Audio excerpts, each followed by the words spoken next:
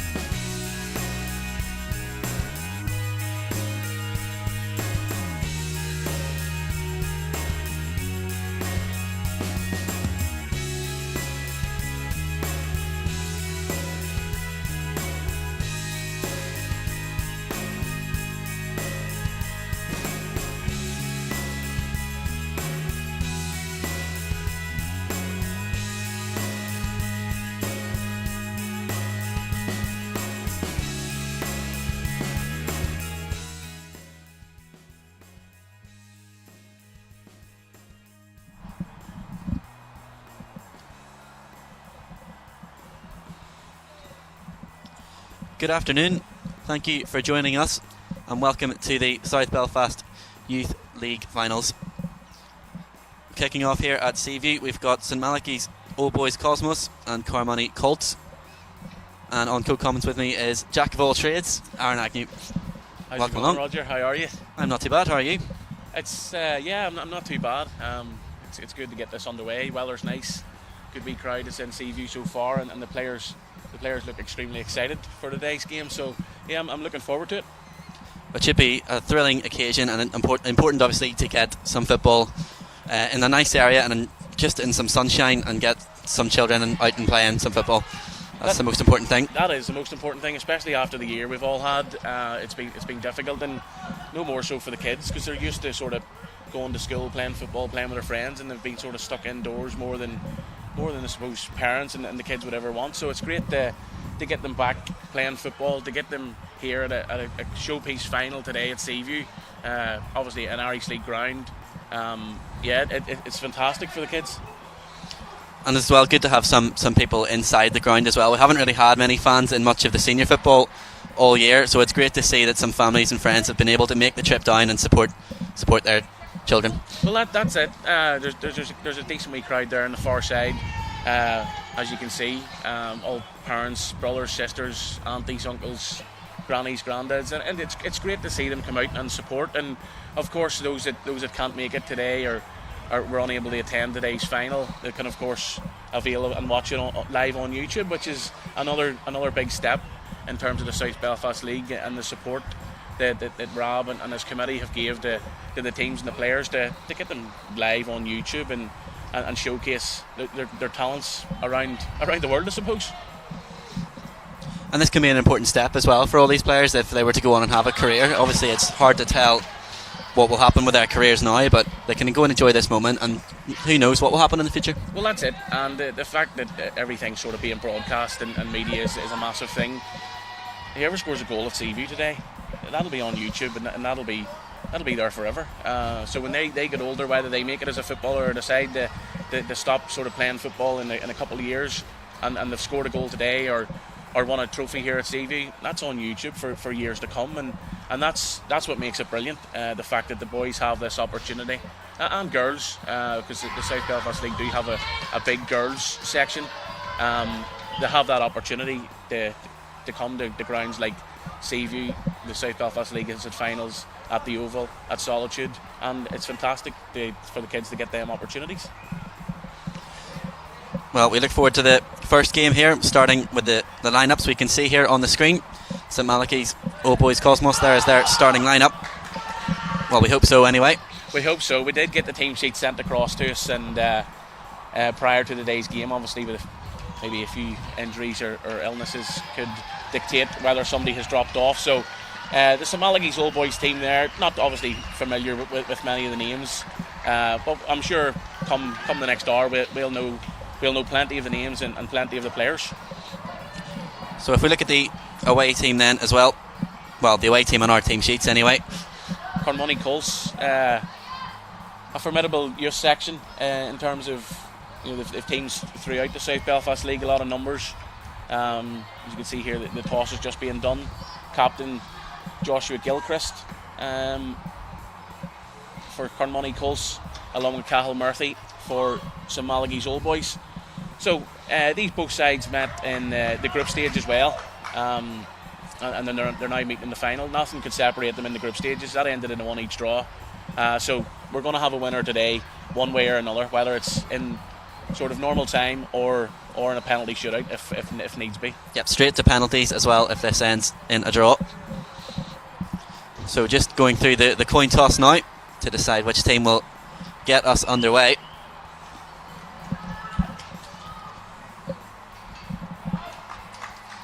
As far as I can work out, it looks like the team sheets we've got in front of us are matching up. And I can see here Carmoney look to be set up as a back three to start with, which is interesting. As have St Malachy's Old Boys, which is certainly different to what we're used to previously. Well, both teams may as well go for it. It's a final. That's it. It is a final, and I'm sure they're looking forward to it. couple of last minute stretches before we get us underway. And here we are underway at Seaview. St Malachy's Old Boys Cosmos playing from right to left, and the Carmoney Colts from left to right there in yellow, and they start off on the attack.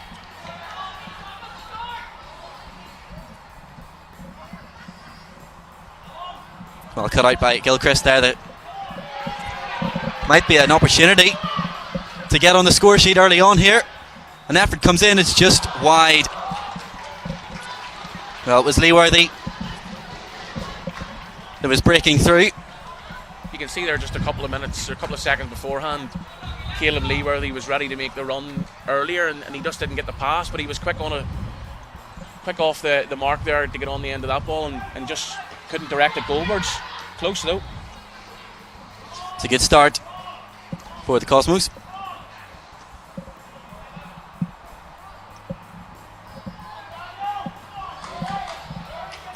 Austin putting his foot straight through that one, getting his team further up the pitch. And here is Leeworthy again. Now a chance for the Colts to saddle. They bring it through down the right hand side. Through ball from Hughes.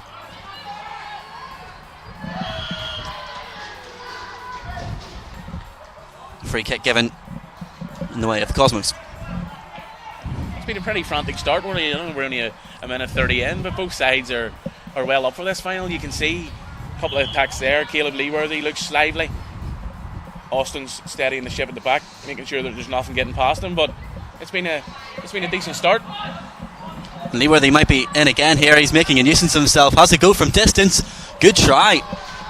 Well, that was very close. He's had a great start to the game. Early chance there to score, and turned your man there, drove forward, had to go from distance, and that's not too far away.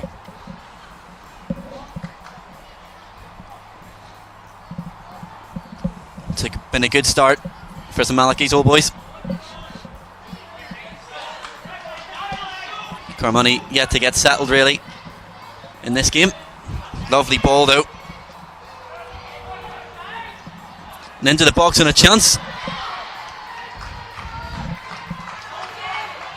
Just couldn't get the direction he was looking on. That cross there. Good work down the right hand side by Carmoney. They found joy early in the game here, and that cross into the box, I think, was Max Brennan for Carmoney. Just couldn't direct it goalwards.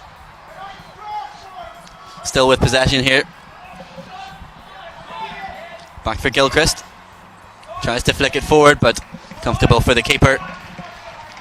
It's a good settler always for the goalkeeper to get his hands on the ball early on in the match. And he was quick to distribute it there, rolling it out to his full back.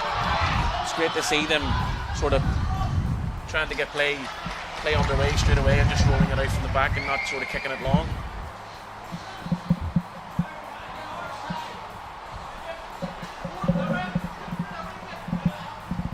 Half an hour for each half in this youth league. Yeah, certainly just condensed games. Just obviously since the restart there, all games were sort of moved to 30 minutes each way. Might be a chance now. Daniel Kelly trying to run into the channels and earns a side of throw in. Great defending again there by Eamon Austin. He's looked very calm at the back so far, making sure everything's swept up.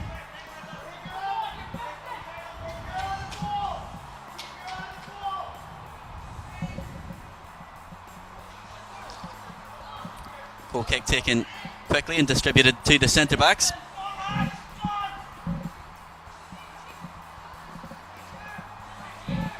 Some good footwork there from Ocean Mackey, and another long ball, and again it's Leeworthy trying to get in behind, but this time it's well covered by Gilchrist.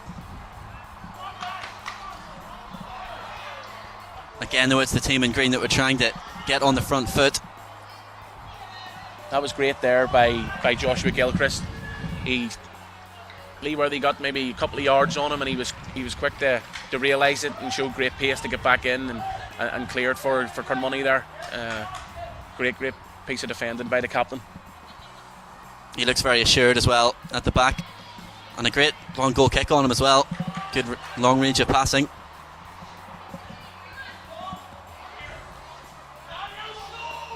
Now here come the Colts. Options over on the left hand side if they can find him. He still has it though. Still in possession though.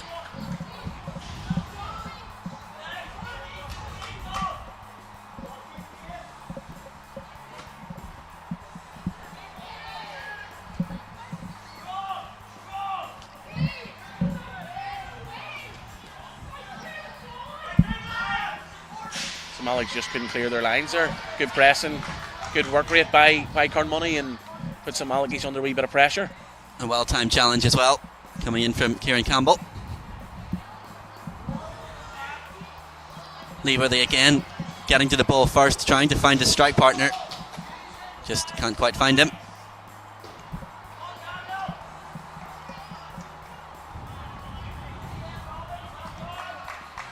Now Michael Shaw on the left hand side for Carnmoney. Some lovely footwork, gets himself into the box. The keeper comes out, it's cleared off the line. Well, a huge opportunity, but a great piece of covering defending. That's a great bit of football there from Michael Shaw. He stands past a couple of players. Very, very good. Keepers came off his line probably a bit too early. Shaw got a pass him, but it's that man Austin again there to clear it off the line and to keep the scores level here early doors. Another opportunity, well, a free kick given now, and an opportunity maybe to get a ball into the box, or perhaps a shot on target. Shaw winning the free kick there again. You can see it just a matter of seconds beforehand. He just skipped past a couple of players and he done the exact same there, and the St. Malachy's defender had no choice just to bring him down. Number of players now standing over this free kick. Captain Gilchrist has had a wee word in one of the players' ear there. Probably get him to test the goalkeeper, you'd imagine. I suppose it might be difficult for young children under 13 age to get across into the box in that kind of way. It is a shot at goal. Ambitious effort. He obviously wanted to get a shot off goal and test the goalkeeper. Didn't come close there, but in terms of the pitches that they would normally play at this level, is this a much bigger net? No,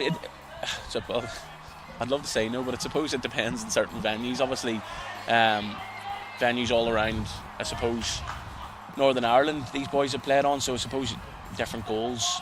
They should all be the same size, but obviously, because some council-run venues, goals get sort of damaged from time to time, and maybe the crossbars a wee bit bendy on them. But no, goals these sizes, this is 11-a-side goals, and it is hard for these kids in under 13, especially if you've got a really small goalkeeper and you've got maybe an opposition player that can just kick a ball really far. It's sort of he's at a bit of a disadvantage, but there's not much you can do. Obviously these boys have sort of stepped up from under 12s 9-a-side, the under 13s 11-a-side, so there's a step up there in terms of 9-11 and also the size of the goals, but they'll get used to it. In the meantime, a corner into a dangerous area. It was a lovely ball in, caused all sorts of havoc, and still it's with the Cosmos. Great delivery into the box, and a lot of St. Malachy's players actually did attack it there, and it's that guy once again, Leaworthy, on the end of the cross, and he just couldn't direct it goalwards, and then his Carnmoney's Gilchrist there just to sweep things up. It'll be Gilchrist to take this goal kick as well, trying to sneak a few yards, which the referee has spotted. Well, it's not a great clearance, and it's fallen to Leaworthy. Tries to find his strike partner again.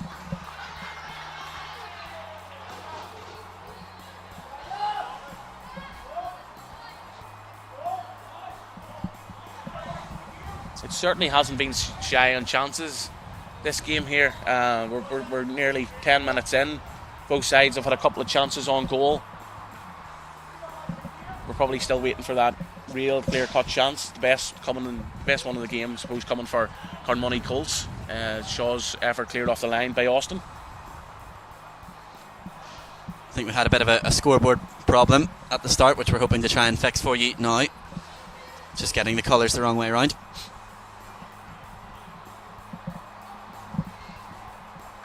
But I can confirm it is St Malachy's, and the Cosmos here are playing in green, and Carmani Colts in yellow.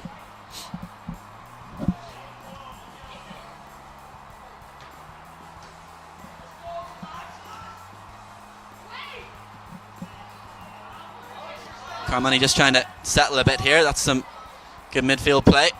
In the end, just losing out. Mackie flicking it forward. Now then, can the Colts break? Again down the left-hand side with Shaw. Tries to beat one too many this time. And again, a lovely ball. Murphy making a nuisance of himself, and Gilchrist forced to put it out for a throw-in. You can see there by Gilchrist, he kind of sucked Murphy in, thinking he had the room down the line, and then just stepped across and marshalled him out. Good piece of defending there by Gilchrist once again.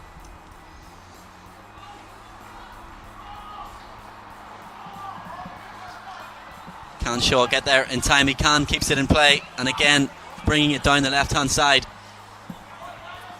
Finds Kelly, lovely turn into the box. Kelly, good save from the keeper. Is there a rebound opportunity? Shot at goal, just off target. Good save there by the St Malachy's goalkeeper Dara O'Toole. Great chance for Carmani Colts to take the lead. It was Hayden Morrison with the follow-up effort, which we can see now. Very difficult chance. It's a lot further out than it looks.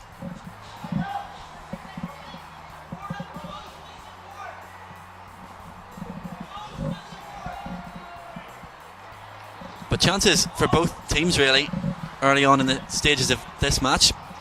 Yeah, so Malachy's definitely had a better start to the game. Carmani Colts have been patient. They're very quick on the counter-attack in this right and left-hand side, and they've probably had the best chances of the game so far. Cool piece of defending there from Alex McCloy.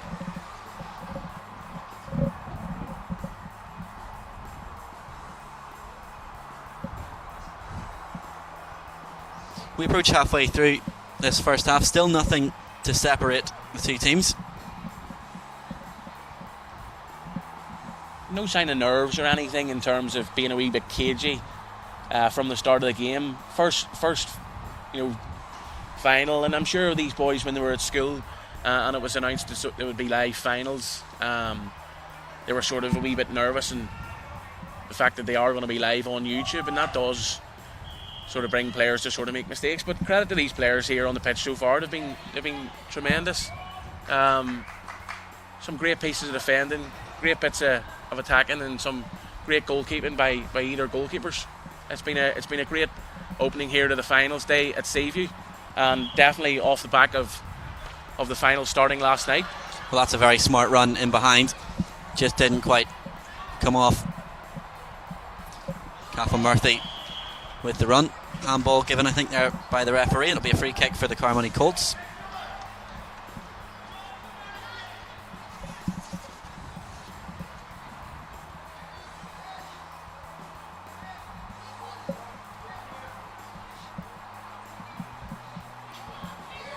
And immediately it's Gilchrist taking charge of the situation. Looks for a lovely through ball. That was a genius idea. Keeper comes, clears well. And now can the Cosmos counter? Bring it away with Campbell. Leeworthy's looking for it here on the left hand side. He's peeled off. Didn't quite receive it there.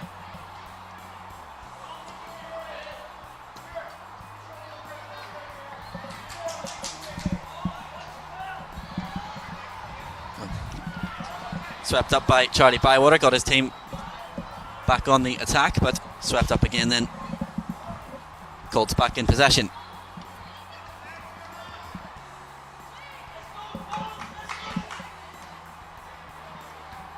Bywater there again to flick it on. Gilchrist doesn't catch his clearance completely smoothly.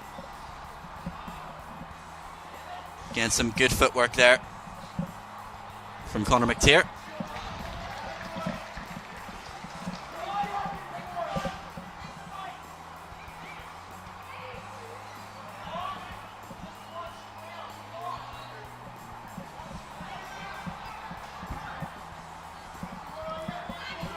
Colts still in possession in midfield, bringing it forward, this time down the right hand side.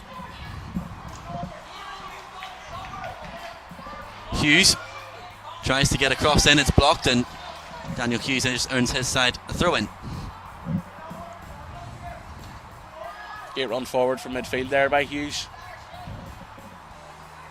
Powerful run out for a throw in. Were they just maybe guilty a little bit of waiting for that ball to come to him. And again, McTeer, a nice ball through. Campbell, lovely ball over the top. Now maybe a chance again for the Cosmos to get in behind. Is that a foul? Referee says yes. And there will be a card here. Yellow card. So we see a little replay of this. Well, they were caught a bit short here, and something had to happen because some Malachis were in behind there, and it's a free kick. And this is a bit of a more central area than the one that Carmoney had, so perhaps a better opportunity to get a shot on target.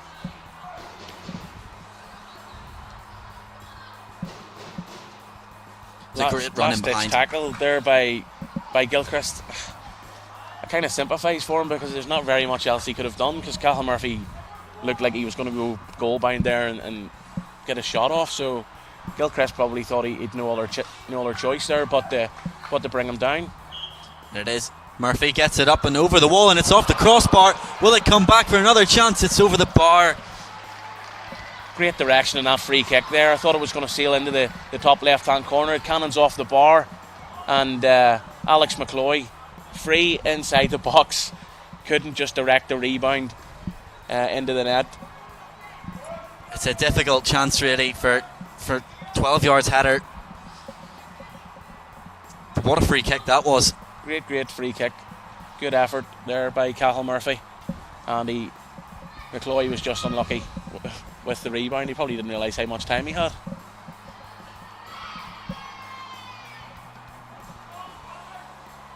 Now can the Colts get a chance of their own next? Again swept up by Bywater in midfield. Caldwell taking no chances there and just getting it forward. Just let his team regroup and get their shape back again. Sometimes that's exactly what is needed. Again, can Leeway keep this, or Leeworthy, sorry, keep this ball in? He does, gets it into the box, and that's a good piece of goalkeeping.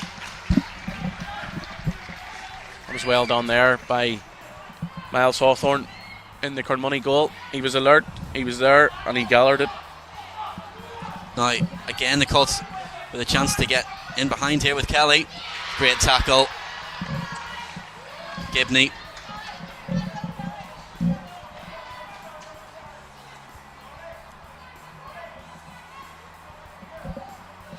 Throw in note for the Colts. For Cosmos, my apologies. I thought that had gone the other way. I thought so myself. Not argue with the referee and the linesman, because they're a lot closer than what we are up here. I suppose you never argue with referees, always right, isn't he? Absolutely, whether you like it or not. And again, McTeer coming forward, keeping good possession of the ball. Just as I say that, he loses out. Possession though still with the Colts. Eventually stepped up by Mackey. Gilchrist back to his goalkeeper.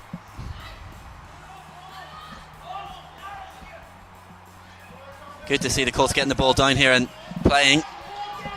Again, good footwork and a lovely ball in behind the goalkeeper. Again, alert to the danger. Swept it up well.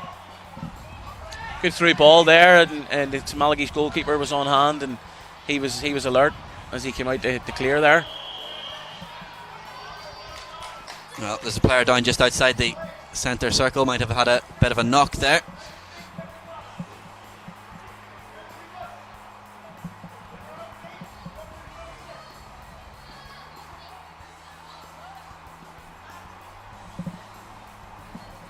I think it's Conor McTeer, not too sure.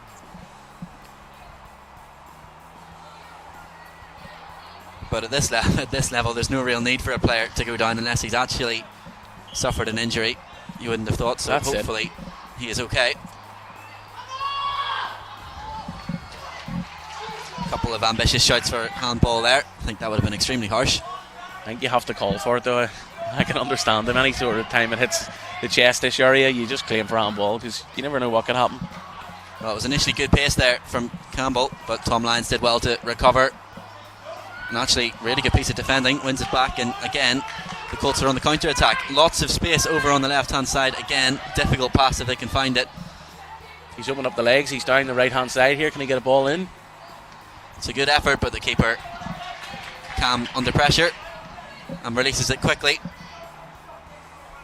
Gilchrist takes it down well.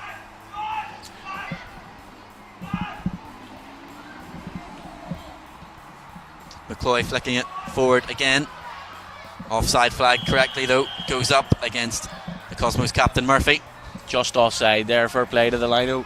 Looking right across. I didn't think he was going to put his flag up, but I suppose that new rule where you have to wait till the player's actually near the ball before you can stop it dead. But just off there by Calhoun Murphy. But the two forwards for St Malachy's are quick.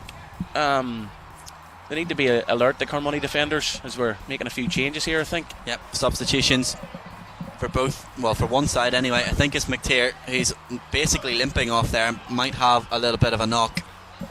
And coming on is Dylan Thompson, if our team sheets are correct. Hopefully, Roger. yes, well, he's number 4 on our team sheet, and the player that has come on is wearing number 4, so we'll be referring to him as Dylan Thompson, so hopefully that's correct.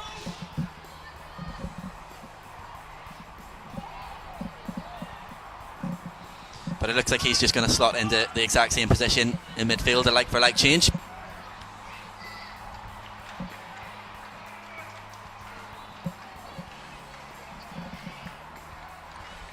The Colts applying some pressure here. Opportunity to get the ball into the box. Still not properly dealt with, and an effort at goal on target, but the keeper probably thankful that the ball rolled to him at the pace that it did. Difficult effort. Yeah, it's difficult to generate the power there. He's sort of off balance and it was on his weaker foot by the looks of things. And fair play to him for having a go, but it was comfortable enough for Dara O'Toole in the St Malachy's goal. That was some brilliant footwork again by Mackey.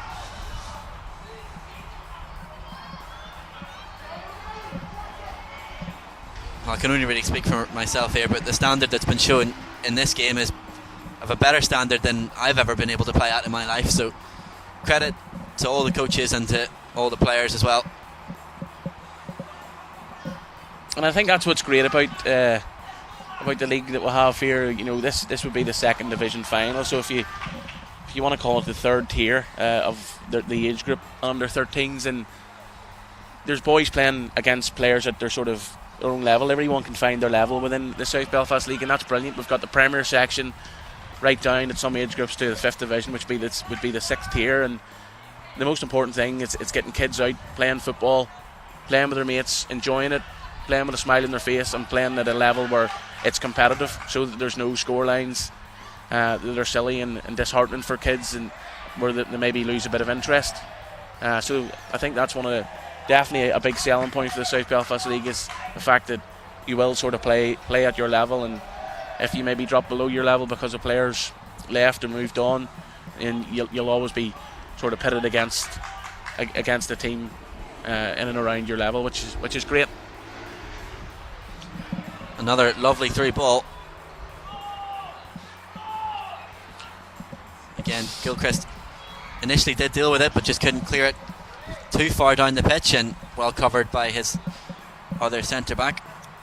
An interesting battle with Gilchrist there, and up against the 12 and 9 of St Malachy's in Murphy and Leeworthy.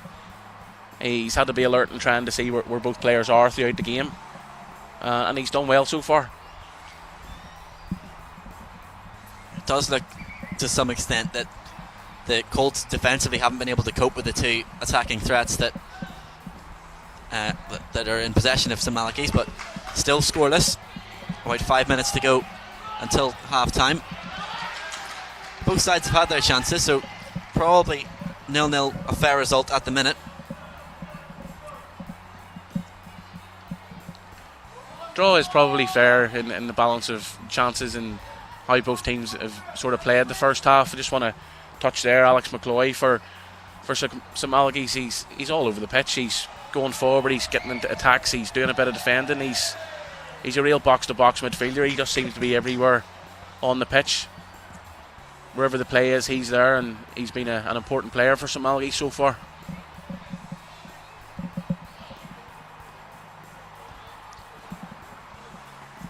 Campbell gets to the loose ball first. Gilchrist underneath it again, not once but twice. Right, player down there. More of a coming together than anything, really. A bit unfortunate for the Cosmos player, but just about did get there second, so a free kick given. And no chances taken as well by the referee, and the coaches just need to check the player, which I think is Daniel Kelly, need to make sure that he is okay, and a yellow card shown as well. Took a wee bump to the head there, I think, Daniel Kelly. So that's a yellow for Eamon Austin there, am I correct? I think so. Yellow for Austin, and we've got a yellow already for Gilchrist. Not very often you do see yellow cards in the league, but I suppose both occasions are probably justified, aren't they? Hard to argue. But it looks like Kelly will be okay, just a bump to the back of the head, and I think he'll be okay to continue. Certainly high line here for St Malachy's. If Gilchrist left this over, there's a chance here. That's exactly what he's tried to do. Well dealt with, though, by St Malachy's. Austin once again. Another long ball forward, and there is again that man Austin. There the substitute, Thompson, getting on the ball. The keeper again out well to assess the situation. Very commanding and assertive. That's brilliant from the goalkeeper. You've seen as that ball was coming through, he knew exactly. He communicated well with his defenders, and just seen it just go into his box. Making great use of his full area there. And again, keeper again does really well there. Was put under a bit of pressure and knew exactly that he had to get rid of that first time. Taking no chances.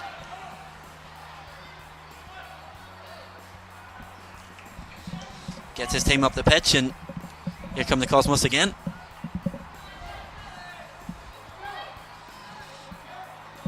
Gilchrist underneath the first ball. Still in possession though. Flicked forward by Bywater, and again that will be comfortable for Miles Hawthorne.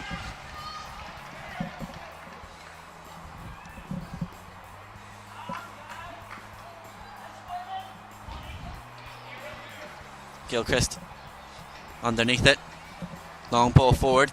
Shaw, I don't think he'll be able to keep that in though.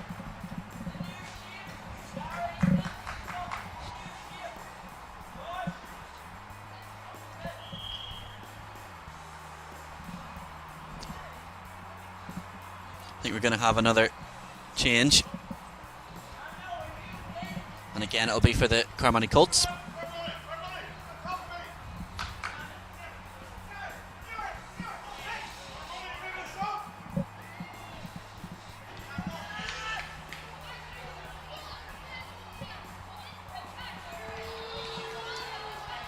Well, it is Daniel Kelly that had that little knock that comes off.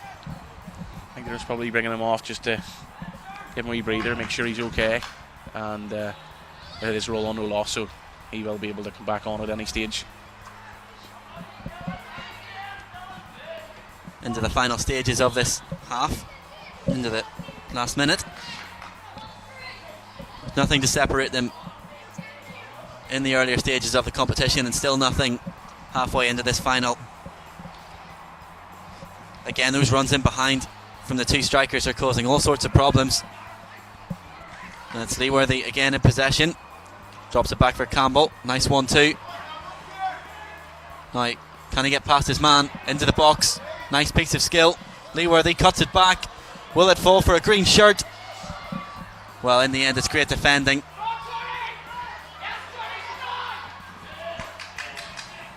And a big, strong header again. Both from Austin and from Gilchrist. They've both been immense in their respective defences. And a nice little dummy there from Alex McCloy. Great bit of attacking, great bit of defending shown there. So Malachi's done very well down the left hand side.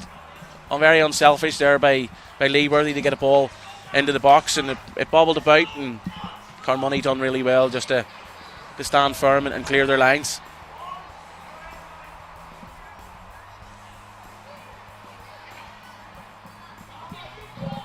Well, we've played 30 minutes, so I'm not sure if there's going to be too much added time. Maybe a minute or so just for the stoppages of play for the injuries and the cards that were shown. A lovely turn. Looks to get his player. That's a great ball from number 9 into Leeworthy. Shot at goal, on target. Good effort, good save. The Cosmos number 9, the captain, Cal Murphy, took a bit of a knock there again. He's down in the centre circle. I think he will be okay, but that's the half-time whistle. Still goalless, plenty of chances, and a good game all round so far. Excellent game all round.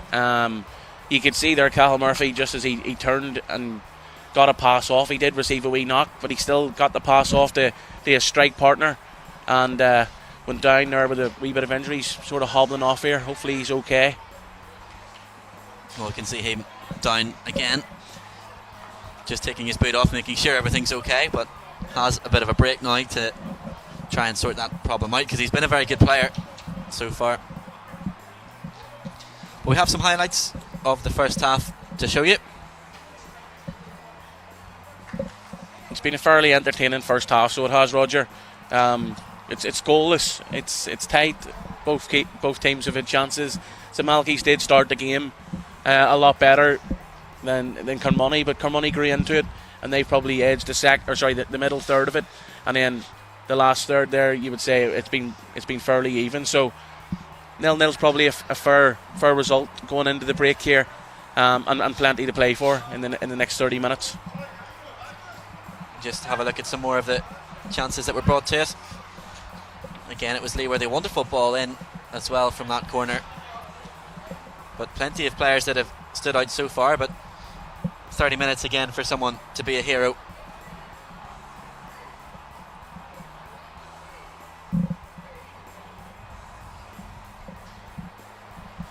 Well, we're going to take a bit of a break for half time, and we'll join you again shortly for the second half.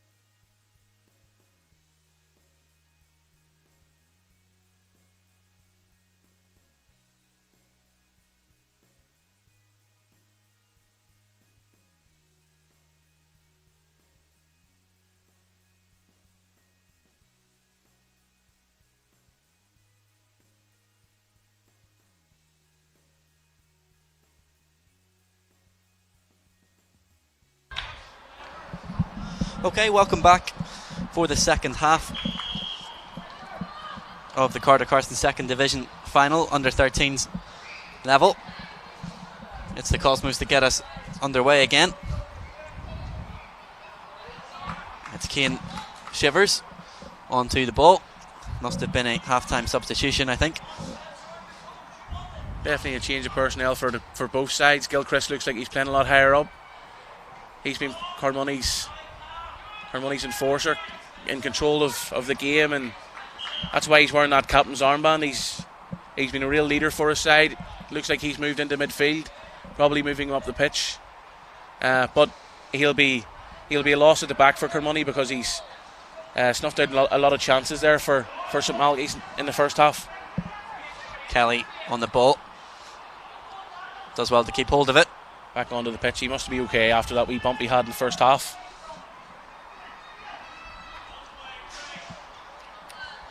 Well, this time it looks like Carmoney Colts have started the first minute or so better in the second half.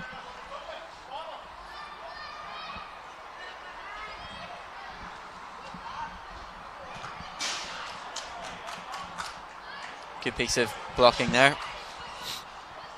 Great pressure put on there by Spencer Lyle. Lyle. Yep. And again, no chances taken there by Oisin Mackey.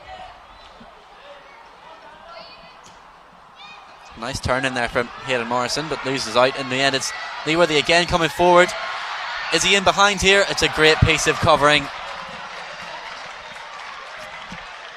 Dara Hughes, it was. Great covering there from Dara Hughes. I just want to have a wee look at this to see. Goalkeeper off his line. Did he handle it? There's a goal there. Goal. Well, we were both watching the replay, so we missed that.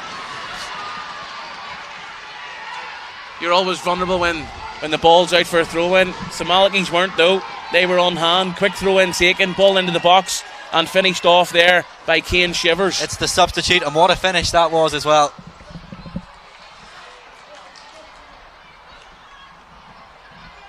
Absolute delight for St Malachy's.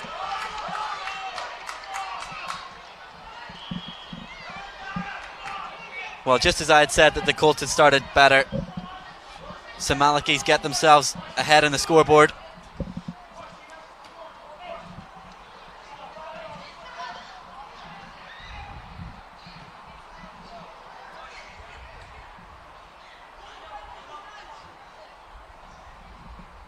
And it's Cian Shivers with the throw-in, the goal scorer. Looking for an option down the line. Well, linesman's waving for it. Foul through.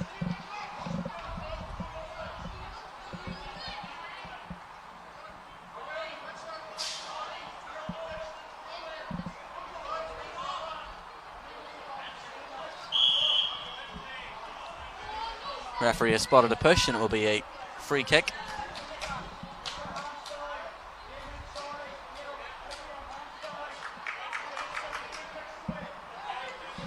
Well, still plenty of time for the Colts to get themselves back into this final. High line by St Malachy's again here. A free kick over the top. Again, well dealt with by Charlie Bywater. And a chance again. The keeper comes out this time. Brilliant connection. Cleared that right down the pitch. No messing about. It's that guy in midfield again there for St Malachy's. Alex McCloy with the ball, and it's a bit unfortunate, but Caleb Leeworthy was straight through there, and fair play to Miles Hawthorne. He was off his line quick and cleared it there. Kicked it into Rosette, as they say. McCloy with the throw in.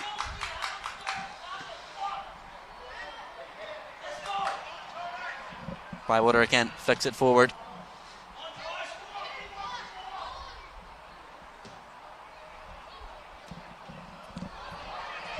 Well, since the goal, it's been all St Malachy's again. They're the team on top at the minute. And that's it. Free kick.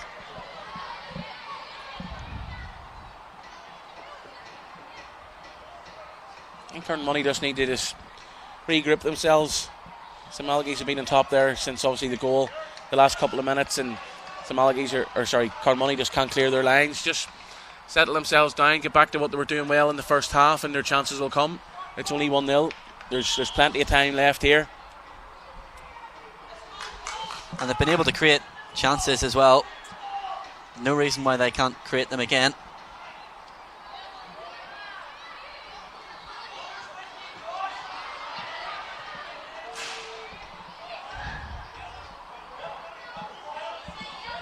Well, Gilchrist not happy with the way that throw-in's been given, and the referee has now changed his mind, and I think he has eventually found the correct decision there. They always get there eventually, don't they? They sometimes go the long way about it, but they get there in the end.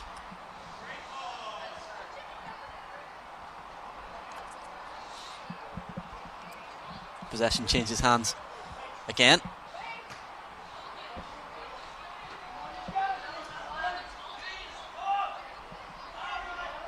Good first touch by Ethan McAllister. Great tackle by Oisin Mackey. Now can Leaworthy find a way to win this ball back high up the pitch with Shivers. Good cross in, but the referee has spotted a foul. Super defending there by Robbie Caldwell. Didn't panic, under pressure, getting elbowed. Great work there by Leaworthy, and fair play to Caldwell. Didn't panic, kept possession of the ball, and got his side a free kick.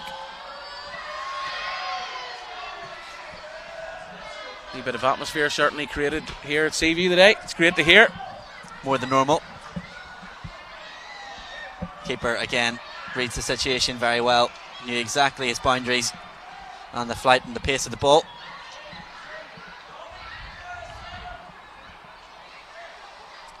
Caldwell, a couple of nice turns over on the left hand side.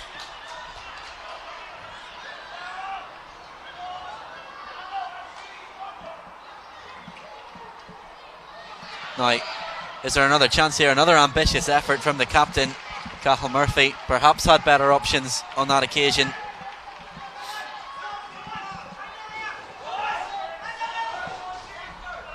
We'll just have another quick look at that. And there were the two players in green shirts basically free on goal, and perhaps might have had more time to bring that ball down.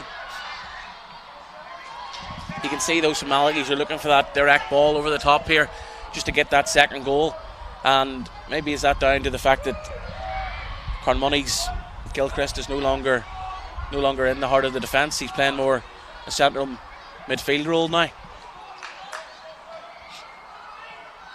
Murphy gets turned, plays the ball out. Leaworthy tries to drop it off to Shivers, trying to get down the wing, and foul there by Shivers. Just stepped in to Caldwell as he was trying to get the ball.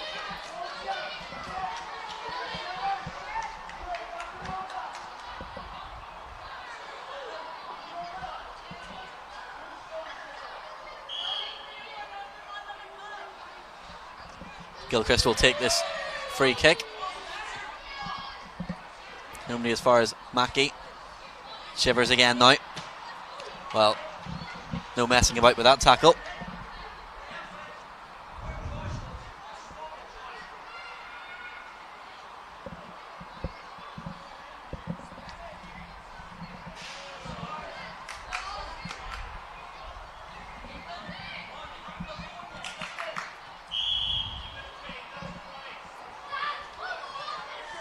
Pushing the back there by McCloy.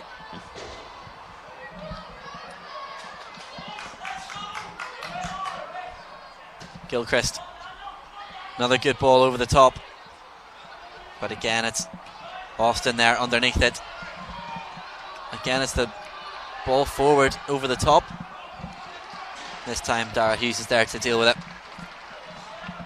The pace of the St Malachy's front two causes Carmoney real problems, because even though the ball could be 50-60 yards up the pitch, just one ball forward and them two forwards for St Malachy's are away. An effort at goal. Well, did well to get it on target from such a long way out, hitting it first time. Charlie Bywater. A nice layoff as well, good hold up play.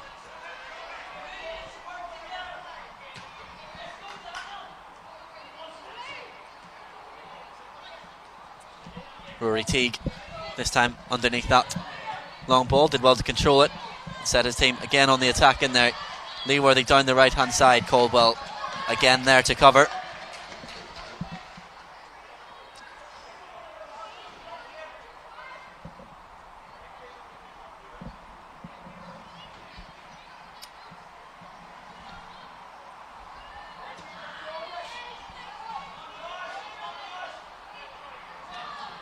Gilchrist trying to bring the ball free and get his team on the attack here. Great play from Gilchrist. Has he got an option ahead of him? Still Gilchrist has an effort at goal from a long way out, and perhaps had run far enough that he needed to pass it there. Great run forward, in fairness to Gilchrist. You can see this St Malachy's defence just kept dropping off, and he probably thought to himself, I'll have a go here, why not? Just couldn't get the direction and the accuracy. He was actually looking on the shot. But he's the one trying to make things happen, trying to drive his team forward.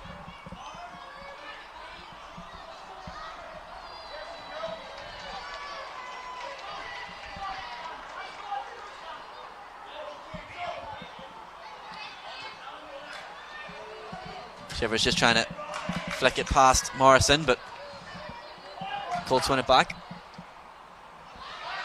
Leeworthy might be in again here. Leeworthy with an effort at goal. Well, he had more time than he thought. Could have brought it down and closed in on goal a bit more before pulling the trigger. Yeah, nail on the head there, Roger. He did have more time, and that's a couple of times Leeworthy's been put on goal, and he just needs to just get control of the ball and just calm himself down and then lift his head up and finish. A couple of times there he's just went too early. Might have another option in behind here. Again though, great defending from Robbie Caldwell.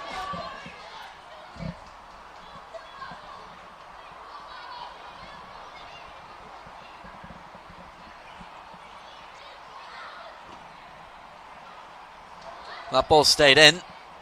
The goalkeeper did well. I think a goal kick's been given. It did eventually go out with a bit of backspin off one of those deflections.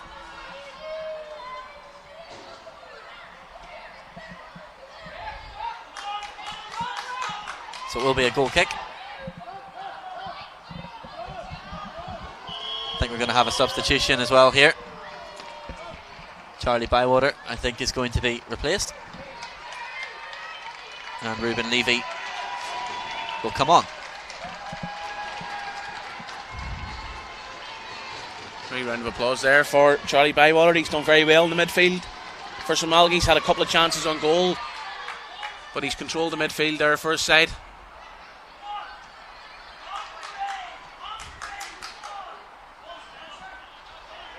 Well, can the Colts find a way back into this match? We're about halfway through the second half. Still just Cian Shivers' goals separating the sides.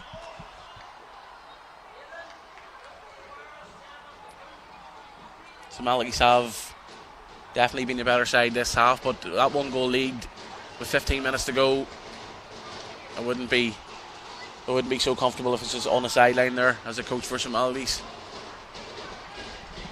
because all the current money need is just that one chance to get themselves back into the game.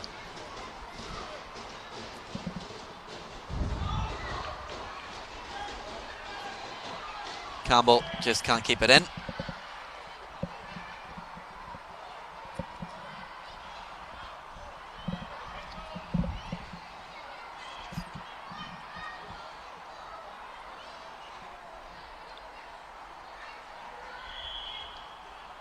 Well, the referee spotted something again there.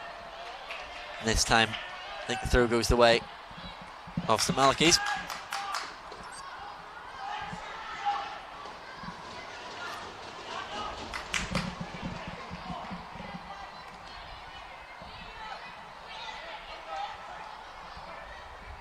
Chance here to get a ball in on top. Long run up. Well, didn't quite catch that as he would have wanted.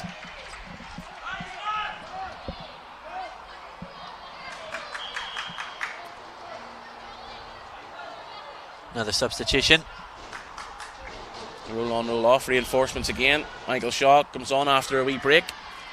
He was lively for Kilmoney in the first half. Is that the guy that's going to come on here and get them back into the game?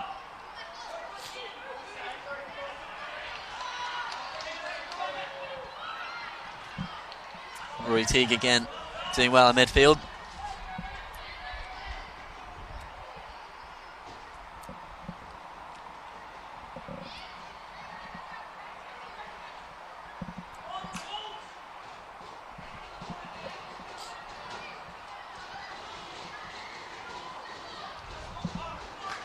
Ball forward looking for Kelly.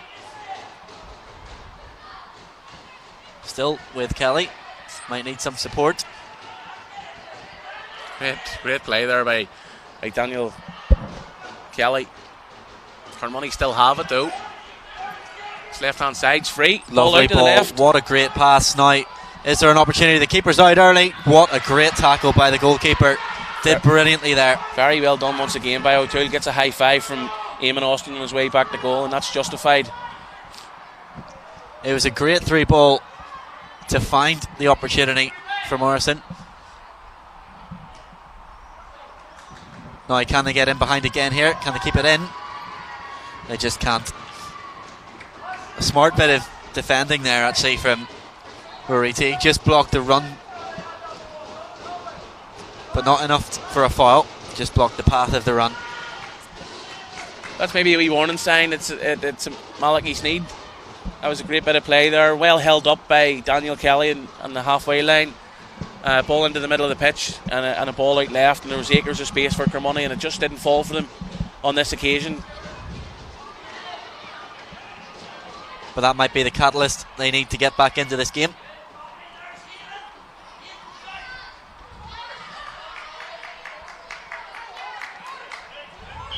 Well, throw in given the way of the Cosmos. I don't think the referee got that one right actually on that occasion.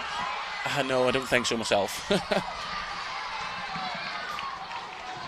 I think everyone else on the pitch was just happy to have that throw in the way of the Colts, but it's worked out in favour of St Malachy's. They have a corner, and the last corner that we had caused all sorts of trouble, put right in under the keeper into a horrible area for defenders to deal with. This time towards the front post, headed goalwards on a good save on an unfortunate effort. Goal kick given.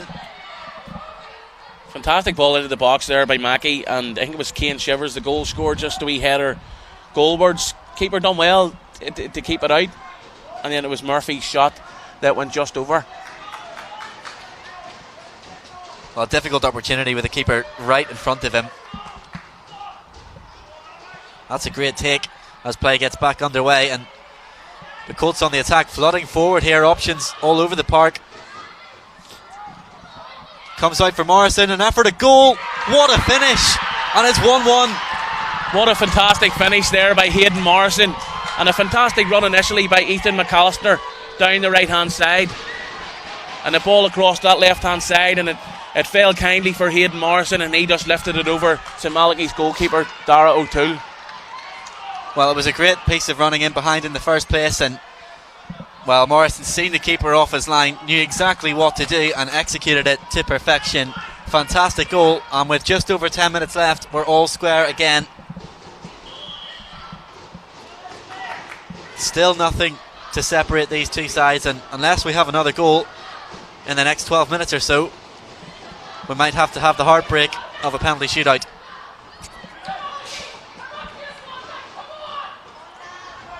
Was a wee warning sign we had there just a few minutes ago on that left hand side, and all Kilmoney Colts needed was that one wee chance, and they got it there, and it was a great finish from Hayden Morrison. Now, can they have a bit of momentum here? Kelly's in behind here, and he's given the Colts the lead. Deadly finisher there, Daniel Kelly. Ball over the top. Just the bounce got the better of Eamon Austin, and Kelly was on hand. Lifted his head up, coolly finished it in past the goalkeeper. It's a great ball forward from Gilchrist. Well, unfortunately for Eamon Austin, just couldn't quite judge the flight of the ball. But 2 goals in I think 2 minutes for the Colts, and they're now on top. What a turnaround. A great turnaround, and that just shows you how much a goal can lift your confidence and how the effect it can have on the opposition. And I really do feel for Eamon Austin, because he's been brilliant here today, and that bounce just got the better of him there. Any other time that he's sweeping that up there, he's clearing his lines. He's looked so assured throughout the entire game, and that wee bounce there just got the better of Austin. But still time for St Malachy's to get back into this game.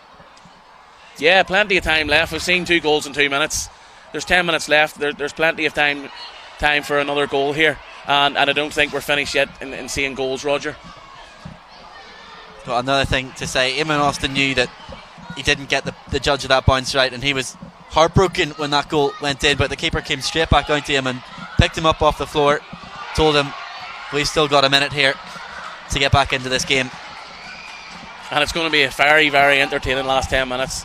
Corner here for St Malachy's. Great work down the right by Kane Shivers, and again Lee Worthy in the box, making himself a nuisance as always, wins his side of corner.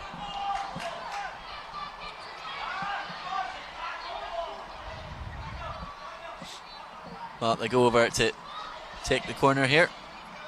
Yes, and I thought they were trying that. We've seen it before, I think, for Manchester United a while ago, where Nani went over and touched the ball on the corner flag, knocked it forward a little bit, so that then the corner would be an open play, but the referee won't be allowing that.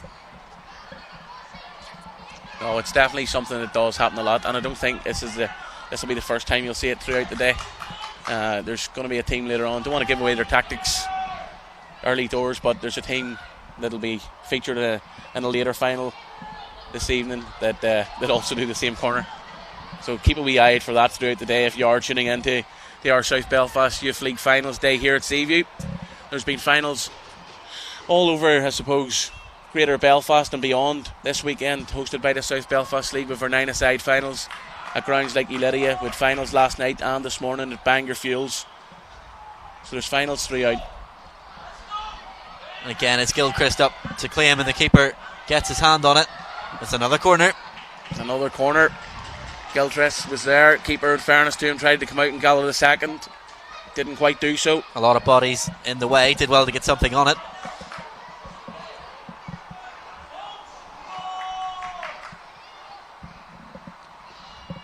Another good ball into the box. Shivers making a nuisance of himself. Again, McCloy in possession, tries to get turned. Flicked forward. Still the Colts come forward eventually. It's a free kick given.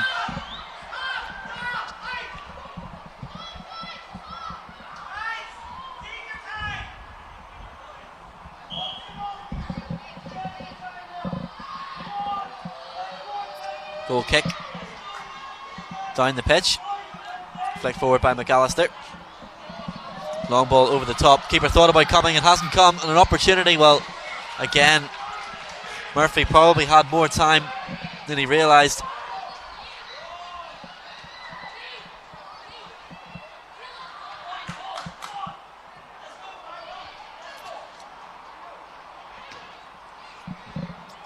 Back, normal service resumed for Austin, sweeping up and covering well for his team. Two St Malachy's forwards are starting to get a wee bit frustrated here. They've chased everything down. They've had a couple of chances. There's plenty more chances for them in this game. Just if they regain a wee bit of composure and just not get too worked up so far, the right chance will fall to them. Well, a good idea from Dara Hughes to flick it past and get his team down the pitch. Just put a little bit too much on it. Here's a look at that last chance for Cathal Murphy. You can clearly see both of them are sort of going for the same ball, and wonder was the communication there between both forwards. But that's all it needs. Both forwards are very quick. A ball over the top into the right area. A wee bit of composure from either or, and they're through on goal.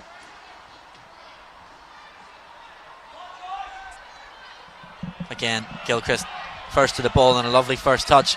Still going, perfectly timed pass as well to the goal scorer Morrison, taking it further down the pitch, cutting back inside. Caldwell back into the middle, lovely flick forward by Gilchrist.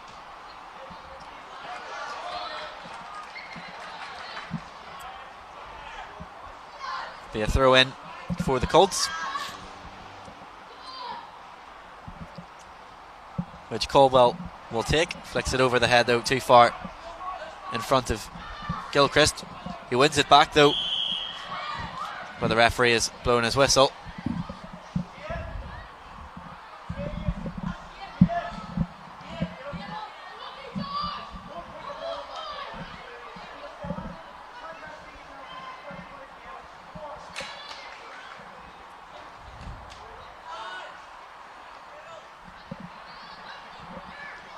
Five minutes to go.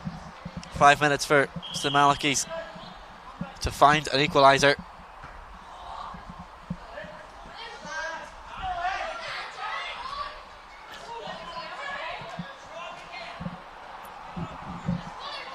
McTeer again, good footwork. There's the ball in behind though. Well, Murphy this time is offside. The ball's put in into the back of the net by Leeworthy, but the offside flag had already gone up. Caleb Leeworthy was definitely offside when the ball was hit. Was Cathal Murphy? It's hard to tell, certainly by the initial pass. Not sure if the cameras picked it up, if we can get a wee replay of it, but St Malachy's coaches, players and their supporters around the back fence are certainly feel annoyed. But it might give Cosmos hope that there is still time and they can't get that goal that they need. Kelly, well, again, Austin is there to cover it up.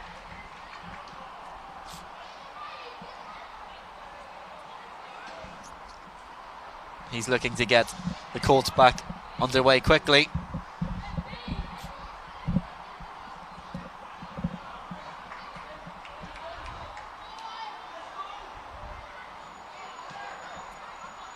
Good solid defensive header away. Colts still with possession though. Gilchrist in midfield. Well, I'm not sure if that was a pass or a shot. Either way, a goal kick for the Cosmos. And this ball needs to start getting forward. I think Gilchrist is just putting it in the in area there. It's going to take an age for the St Malachy's keeper to get it back. Kieran Campbell being replaced. Tiernan Burns is on. Campbell gone off at the far side just to get play resumed quickly. St Malachy's are about to make another change. Gilchrist again intercepts, tries to get past Rory Teague, and again still Gilchrist, lovely ball into the area, the keeper's lost it.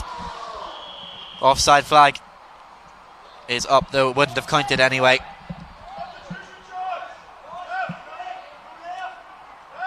So we see a replay, great play from Gilchrist again, dominant with his left foot down that side. Well, I think the offside player just put the keeper off a little bit there by running across him.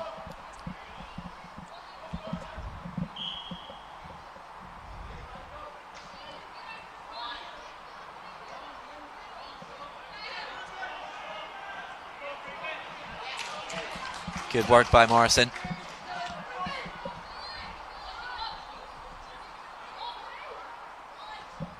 McCloy getting it forward. Caldwell again in the way.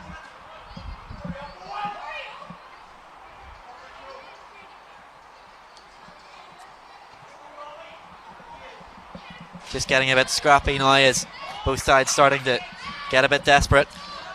Harmonia just a minute or so just to see this game out, and all St Malachy's are doing is looking for that ball over the top. They're panicking, they just can't find it. Wonderful play by Gilchrist. Still going Gilchrist, and he has the pass in to Kelly. Can he seal it? He can. What a brilliant finish, and that will surely do it for Carmoney Colts. Great finish there by Daniel Kelly. Timed his run excellently well, and a great bit of football in midfield by the captain. Captain fantastic, Joshua Gilchrist. Good feet work shown initially, lifted his head up, and he's seen the run of Kelly. Time to perfection. Oncoming goalkeeper, Kelly just lifts it over him. 3-1, and like you said, that'll almost seal the game. Brilliant play all round, fantastic goal, and a great way to seal it. Well, is it sealed just yet? Leeworthy might be in behind here, but again, the goalkeeper is there to it first. Leeworthy done his best to get out of the way there of the oncoming goalkeeper, and unfortunately just clipped him. I think his knee just caught the head of the goalkeeper. And you can see Leeworthy's limping about there. Certainly didn't mean that. Just a coming together more than anything else. Brave by the goalkeeper.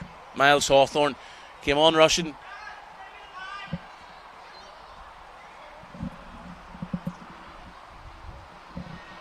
Well, I think maybe just took a bit of a knock. Well, hopefully he is okay.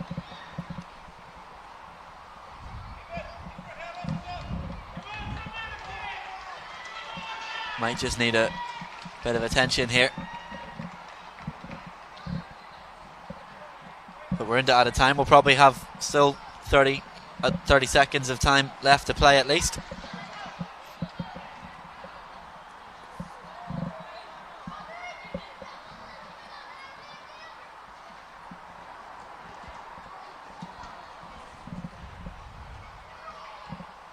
Hopefully the goalkeeper's okay. Well, he's still getting some attention here. Hopefully he will be fine to continue and probably enjoy the celebrations with the rest of his teammates.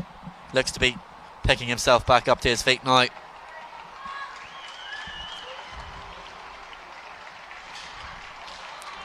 Looks like he'll be continuing and just seeing this game out.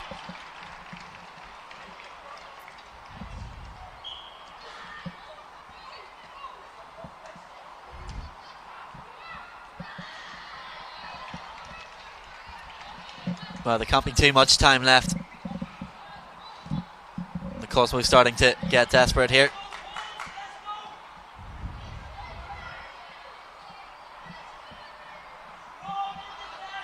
Flicked forward again. And again, Colwell is underneath it. Gilchrist takes control in midfield. Knocked forward by Owen Craig. Is there a chance here to pull one back? Blocked, and it's a corner. There might still be time for St Malachy's. It's certainly going to need to be done quick. We're in the third minute of injury time here. 3-1 down. They'll need to get a goal here, and hopefully they've at least another minute left on the clock. It's hard to know how long we have left, but this is a chance. It's now or never really for the Cosmos. Into a good area, flicked forward. Might still be alive. Gilchrist though clears down the pitch, and now can they counter? It's McAllister using his pace to get down the pitch. Still keeps it in, McAllister, and it's in the right area that they want it in, and it's a throw in for Carmody Colts, and that will surely be that now. Information on from the coaching staff just to kill time, to take the sting out of the game, and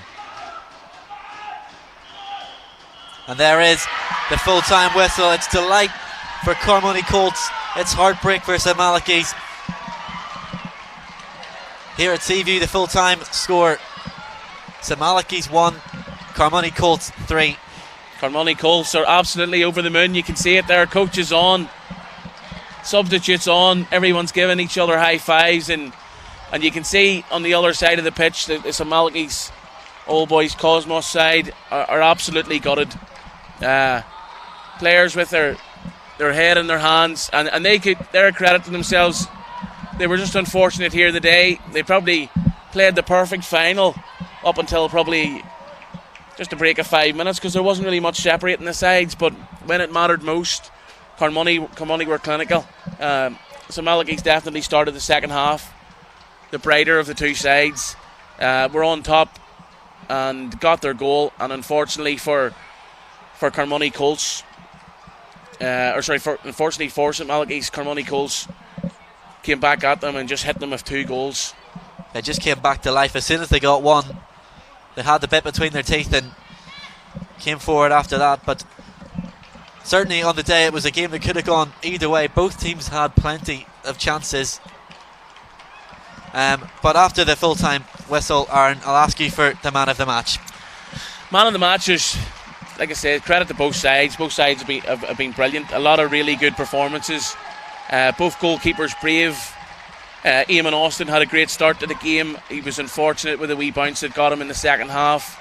The 2 forwards for St Malachy's were brilliant. It didn't fall for them in terms of their wee composure and just that luck that you need sometimes in front of goal. Daniel Kelly got the 2 goals for Carmoney Colts, and you'd probably say he would be a shoe-in for man of the match. But for me, it's Carmoney Colts captain Joshua Gilchrist. For me, was fantastic. In the first half, he marshalled up everything at the back. A change of shape in the second half and moved him into midfield. He did sort of start the second period on the left-hand side, and then when he moved into the middle of the pitch, the middle of midfield, he dominated the game from there. Got an assist at the end, but influential for his side throughout the entire game. So he would probably be my pick for man of the match. But for both sides, they can be very happy with how they've played here in this final. It's been a really great opener to the live finals here at Seaview. Fantastic performances all over the pitch. I would probably have to agree with you on the man of the match. Showed his variety and ability to play multiple positions, but we'll take a look at some of the highlights here. Cian Shivers gave his side the lead right at the start of the second half, and he was delighted with it. Caught everyone off guard, cameraman, ourselves, producer, director. And they had chances as well, the Cosmos. They did. But the keeper, plenty of chances throughout, and a wee bit more composure in front of goal, and they could have finished off a couple of chances. Here's another one. This time it was Leeworthy in behind. Just had more time than he realised. Took it a bit too early. But what about that for a pass? What a ball through. And that for me, I think that was just about 10-15 minutes into the second half where we're really seeing it was a change when Michael Shaw came back onto the pitch that you seen, right, Carmoney are going to give this a go here. And then I think it was the next pass forward sort of caught them off guard a bit.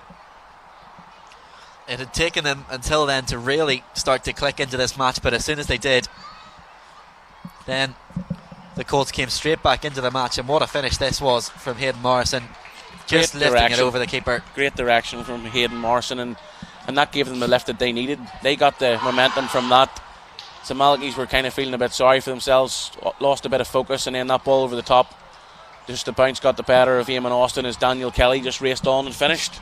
Well, it's Gilchrist to Kelly for the first one and for the second one. Great combination between the two of them, and just the composure to lift that over the keeper. What a beautiful finish that was as well. That's a great finish. You probably don't recognise how good of a finish that is, and most players are able to just hit that at the goalkeeper. He's lifted that over the oncoming keeper there with ease, and that's a great finish. As the South Belfast committee members and marshals are getting both sides across to do the trophy presentation. Trophy presentation is going to be taking place on the right hand side of the pitch here at Seaview, in view of the supporters at the far side, and in view of ourselves here on commentary and the cameraman. Well, it's a great day for all the players. I'm sure that players that one will definitely remember it, but also important that losing feeling, those players won't want that to stick with them either, and that might drive them on. There's plenty of time left and plenty of football for these players to enjoy ahead of them, so hopefully losing a final like that won't deter the Cosmos players from continuing to play. Absolutely not, no, and there's no reason it should. They've been brilliant throughout their whole group campaign. They topped the group. Like I said, they had Carmoney in their group, and albeit that game was a draw, St Malachy's were undefeated throughout the group. It's the only time they did drop points was against Carmoney Colts when it was a 1-1 draw. St Malachy's won their semi-final against St Oliver Plunkett Swifts quite convincingly, 4-1. And just here today, a final it just wasn't to be. But there'll be plenty of more opportunities for St Malachy's to get themselves into finals, and I've no doubt a lot of them players will go on and be on the other side in terms of trophy presentations later to come.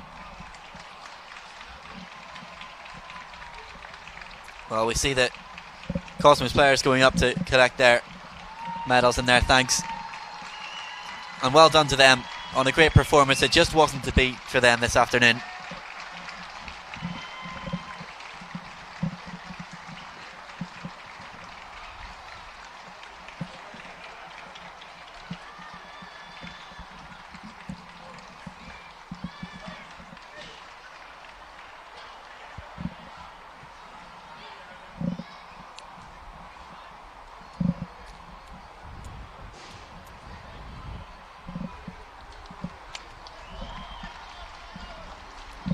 Well, now it's the turn for the Colts to get their medals, and they can celebrate. Captain Fantastic leading the way. And I'm sure that's a moment that everyone in that team will cherish for a long time.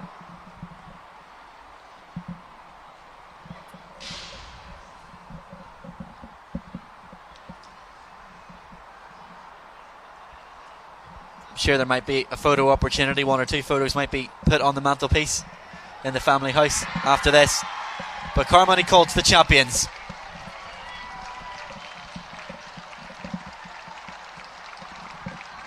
Winners of the under-13 Carter Carson 2nd Division Cup. Carmoney Colts. Absolutely fantastic final, well deserved.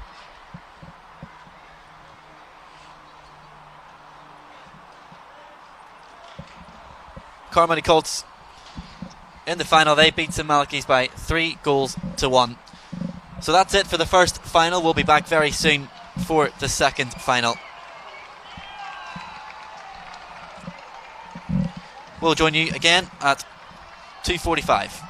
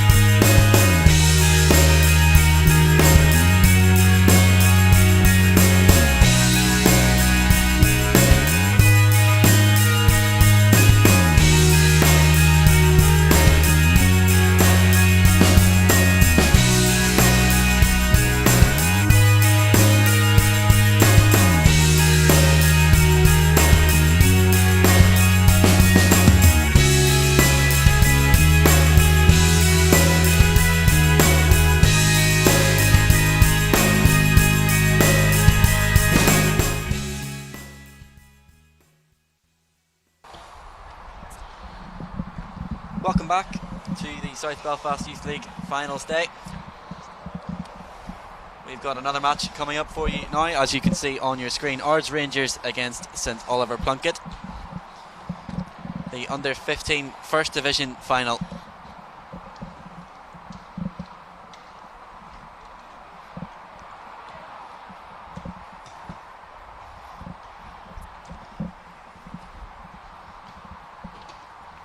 Should be another interesting prospect. We've already had one final, 4 goals in that one.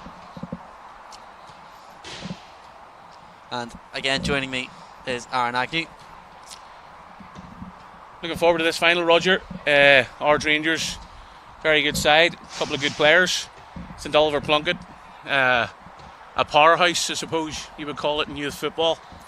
With teams, a lot of teams, different age groups, a number of teams at certain age groups, and they're always strong side. St Oliver Plunkett are. Would you say they were a favourite for today then, or? It's hard to call. I suppose it's an even enough game. In terms of their sort of semi-finals, you suppose have to base it off their semi-finals that both sides played in, and St Oliver Plunkett got to the final here today, winning on penalties against Dungoyne. Meanwhile, Ards Rangers actually defeated Ballysill and Swiss by 4-2. So you would imagine Ards Rangers will fancy themselves going into the day's game. But one thing that I've learned since I sort of watched youth football over the years is never rule a St Oliver Plunkett side out. They've that black and white, Jackie Maxwell black and white army, as they like to call it, and they've always got that strong underbelly. If they're against it, they've always got a second wind in them to get themselves back into the game, no matter how the game's going. So I'm hoping for another good game. It's going to be tough to beat the first game, because the first game had everything in it in terms of goals, the drama that was there. So hopefully these two teams can live up to that. Let's have a look at the starting lineups then. Well, we hope this is right. This is the starting lineup for Ards Rangers. Yes, a couple of sort of players that are recognised from games over the years that have been on the sort of YouTube channel, the highlights. Number 9 for Ards Rangers, Evan McGonigal, forward. Very good forward, deadly finisher. Ewan Baker, number 11, is very versatile. He can play midfield, can play defence. Number 5 at the back, Carter Peoples. Carter is a man-mountain of a player. I'd say there's a good chance he's 6'4", 6'5", and at the age of sort of 15 years of age, it's frightening. Good defender, no nonsense defender, but sort of a gentle giant. And then we've got Tom Bell, number 6 for Ards Rangers. Tom Bell. Tom's actually sort of playing a year up. He's actually born 2007, where this would be the 2006 age group. Tom's capable enough playing a year up. Talented player. So there's versatility amongst the Ards Rangers squad. There's talent amongst the Ards Rangers squad, and as you can see, coached there by James Forsyth, along with referees in the South Belfast League, Graham McElrath as well. So Ards Rangers will be strong in their starting 11, and they've got plenty of players coming off the bench as well to impact the game if needs be. And then facing up against Ards Rangers, this is the starting 11 for St Oliver Plunkett. St Oliver Plunkett, like I said, they won their other semi-final on penalties against Dungoyne, so they obviously like to keep things tight at the back. Not sure in terms of formation of what they're playing. We'll probably have to identify that as soon as the teams line up. But you can see here the same game. They've had a really good warm up. Plenty of boys getting each other G'd up for this today. They look up for it. The important battles for me today, just knowing the boys that Ards Rangers have in the middle of the pitch is how St Oliver Plunkett can go up against the Ards Rangers midfield. Both sides St Oliver Plunkett have gone through their photo shoot. So we have a look at the substitutes bench. Rolling subs, Aaron, for the games this afternoon. Yeah, so Ards Rangers have got their quota of 5. Meanwhile, St Oliver Plunkett have only got 3 in the bench. But it's like I said, all roll on, roll off throughout the day, just to make sure boys are getting opportunities onto the pitch, and boys are getting a chance to go and express themselves on a great surface in a great day with a great support behind them. Yeah, as we said in the last game, a great occasion for all these players to be able to enjoy a final at a ground like Seaview, and to even just to have that final after the year we've had, to get them playing football on such an occasion and to have such a nice day for it as well. No, it's brilliant. I did mention as well in the first game the fact that these kids are back playing football and they're back sort of enjoying themselves. We're at an age group here, boys are sort of 14, 15 years of age, that they're going to have other ideas. They might want to go and play rugby or do other things or play other sports, and they're here today. Our Rangers have a full squad and they look ready for it. St Oliver Plunkett are another massive club, and they'll be up for today's final as well. The captain's just going through their coin toss. Captain for St Oliver Plunkett, number 10, Pierce Lockery. I think the captain for Ards is number 4, Ben McGee.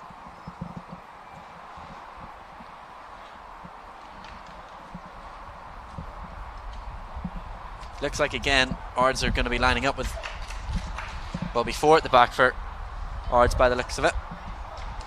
Captain Ben McGee, the centre back. It's hard to tell. Is that a 3 at the back for St Oliver Plunkett? No, I think it's maybe a 4. I think the right back's just going out as far on to the right hand side as he can. But it will be Ards Rangers to get us off and underway in this under 15 First Division final for the South Belfast League.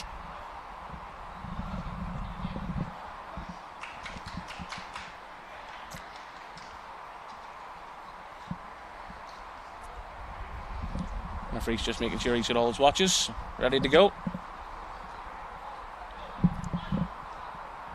Will be Robbie Brown for Ards Rangers to get us underway in this final whenever the referee gives the go ahead. Just checking with both goalkeepers, and we're underway. Getting the ball up and over. This is going to be tested for the goalkeeper. Well, some kick forward at the start. I assume that's the Mine Mountain you were talking about in Carter Peoples. Yeah, Carter Looks Peoples. head and shoulders above everyone else. Good early test for the goalkeeper, but came through that with flying colours. Now, can St Oliver Plunkett get this ball down on the floor and start playing?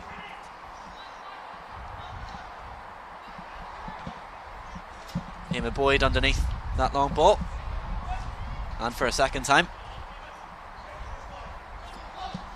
Now, Corrigan down the left hand side. McGee underneath it, controls it, gets rid of it to Jack Sharp.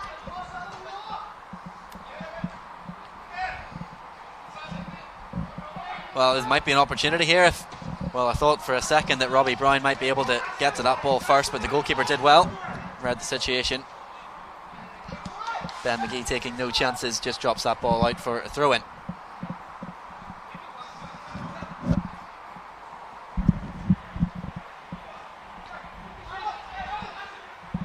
Corrigan, nice cross into the box, into a dangerous area, goes all the way through. McQuillan picks it up, has an effort at goal, but just drifts wide. That'll not trouble the goalkeeper there from that angle.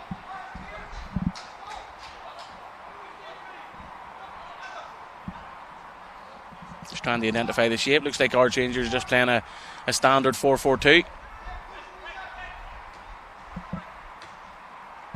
Up front it looks to be Evan McGonigal and Robbie Brown. Midfield duo of Ryan Nixon and Tom Bell, with Jack Sharp out on the right and Ewan Baker out on the left.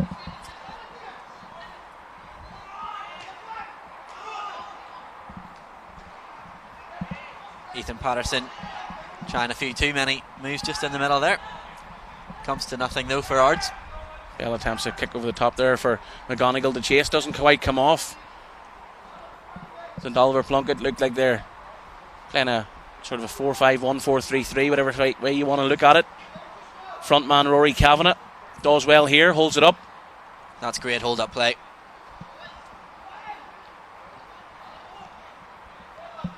Tom Bell just drops it back. Two Peoples nodded forward. And a bit of a foot race there, but the goalkeeper and the centre-back in communication are well in charge of that.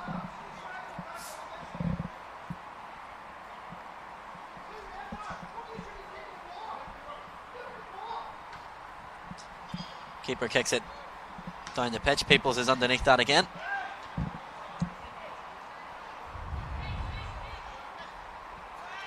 Just caught in possession though this time. Covering though is Tom Bell. O'Rourke to Patterson. Nice ball from Jack Sharp into the channels for McGonigal. Into the middle. Is there an opportunity for Ards? Cleared away. Only as far as Baker. Shot at goal.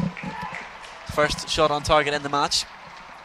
Ian Baker's more sort of comfortable playing on his right foot. You can see him there, he cut in and just had a go with his right foot, and the keeper sort of spilled it, but he was still in sort of control of it. But the front two for Ards Rangers are going to be lively, I'd imagine. They're going for a more direct approach, and it's more or less a 2v2 here at the back. St Oliver Plunkett's back two up against Ards Rangers forward, and they've linked well here, Brown and McGonigal. Great tackle, great covering tackle from Noah Teager. Corner kick for Ards Rangers. I would just like, if it was St Oliver Plunkett, to have the two fullbacks just come in a wee bit more narrow, because the space is there for the Ards Rangers forwards. A corner kick though, an opportunity, and as you say, they've got the height in there with Carter Peoples. He'll probably be the target. It's in actually towards the back post, headed towards goal, cleared away.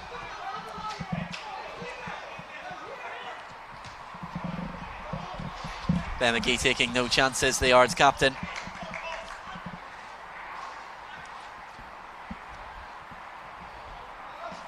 It's been another quick start to this final. Both teams looking to establish themselves early on.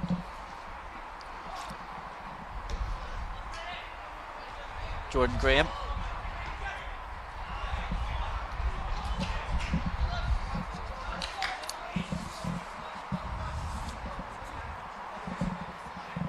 Which side do you think started the better in this final? It's been really even, Roger. Both teams aren't wanting to sort of get the ball down, and it's a cagey one that you maybe expect the first game of the finals. These two teams here are just happy enough just to clear their lines early doors, don't give away anything stupid, and they're just marshalling each other out. I suppose Ards Rangers have that out ball at the fact that the two forwards here up against two centre halves, and St Oliver Plunkett just can't get a foot in the ball and get forward. Peoples again flicks it forward.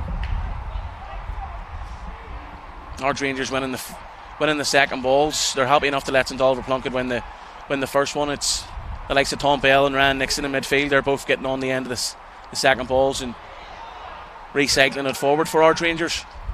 Might be in behind here though. Might be a chance. Oh, it's off the post. Highly unlucky for Robbie Brown. And that's exactly what I'm talking about. They were happy enough to let St Oliver Plunkett win that first ball, and the second ball came over the top, and Robbie Brown was on hand there, and that's nearly hit us up in the gantry. Saw my life flash before my eyes there.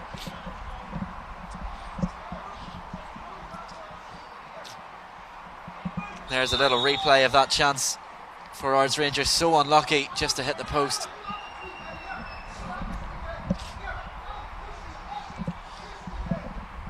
Will be a free kick though for St Oliver Plunkett.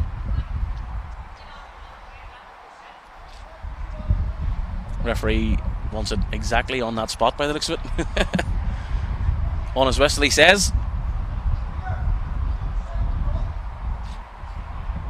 Well, it will be Krister Corrigan over this free kick, an opportunity to get this ball into the box. You imagine he will just swing it into the box. Oh, he's had a go. Had a go. It's off target though. Perry McNaught had that well covered.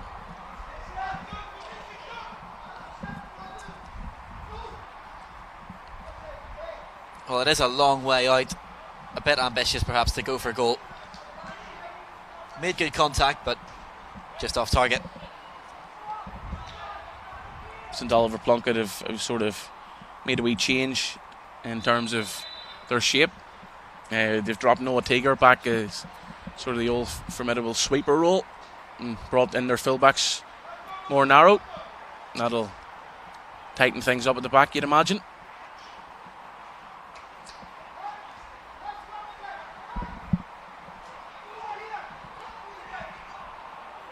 I'll throw in for Ards Rangers. They were just trying to steal a few too many yards there.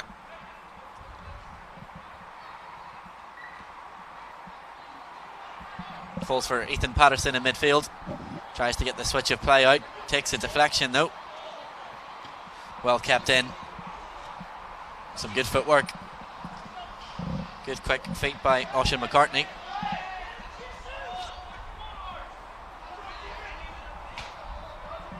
And again, Ben McGee just puts his foot right through that, and Brown trying to get underneath this. Has Jack Sharp in support. Good 1-2, an opportunity to get the ball into the box, and it's in towards the back post. It was Ewan Baker approaching. Ewan he just commits the foul there. Coming in, Ewan there from the left hand side. The attack that at the back post was unlucky not to get a connection on it.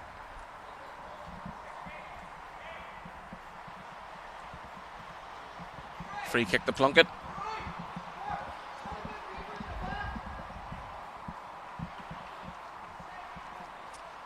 Well, not too many chances in the opening stages. Maybe Ards Rangers just shading the first 10 minutes or so. They've looked more of the livelier.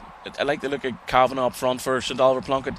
Holds the ball up really well, and just commentators' curse there has just completely ruined him. Well, can Sharp get to this ball first? He does get there first, but a great tackle from McCartney. Well recovered there by Oisin McCartney. Sharp just nudged into him, put him off balance, but he recovered well, the left back, and it's a throw in for Ards Rangers out on the right hand side here. Well, it looks like Carter Peoples has a long throw that he will deploy. Is indeed a long throw, nobody there though. Cleared away initially, at least flicked back into the middle, and offside flag now goes up.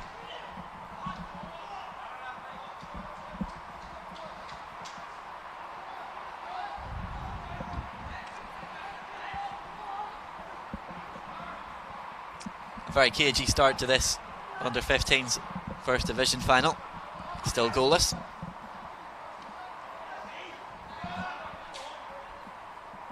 Plunkett looking to get the game underway there.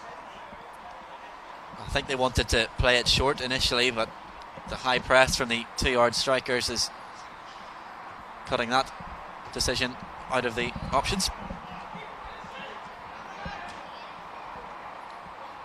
Flicked forward again, this time towards Brown. Couldn't get underneath it though, and Teager brings it clear. Finds McCabe.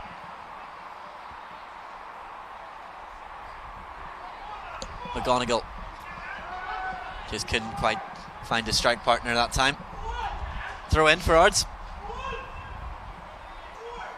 They've definitely been the better of the two sides, so they have, Roger, but there hasn't been much chances. Hopefully we get a few chances as the game goes on. Carter Peoples over to take this throw on the left hand side, must have a long throw in. It is a long throw into a dangerous area, and that will earn his side a corner.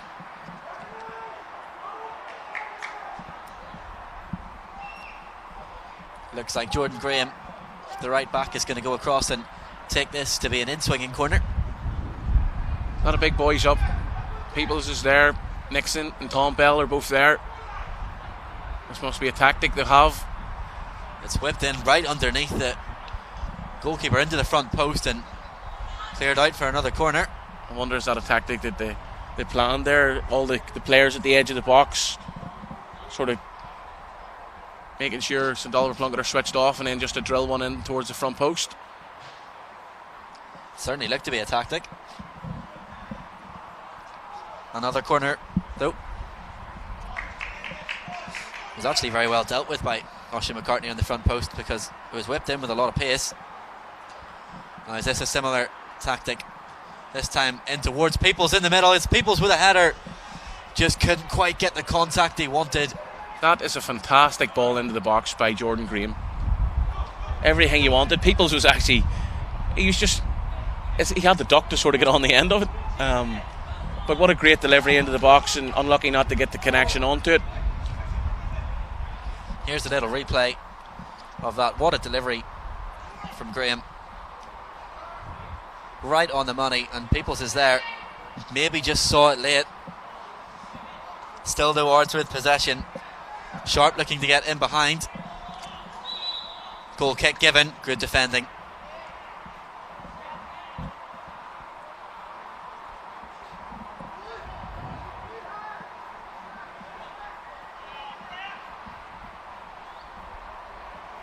We break down the communication there between the ref and the linesman. Linesman had his flag pointing to the corner.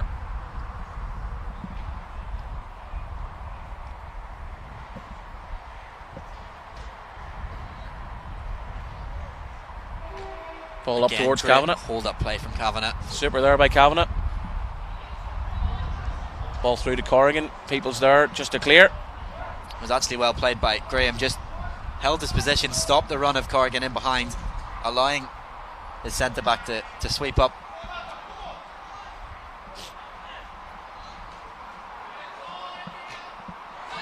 Great hustling in midfield.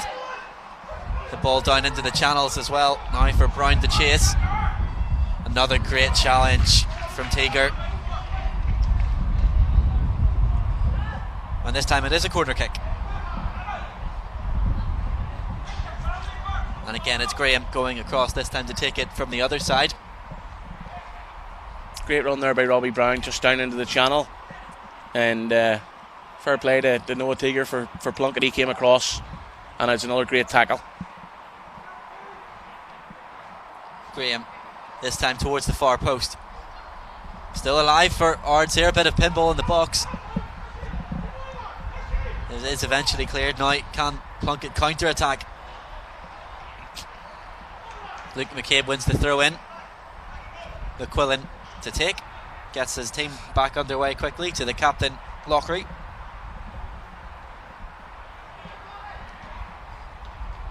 Oh, a risky pass. But it looks like McCartney though will get there first. He's given it away again though. This time it's Jack Sharp into the box. Can he find a sky blue shirt? Cleared away. Flick back forward. Well, perhaps the wrong option there. Taken from Ryan Nixon. I think whatever way that ball dropped, he was going to have a go at goal.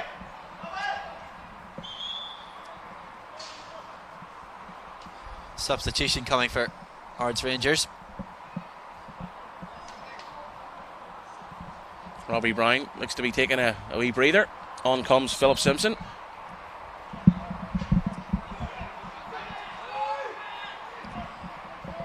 Oliver Plunkett take this goal kick short, and the long ball can't find another black and white shirt.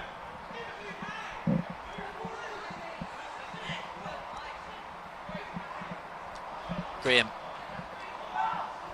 It's actually a really nice flick forward that from Nixon. Just Philip Simpson just wasn't on the same page, didn't read it.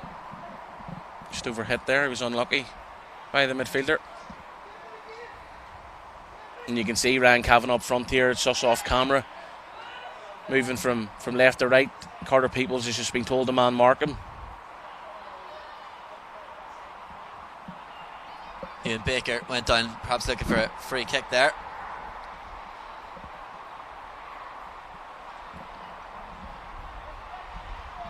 Again, it's Tom Bell getting in the way of everything in midfield for Ards at the minute, breaking it all up.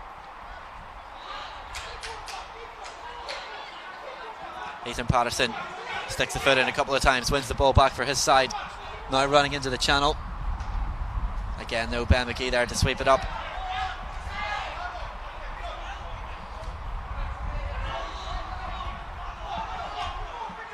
Ball forward there by Tom Bell towards Evan McGonigal. Just flagged offside, McGonigal. Well, it's a very close call.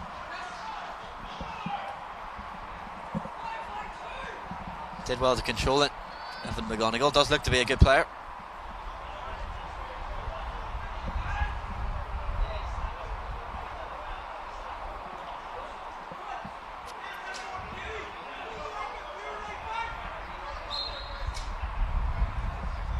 Free kick then for St Oliver Plunkett inside their own half, looking to get lots of players forward now.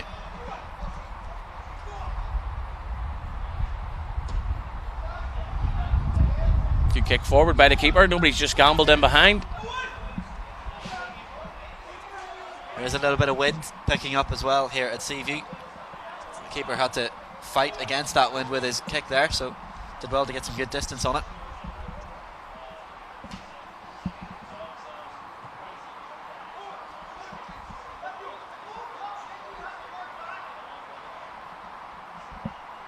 Throw in for St Oliver Plunkett into the channel.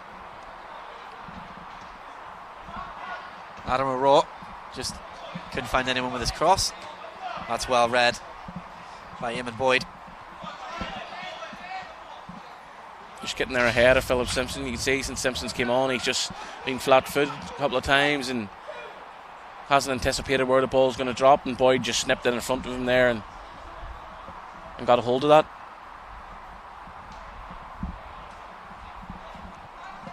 St Oliver Plunkett just having a bit of a spell in this game at the minute. They're just happy to gain yards just down the left-hand side here, Roger, just making their way up the pitch and just looking for that key ball in the final third of the pitch so they can get a chance and test the goalkeeper of Ards Rangers. Patterson. Now Evan McGonigal trying to get turned, couldn't manage it, but earns his side a free kick. Referee wants to have a chat with the Plunkett player as well.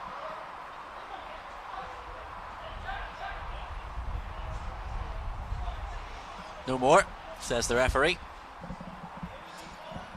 You can just tell that just by his actions, can't you? Couldn't have made it himself any clearer. It is a free kick for Ards Rangers inside the centre circle, and it will be Carter Peoples to take with that massive kick that he has. The keeper takes a touch and deals with it the second attempt and gets his side released early. Nice little layoff by Luke McCabe. Again the ball into the channel, and again it's brilliantly dealt with by Noah Teager. He had to get on that tackle there, Noah Teager, because Philip Simpson looked far livelier. He was latching on the end of that pass there and would have put Ards Rangers in a 2v1 situation in the box. So great tackle there by Teager, and now we've got a corner kick, and it's Jordan Graham once again to go over and swing this in. Two good deliveries so far from this side. Graham, can he get a third? Again into a dangerous area towards the back post. Headed clear. Jack Sharp first to the ball. Well, foul given there against Rory Kavanagh. Not so convinced in that foul there. Referee's far away from that. Loads of bodies in between, and the line was standing looking at it and hasn't flagged. Pouring in there, just back doing a bit of defending. Certainly don't think it was a foul. It will be Jordan Graham again over this set piece. We know what he's capable of. That's 3 in a row, right on the money. Again into dangerous area. Peoples gets his hand on it. Again comfortable though for the goalkeeper. Distributes it quickly. Playing out from the back. Plunkett are at opportunities when they can. Playing it out hasn't necessarily worked for them on every occasion. Yeah, they're just struggling at times, Plunkett, to get their rhythm going and get a few passes strung together. It's just breaking down as they make their way up the pitch, but it's their intent to keep playing that way, and credit to them.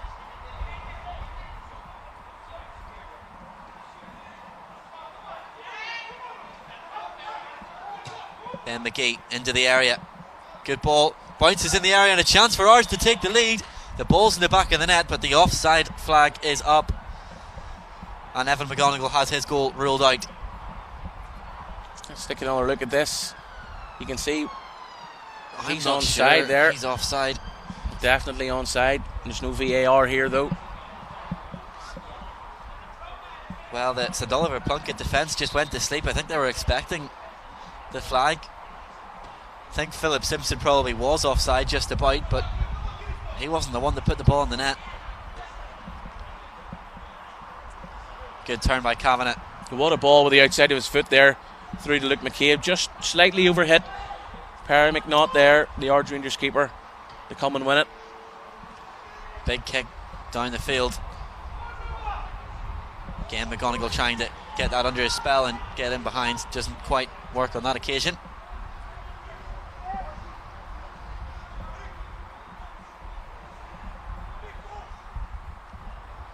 Adam Carroll, the goalkeeper for St Oliver Plunkett.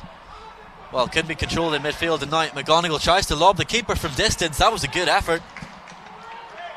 Unlucky there by Evan McGonigal, coming back from an offside position, got himself onside, controlled, had time to turn, and he turned and just fancied to go from distance. Unlucky there. No question of offside, because it came off the St Oliver Plunkett player in midfield. Another break here for Ards Rangers. Coming off for a wee break is Ewan Baker, and coming onto the pitch, number 12, is Ashton King. Baker not really been involved too much as of yet, but of course rolling sub, so we might see some more of him later on. Here we are, out from the back from Plunkett. Patterson does well to turn into a yard of space, but again, Ards just first to that second ball. Still with Ards Rangers here, and Tom Bell into the area, pulls it into the middle, and it's tapped in. Goal. It's the substitute, Philip Simpson. Great work there by Tom Bell. Simpson, it took him about 5 or so minutes to get himself going when he came onto the pitch. He was a bit flat-footed, and then he's seen a couple of chances there where he was ready to race on to the end of things, but he pounced when it matters. Great run forward by Tom Bell, and you can see Simpson's just standing free in the box. Tom Bell puts it into an area, and Philip Simpson puts Ards Rangers 1-0 in front. I think on the balance of play, you can't really argue that Ards haven't deserved it. Especially after that goal McGonigal scored a couple of seconds beforehand.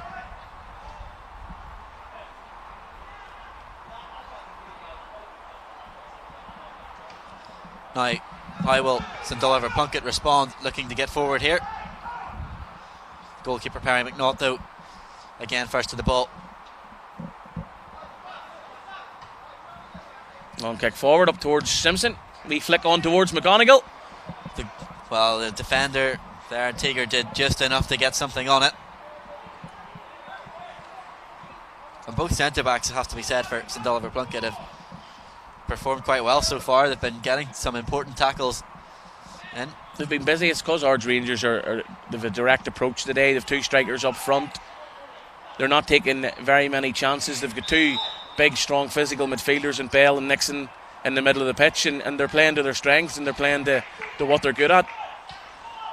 The 2 centre halves from St Oliver Plunkett, Teager and Boyd, you can see they're just getting a wee breather back here because they've been put under a lot of pressure so far here today.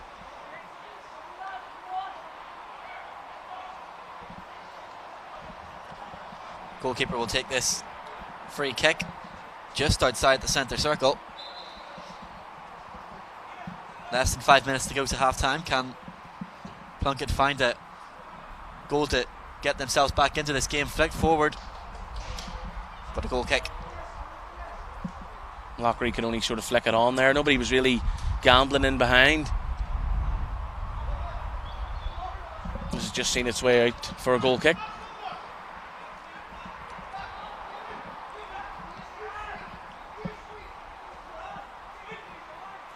McNaught's goal kick. Only as far as Kavanagh. To McCabe. Tries to flick it back inside. No one there though. Cleared by the Ards Rangers captain, Ben McGee. Ben McGee just sweeping up there at the back.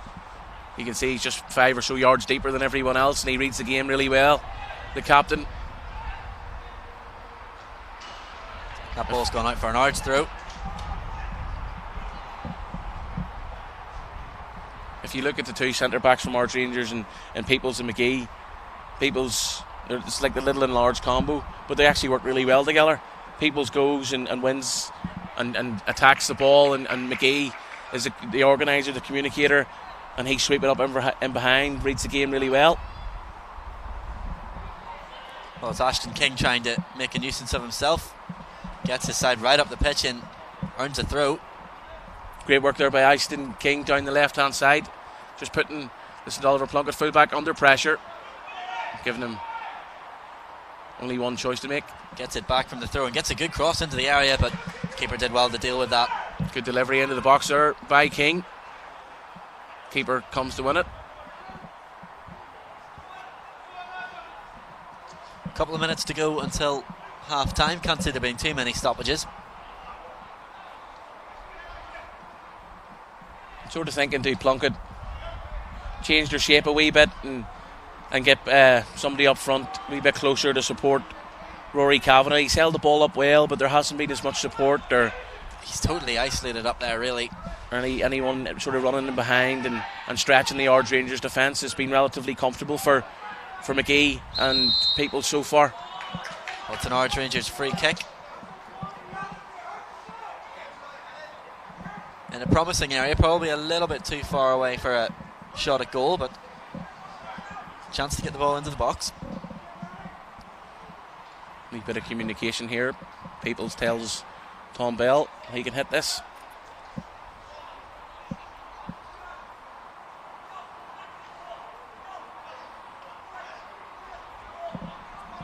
Referee just counting out the paces for the wall.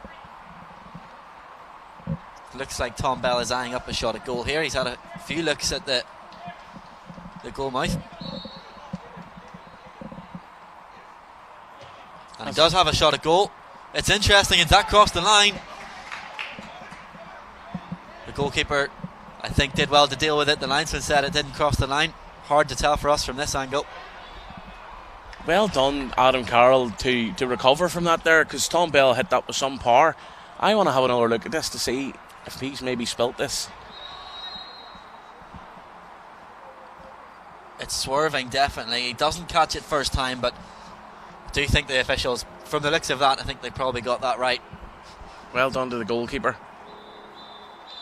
There is the half-time whistle. Ards Rangers go into the break leading by 1-0.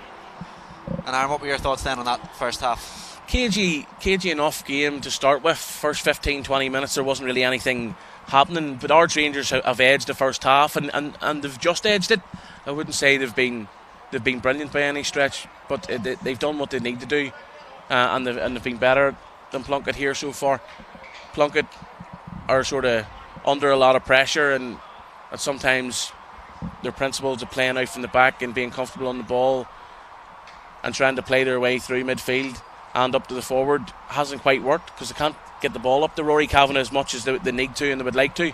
And then any time the ball does go up to Kavanagh, he has to hold on to it for a lengthy period of time before he gets some support. So I'm just wondering, will St Oliver Plunkett try to tinker things here in the second half and just to try and get more support up front to Kavanagh? And Ards Rangers, I'd imagine, will just continue to keep playing how they have done in terms of their direct approach, their sort of physical challenging and winning first and second balls, and having the likes of Brown, McGonigal and Simpson there to sort of finish off any balls that bobble about the box. Well, we'll leave you to look at some highlights from that first half, and we'll be back very shortly to bring you the second half.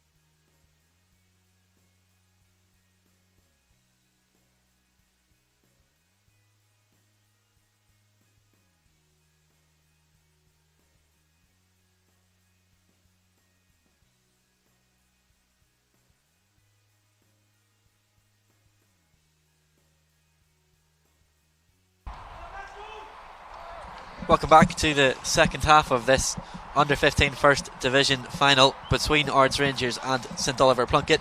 As you can see on your screen there, it's Ards Rangers that lead by a goal to nil going into the second half. Half an hour of football for St Oliver Plunkett to turn this around.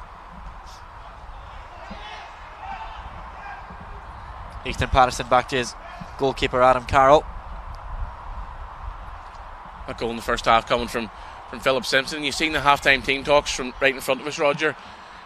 Both managers just making sure the players are ready for the second half, and St Oliver Plunkett coaches sort of giving the players some belief that they can go out there and do something in the second half.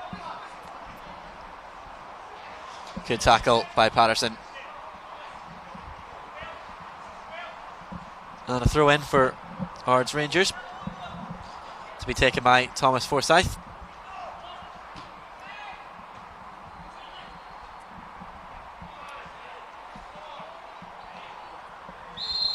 Free kick given for Ards.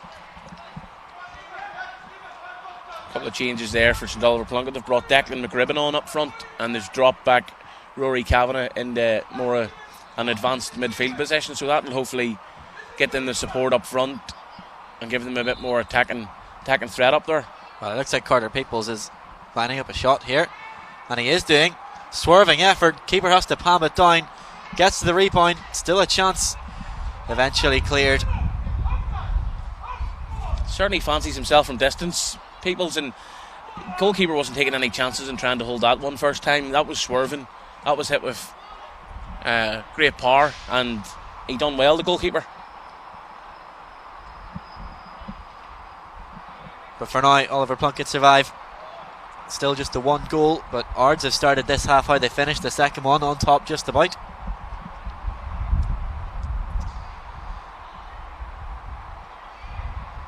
Battling there by Simpson. McCabe flicks it forward.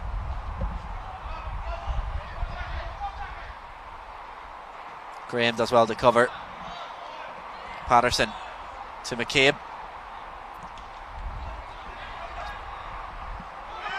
McQuillan does well to get to that first, and Peoples has to cover.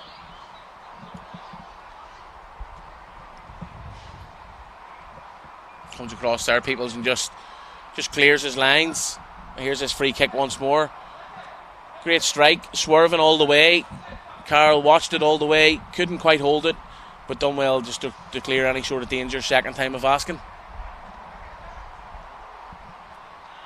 It's a throw in for St Oliver Plunkett. They'll have another one. Just making their way up the pitch. One McQuillan looking for options. Kavanagh comes in, doesn't get it. Takes Still a little there. knock, and Kavanagh again still in possession here, trying to work his way into the box.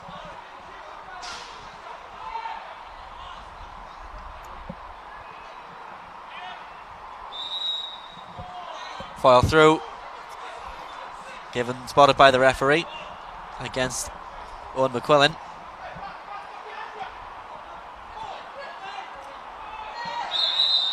I think that's a high foot there given by the referee. A foul for against Noah Tigger.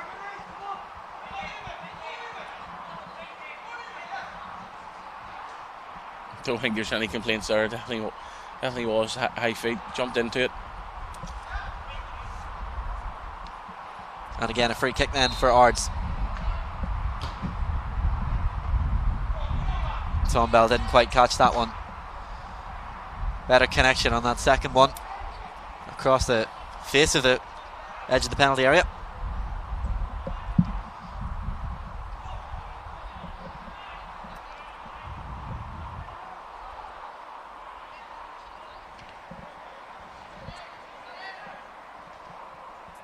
Centre backs again deal with it well for Plunkett.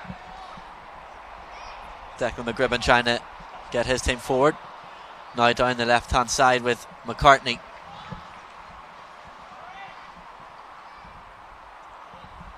It's a lot more livelier though from St Oliver Plunkett. That change to bring McGribbon on up front and drop Kavanagh back into midfield has helped them, and they're now getting supporting numbers going forward. And McGribbon's been a real pain up front for the Ards Rangers defence.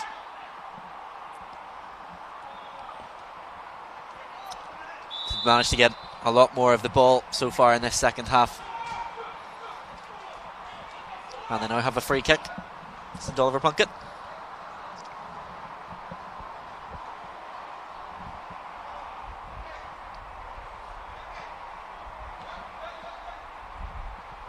Has been a bit difficult for them in midfield by the looks of things for St Oliver, playing against such a physical and tall team.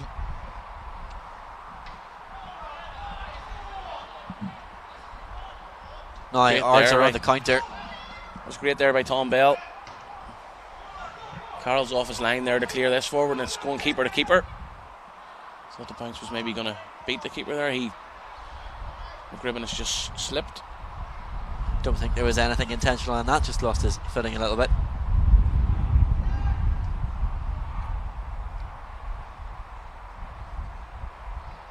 Great turn in midfield. Great play by Rory Kavanagh, trying to feed it down into the channel for Corrigan. Does manage to get there and keeps it in play. Still battling down that touchline. Comes back out for McCartney. Good ball into the box. Now can Oliver Plunkett find an equaliser somehow here. Laid off to Patterson with an effort at goal. Good block. Super block there by Ashton King, coming back left midfield, doing a bit of defending. And that shot there by Ethan Patterson was going in to the left hand side of the net. Great the block there by King. Patterson again nods it forward, looking for McGribbon. Can't find him though.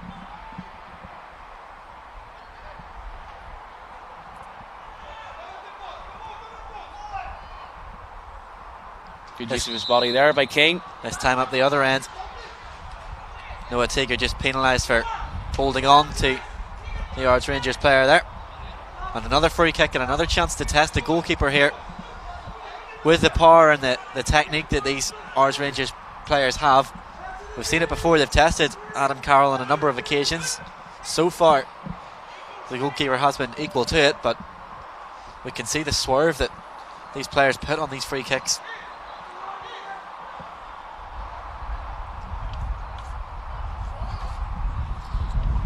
And Nixon's going to have a go here by the looks of it. 4-man wall. Adam Carroll just making sure.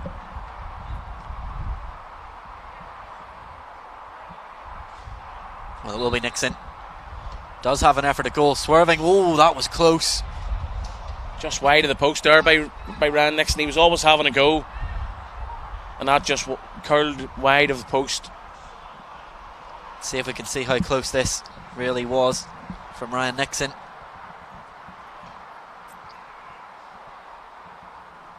Thought maybe the referee's going to pull it back for that on-rushing from the wall. Another free kick given against St Oliver Plunkett.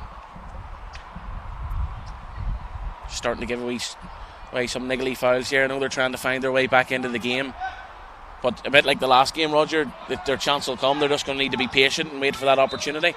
It's 1-0, it's tight, there's plenty of time left. Well, we saw in the last final, if you weren't with us for it, I'll tell you about it after this. Ards Rangers chance, it just goes out for a goal kick. The last final we had, one of the teams was leading until the last 15 or so minutes, and then that other team came back and won 3-1, so there's plenty of time left to play in this one. First game today, great game between St Malachy's Old Boys and Carnmoney Colts. Like you mentioned there, Roger, St Malachy's were in front, leading 1-0, and it was tight enough, really close game, and just 2 goals in quick succession for Carnmoney Colts put them 2-1 in front, and then they went on and sealed it in the dying minutes. So this game, there's no reason why this game can't be similar. Ards Rangers have just edged it in the first half, but Plunkett have started the second half better as Ards Rangers are down the right here. Simpson using his pace to try and get in behind, but just couldn't keep it in on that occasion. Just took it a little bit too far ahead of him. Simpson's quick though. It's a very physical Ards Rangers team. Lots of power and strength in midfield and pace up front. And height all over the pitch.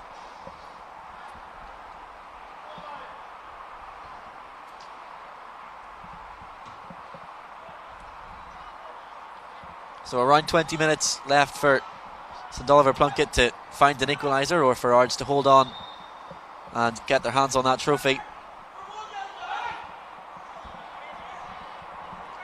But there may still be a twist in the tail still to come.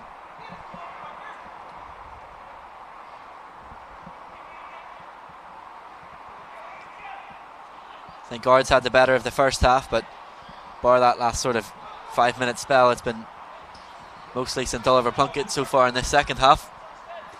It has. St Oliver Plunkett said to change their shape at half time and move Kavanagh into midfield. They've started to get their foot on the ball and start to play football in the right areas, in the areas that they want to play.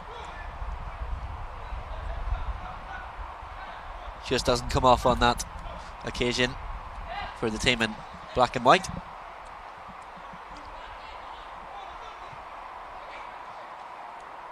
Lockery sweeping up in midfield, only as far though as Tom Bell. It's a great ball forward there by Tom Bell. Simpson's out on the right hand side. Tries to drop a shoulder and go inside. Doesn't quite come off though. Not on the same page there, the two Plunkett players, and Ards can bring it forward again. Effort at goal there from Nixon, just off target. Better build up there into the Robbie Brown's feet. He just set it off and ran. Nixon had a go. I said before the game, the midfield is going to prove to be where this game's sort of won or lost, and I think Ryan Nixon and Tom Bell in midfield, the Ards Rangers too, are sort of definitely getting the upper hand of the three in midfield of St Oliver Plunkett. Another long ball forward. Keeper has to come and get it, and in the end a good clearance down the pitch. Graham knotted back into midfield. Long ball forward for Ards to chase. Robbie Brown trying to get in behind, gets a shot at goal. A great block though from Teager. It's not the first time that he's made a crucial interception inside his own penalty area. Might still fall for Ards though, and in the end a comfortable save for Adam Carroll.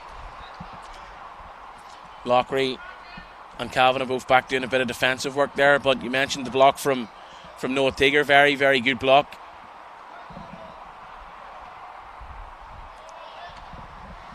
And I think that ball's going to be lost. No, I thought it was going straight over the stand. Difficult to see from our side of the pitch. We're over on the other side.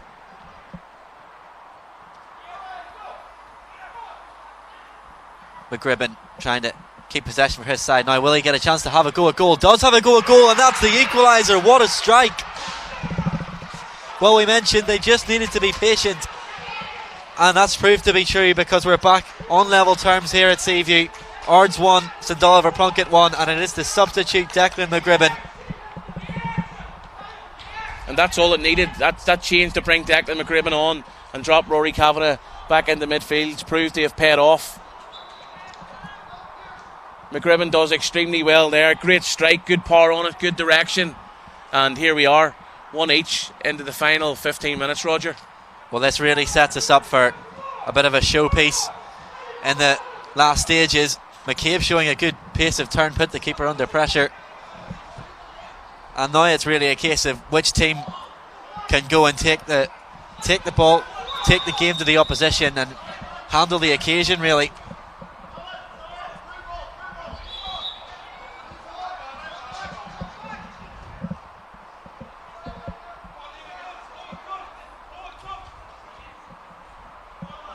Well, we haven't had too many chances in this game, and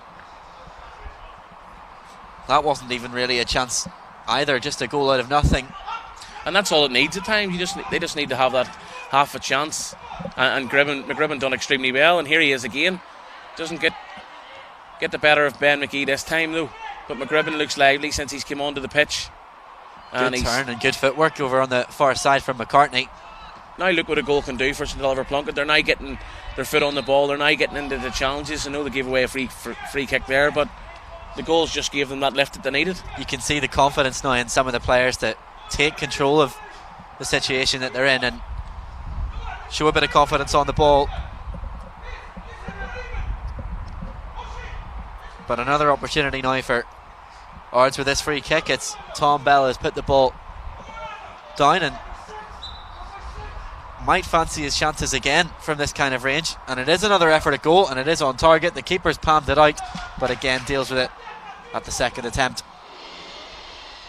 And those free kicks in the first half and the set pieces from distance were causing them problems simply because of the wind we'll have here at Seaview today. It's a tough ask to be hitting free kicks from distance there with the wind sort of against them. Well, it was a good idea, and it's turned aside a free kick for Luke McCabe. Unlucky with the dummy there, McCabe. Just fouled by Thomas Forsyth. Just as we see this free kick again, he's a long way out with the wind against him. Actually does really well to get it on target. It just asks the question of the keeper though, because the keeper can't get a hold of it first time, and the Ards Rangers players are looking to pounce for the rebound.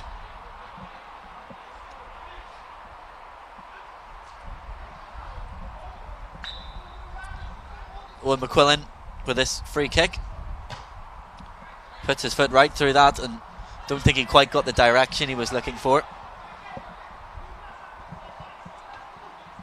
Comfortable enough for the goalkeeper, Harry McNaught. Ball flicked forward this time from Rory Kavanagh, looking for his strike partner in the Gribben, the goal scorer. The ball into the channel is on, and that's exactly what they're trying to do with Ashton King, and it's a throw in for Ards. Will be a substitution as Evan McGonigal is about to be reintroduced, and it is Ashton King to come off. Maybe it's a slight change of shape. King's done well since McGonigal effort at goal immediately.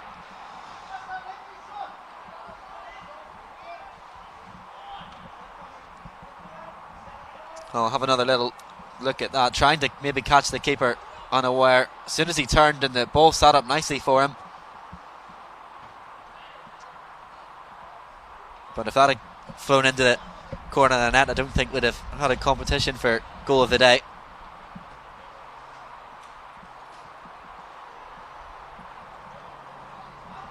Oliver Plunkett again trying to get forward here, this time down the left hand side.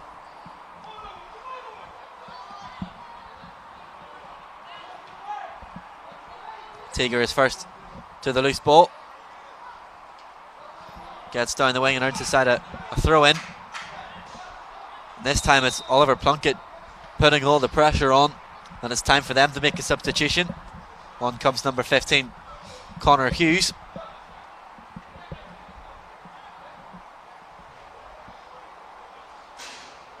That's why it's important to have not just the starting 11, this roll on, roll off situation here with squads of 16 can be named. And if you look at the two goal scorers in today's game, one apiece. It's been both the guys that started the game on the bench, so everyone has a part to play here for all the sides and going forward in any game, any final, any match to play. Whether you're on the bench, you can come on and you can score the all important goal that gets your team the 3 points, or indeed in this occasion here today wins the final. Again, the long ball forward for Ards, and it's fallen only to McGonigal. Tries to find Simpson, couldn't find him though. Both sides now pushing for that all-important winner. Just over 10 minutes to find one, otherwise we will have a penalty shootout, straight to penalties in these finals.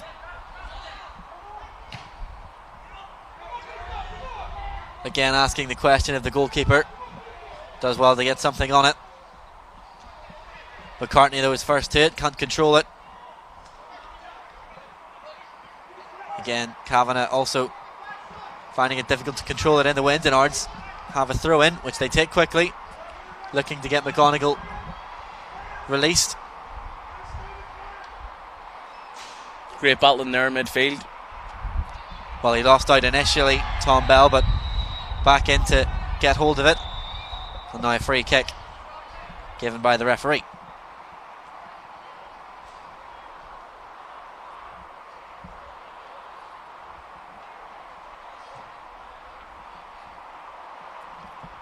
Yellow card shown here by the ref. Not sure who it's for. I think it's Rory Kavanagh. Another free kick though for Ards and an opportunity. Well, I don't think they'll be shooting from here. This will be more likely to be a cross into the box. Use the height they've got throughout the team.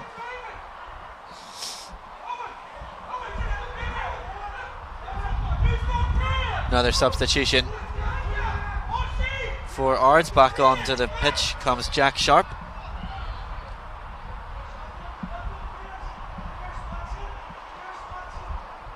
Referee just wants a word with someone in the middle there. Tom Bell and Rory Kavanagh. With two committed players, you can see in that far side 50-50, and their adrenaline's probably pumping, and just maybe we're getting a bit annoyed. Great free kick into a dangerous area. Headed clear now, can Oliver Plunkett counter?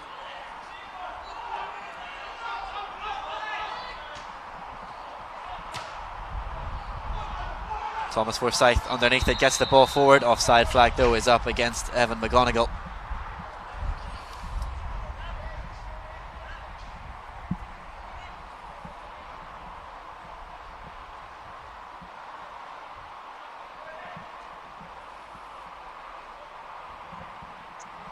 Still all square here at Seaview in this under 15 First Division final between Ards Rangers and St Oliver Plunkett.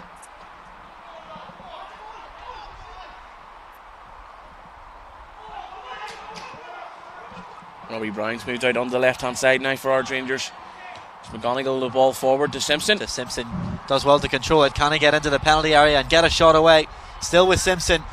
Has support. Well, it was Robbie Brown. Great build up there by Ards Rangers, and Brown, McGonigal and Simpson all involved, and it was Brown that just dragged the shot wide there at the end, but maybe looked like he just didn't quite have his bearings right. Connor Hughes to substitute.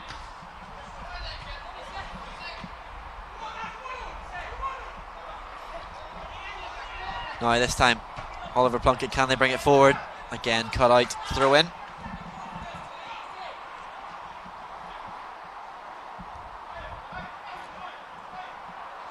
Starting to get a little bit scrappy in this final.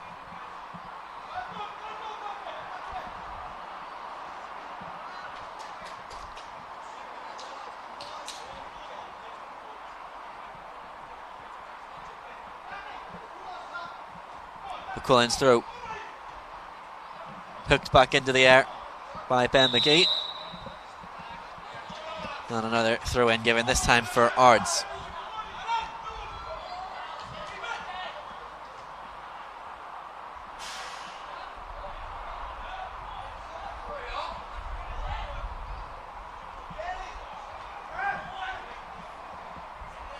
Well, free kick actually has been given. The linesman just wants Carter Peoples to take that free kick back a little bit into his own half. But again, lots of players flooding forward for Ards on the edge of the penalty area. Huge kick again from Peoples. Well, is that going to be a corner kick? It is indeed. Tom Bell's effort deflected. And another chance for a set piece. Heavily involved throughout the entire game, Tom Bell for Ards Rangers. Got the assist for the goal, and he's just there, here, there and everywhere for them, winning 50-50s, getting on the ball, playing a lovely passes from deep forward to the strikers. Here is the corner. Again into a dangerous area. The keeper was on the floor there. Nothing given by the referee. Dropped back but intercepted. Sharp is there first to it though. Will this drop? The offside flag hasn't gone up yet. What a fantastic tackle by the goalkeeper. Ball still alive though for Ards. People's back into the area. And eventually Oliver Plunkett do clear. Extremely well done there by goalkeeper Carroll. Had to make the challenge. Well, hopefully we can bring you a replay of that when the ball next goes out. But in the meantime, Oliver Plunkett still on the attack here. Now back to Robbie Brown. Ards look to be very direct here. There's a foot race between the goalkeeper, and the goalkeeper has brought Evan McGonigal down. This time he didn't get there first, and that will surely be a yellow card. Well, it's a straight red given. Straight red card given for Adam Carroll. Well, I think that's a bit harsh because there were players in behind and Evan McGonigal was into the channel. I'm not sure that was a goal scoring opportunity. No, I'm fairly with you in that, Roger. Goalkeeper committed himself, and fair play to him. He was fully committed in an attempt to win the ball, and unfortunately he's clipped Evan McGonigal, who's down here injured. But you did mention there is recovering defenders, and Adam Carroll is absolutely gutted here. He's walking off the pitch. There was an attempt to play the ball there. We'll get another look at it. We'll be able to see this no better doubt here. It's a great ball into the channel and a great run from the striker, and there's no doubt that it's a foul. But there's 2 or 3 players covering for St Oliver Plunkett, and Evan McGonigal is only running into the channel. He had a lot of work to do to get that ball back under control and even into the box, let alone to have a shot at goal. So I think to give a red card for that channel is very, very harsh on Adam Carroll there. No, I'm with you in that, and unfortunately that has been given. But Oliver Plunkett are down to 10 men. They will just have to deal with it. I wasn't quite aware of who took the gloves and the goalkeeper's top. I'm not too sure who's went into nets. But there's just under 5 minutes left here. I think it's Noah Teager, the number 4, that has gone into goal for the last 5 minutes or so. Will be Carter Peoples with this free kick, a chance to test the new goalkeeper, but the wall does its job and it goes out for a corner kick. Certainly going to be an interesting 5 minutes. So 3 or 4 minutes left here for St Oliver Plunkett. Well, can they hold on? Now they'll only really look to be holding on. The counter-attack will be difficult for them. Corner kick into a dangerous area. Well, it was Tom Bell that was up there trying to get on the end of it, just couldn't make the connection. And some excellent game management over on the far side there by the St Oliver Plunkett player, just letting that ball roll out for a throw-in, give his team some time to recover and to settle now that they've gone down to 10 men.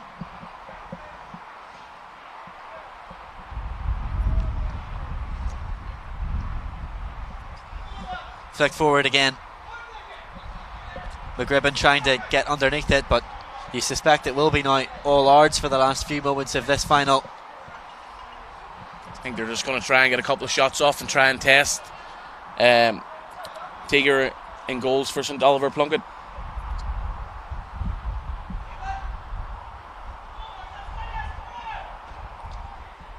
Kick taken by Boyd, gets his team right down the pitch.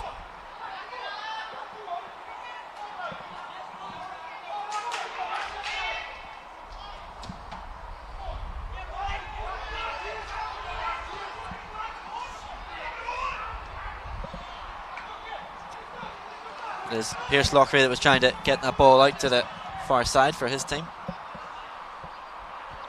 There is now another player wearing number 4 for St Oliver Plunkett. I'm not sure who that is over on this near side.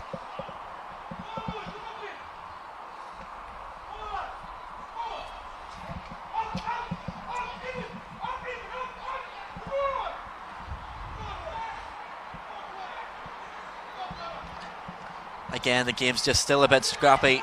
McGribbon flicks it on. Asks a lot of his winger here, but good pressure being applied. Ball back into the middle. Had to be dealt with. And excellent work from the 10 men of St Oliver Plunkett. Yeah, they're certainly not sitting back and trying to hold on to draw that ball forward there, and they look to try and get a shot off. People's coming across and defending. And it is a throw-in for Plunkett.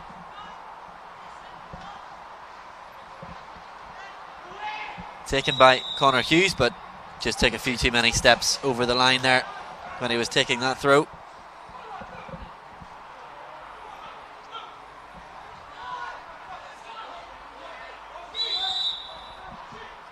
So this time it will be a throw for Ards Rangers as we're just about to tick into injury time. And I think this is where the substitutes come on now, those that fancy hitting a penalty.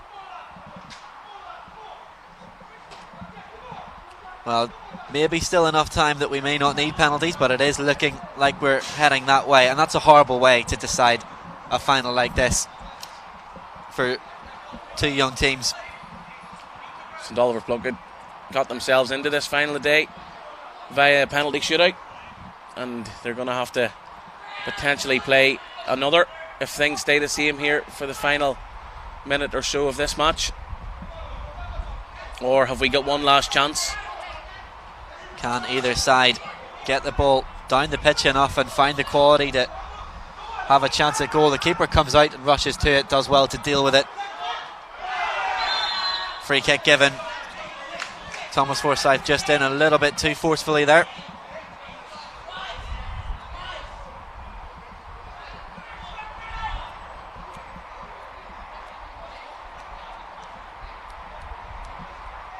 Is there one chance? Well, the referee looks to have his whistle in his mouth, and I think as soon as this ball gets back underway, he's going to blow the final whistle, and we'll be...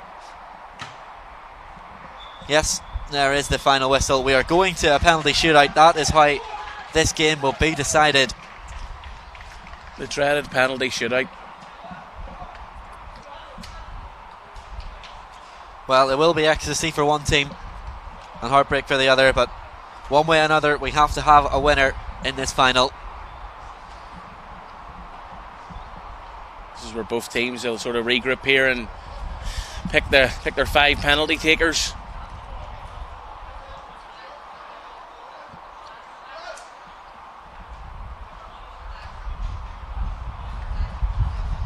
We'll wait and see what end we take these penalty shootouts at. Suppose it doesn't really matter that much.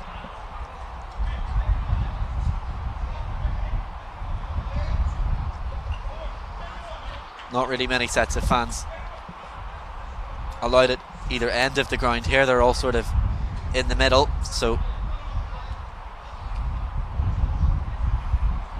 in terms of wind, the wind is blowing, as we see it on the camera, it's blowing left to right, so the wind would be behind the players taking a penalty if they were to take a penalty at the right hand side of the pitch.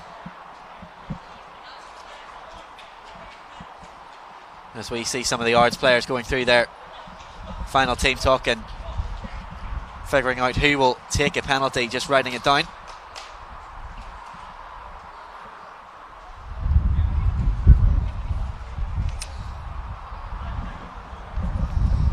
And St Oliver Plunkett doing the exact same thing. So one way or another, we will have a winner in this under-15s First Division final. As Aaron said, St Oliver Plunkett got themselves here through the semi-final on penalties, so they have experienced this before. Can they repeat that? Or will Lightning not strike twice? Wonder what's going through the head of young Noah Teager here as he stands an hour ago in his black and white top, and an hour later he's got a pair of gloves on, a green top, and he's ready to face 5 penalties and more if needs be in a penalty shootout. Perhaps less. There's only one way to find out. We will have that penalty shootout for you very shortly. It looks like we're going to be taking them down at the Harry Corrie stand.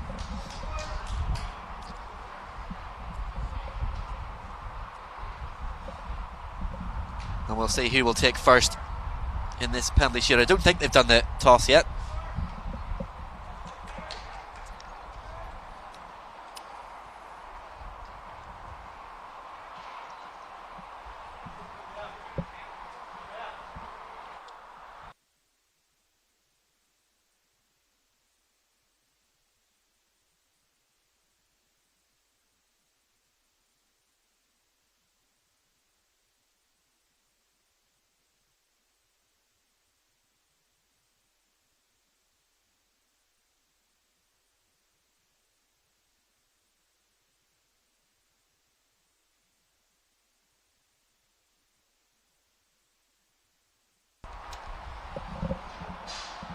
The referee just explaining to both goalkeepers how he expects this penalty shootout to go. I can imagine there's going to be one thing said here: stay on your line. Well, for anyone that watched any of the penalty shootouts in the Senior Cup finals, there's all sorts of drama.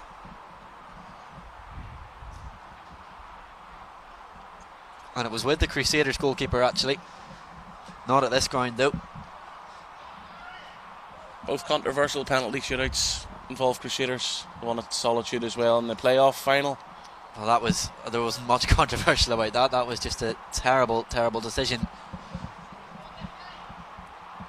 by the officials on that occasion. But hopefully this penalty shootout won't be marred by poor officiating, and it will be won by either a good save, hopefully. But it will be Ards Rangers to take first, and it's Ryan Nixon to take the first penalty to try and give his side the lead in the shootout. Nixon steps up, puts it to the keeper's left, and the goalkeeper made a great effort to get to it, just not quite enough. A good penalty. Had a lovely height there, and hard luck to Noah Tigger as he got a hand on it, just not a strong enough hand as Ryan Nixon's well-placed penalty just crept in.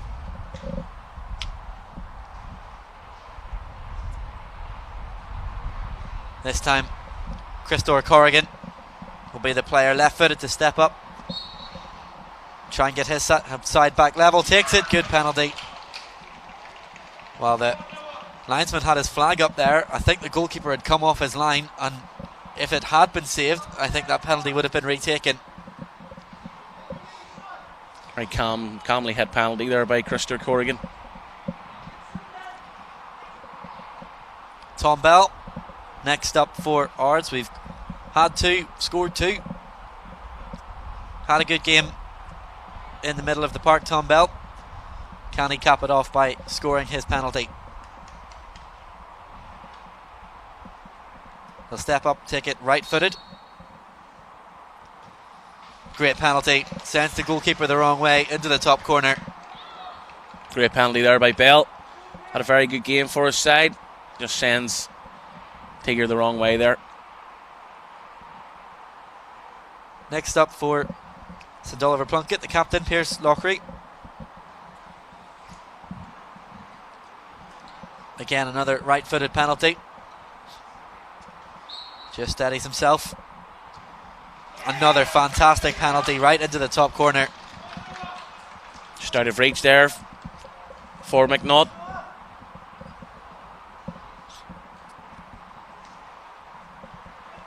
Lockery's penalty as we have another look at that. Never in doubt, really. Stepped up, side-footed right into the top corner. So next for Ards, it's the captain, Ben McGee, the centre-back. Puts the ball down on the ground, waits for the referee's whistle. Another excellent penalty right into the corner. And so far, we've had a perfect display of penalty taking. Great penalty there by McGee. You can see the goalkeeper's already sort of edging to his left. So next up, Ethan Patterson to take St Oliver Plunkett's third penalty.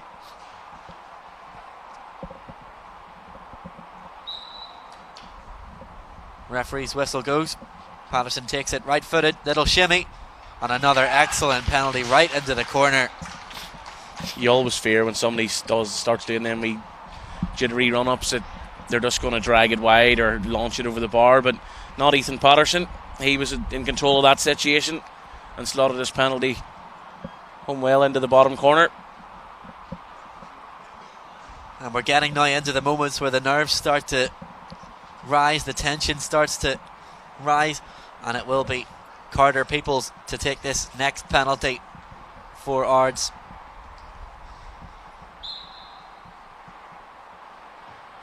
Another solid penalty. Keeper guessed right again, just couldn't quite get close enough. Good penalty there by Peoples. Knew what he was going to do with it the whole time.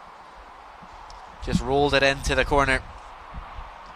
So it will be Rory Kavanagh, this 4th penalty for St Oliver Plunkett.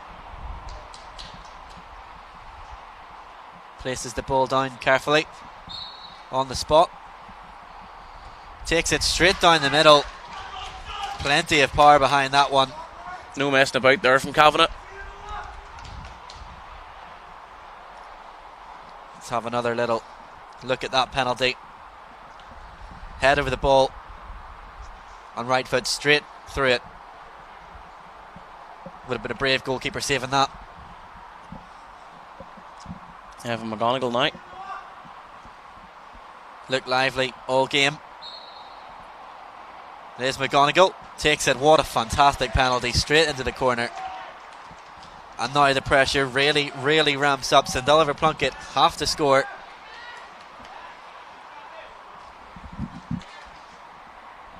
Well, it's another player wearing number 4. I'm not too sure who this is, because we do think that Noah Teager went into nets to replace Adam Carroll. But he has to score to keep Oliver Plunkett in the shootout, and he does just that. A very calm and cool penalty.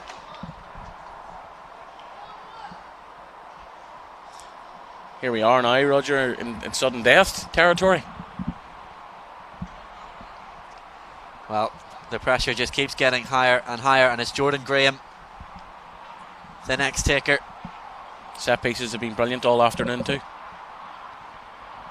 Well, referee wasn't quite ready. Graham is now ready, rolls up, and again sends the goalkeeper the wrong way.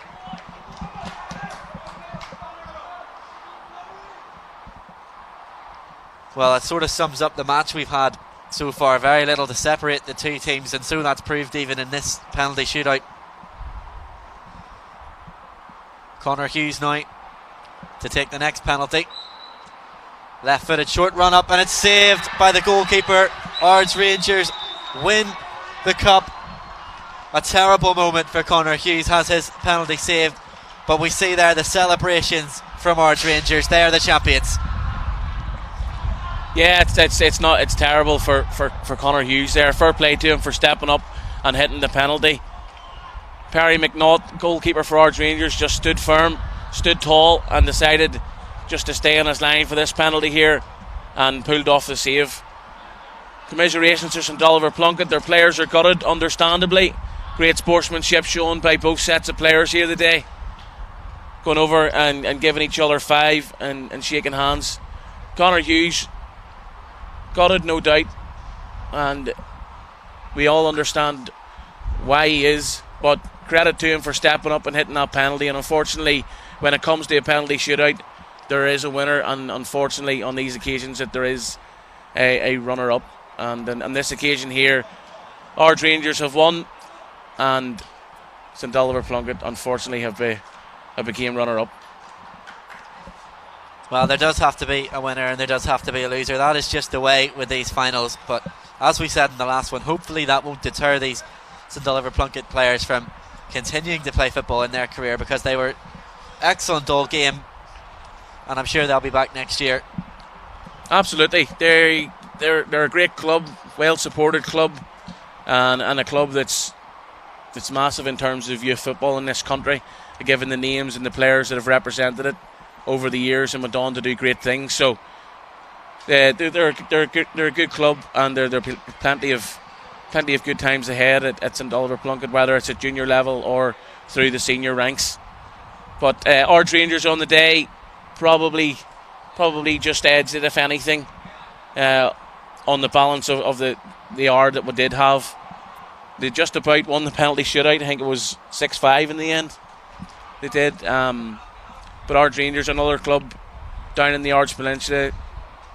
Some great things going on at Ards Rangers. Big club of loads of teams at different age groups. I think a lot of their teams as well this weekend were in a number of finals. They're under 18s. Of course, they're under 15s. So Ards Rangers will be happy today. They'll take the under 15s First Division Cup on the road down to the Ards Peninsula. So congratulations to Ards Rangers. They are the champions for the under-15s First Division. Commiserations to St Oliver Plunkett. Both teams will make their way over now to the trophy presentation. They look like they're a bit delayed in getting that underway, so while they try and set that up, hopefully we can show you some highlights from that game.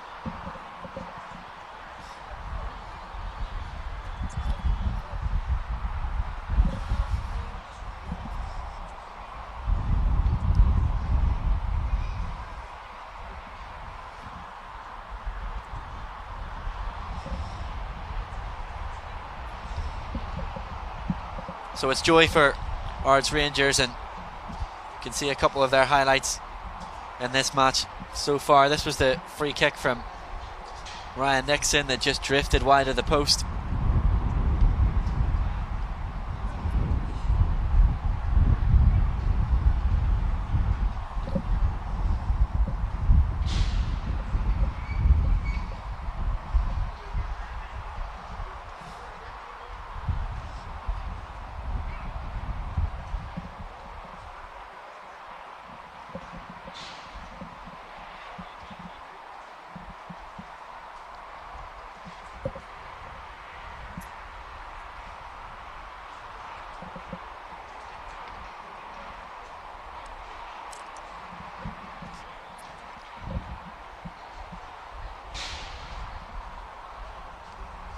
So we still await getting the trophy presentation set up.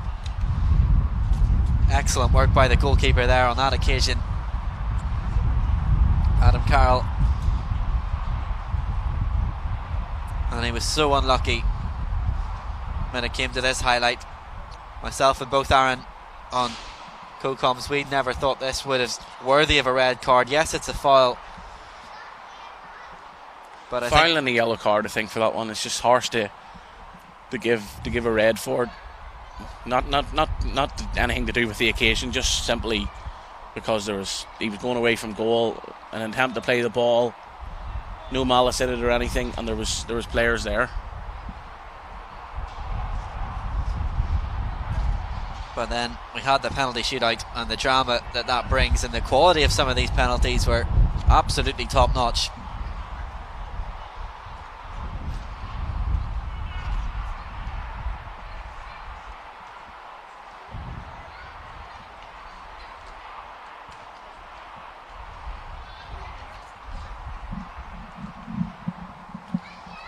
Well, it looks like the trophy presentation is going to be taken off the pitch now. Might be running a little bit behind time after that penalty shootout. The next game kicking off in around 15 minutes or so. It's like the Wembley walkway. The red seats and everything.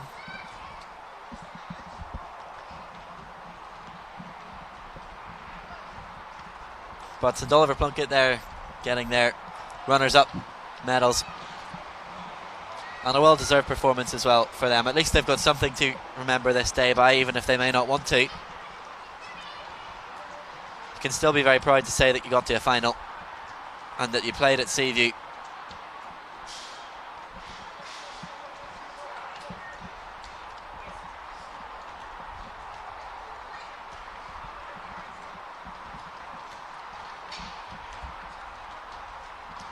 But at the end of the day, there can only be one winner, as Ards Rangers applaud their opposition off the pitch, having got their runners-up medal. It will be the turn of Ards Rangers to go up and collect their medal individually and as a team to collect their trophy.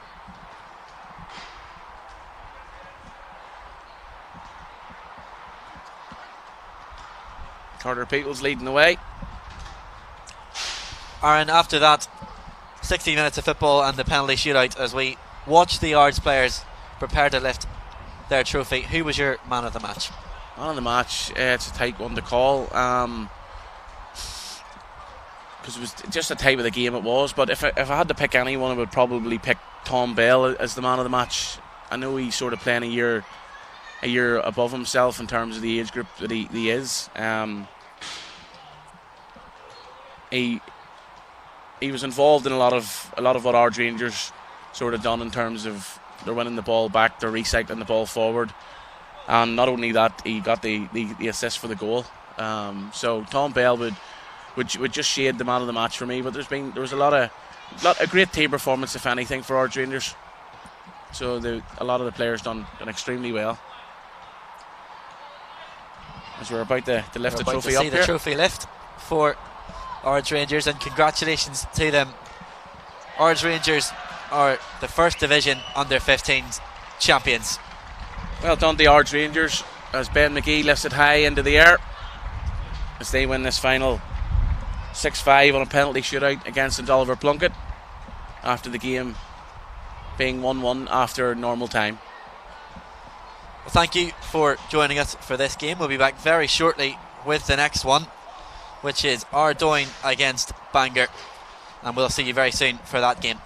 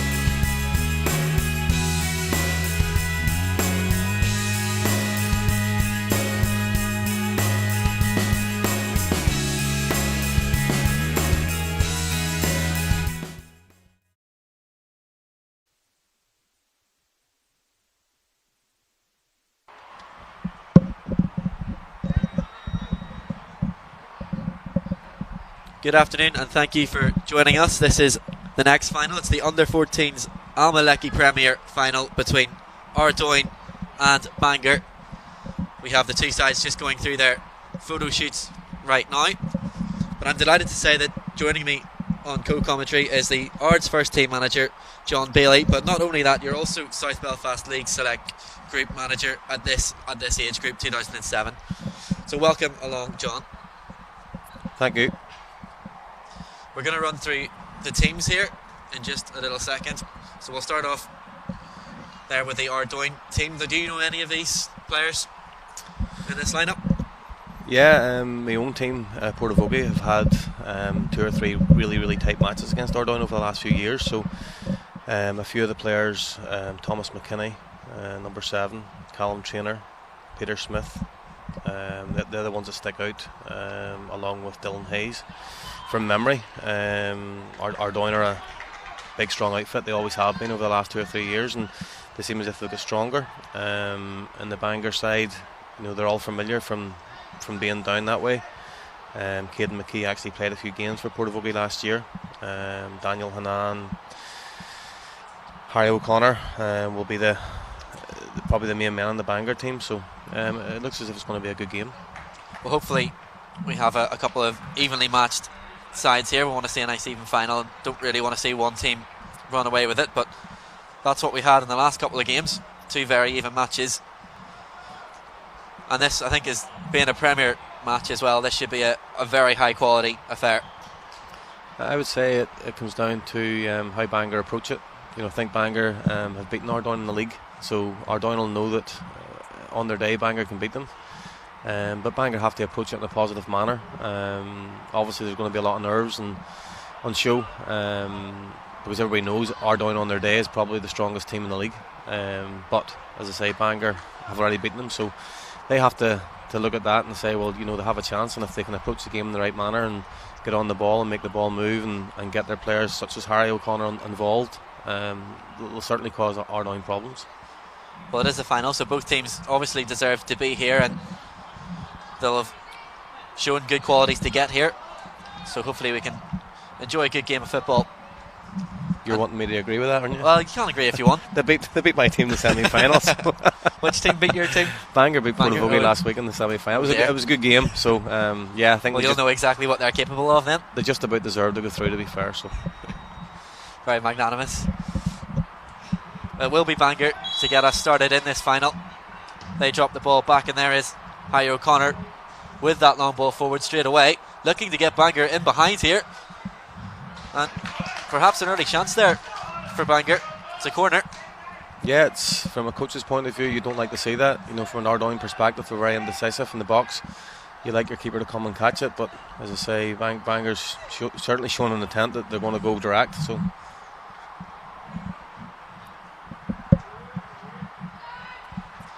dangerous ball into the box and still not cleared for Ardoyne. Eventually it does fall for the green shirts, and now can they counter? That was Saul Ferguson getting in the way of that. Now back into midfield. Lovely clip ball out to the right hand side, just a little bit overhit, and we can already see that the quality in this game is going to be very high, even though it's at such a young age.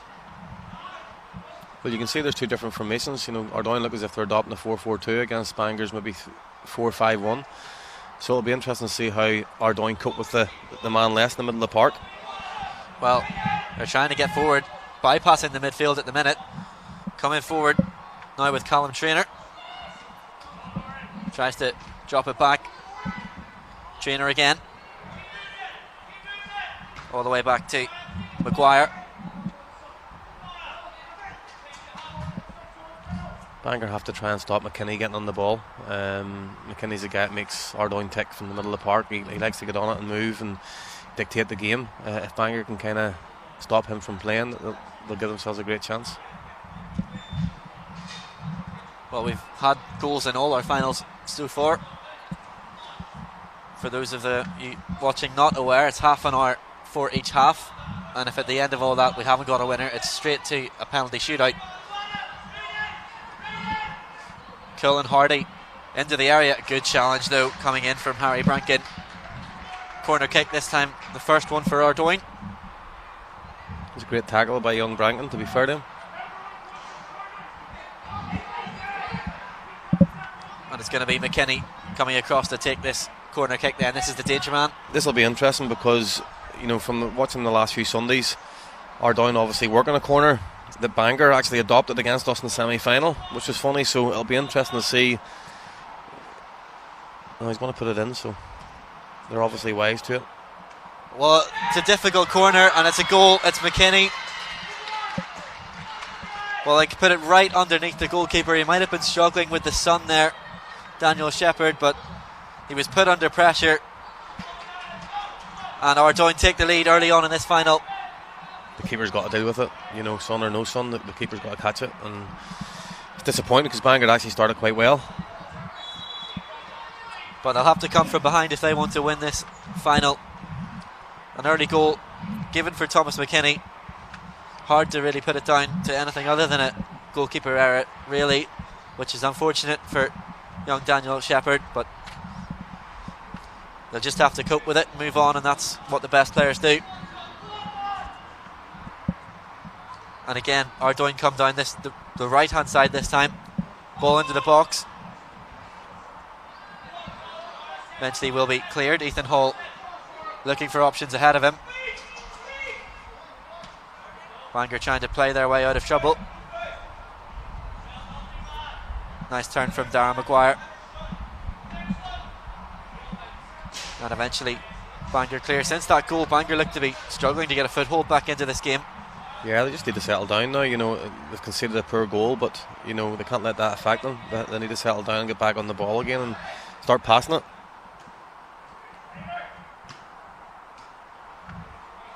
Well dealt with and played out to the left hand side for Bangor. Travis Carson gets past his man. Nice bit of skill. Still going. Carson eventually brought down, and that's a poor tackle. Travis is a good player. Travis, he done really well last week against us in the semi-final. He's very, very quick, very direct. And Bangor probably looking at him to get out the full-back as often as possible during the game.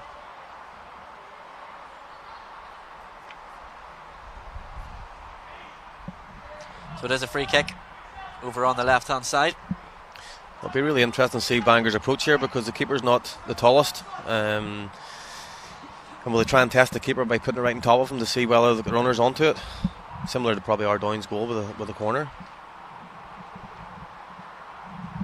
Well, it's a fair distance right on the touchline, this free kick, but it is put into a dangerous area and might fall still for a Bangor shirt here.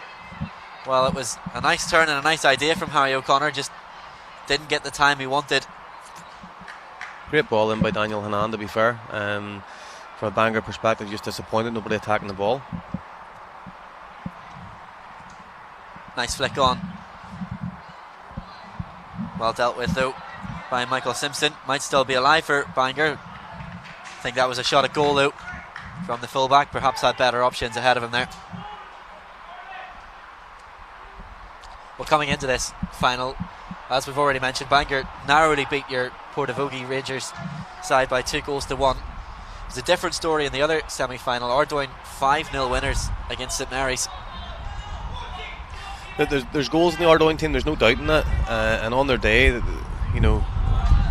well capable of beating teams 4, 5, 6. They showed that in the semi-final. I think before that they'd already beaten St Mary's 5-0. So it'll be interesting to see here if Travis can get at the full-back again and maybe get a shot away.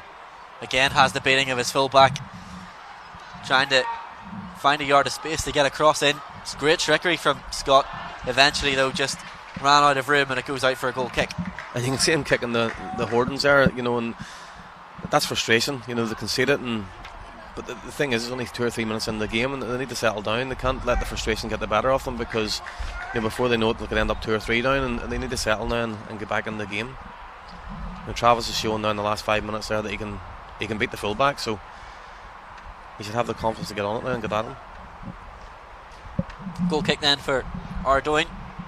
The wind's been picking up a little bit and going to be difficult for the keeper on that side against the wind, but here's Carson again, manages to keep it in, gets across into the area. Well dealt with though by Simpson. It's going to fall here for Caden McKee. Looks a very good young player, Travis Carson, over on that left-hand side for Bangor. To be fair to Simpson, he defended it very well. He got across the front post and done his job. So, you know, from a defensive point of view, he done really, really good there.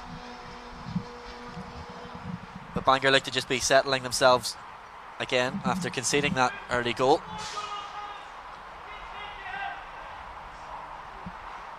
Again, it's McKee in midfield, sweeping up the loose pass. Flicked forward, and our Down seem to be very direct here in their approach, looking to get the ball into the strikers as quickly as possible. Really, Daniel Shepard, that's his first touch of the ball, which shows you maybe Bangor's not dominance, but they've had more of the game in the early stages. But as I say, our Down's gotten the all-important goal, so their confidence will be high. McAlee in midfield. Lovely switch of play. That's a great ball in for Hardy. Can he get a shot at goal? He does have an effort, just over the bar though. Caught it well. Great ball by Peter Smith.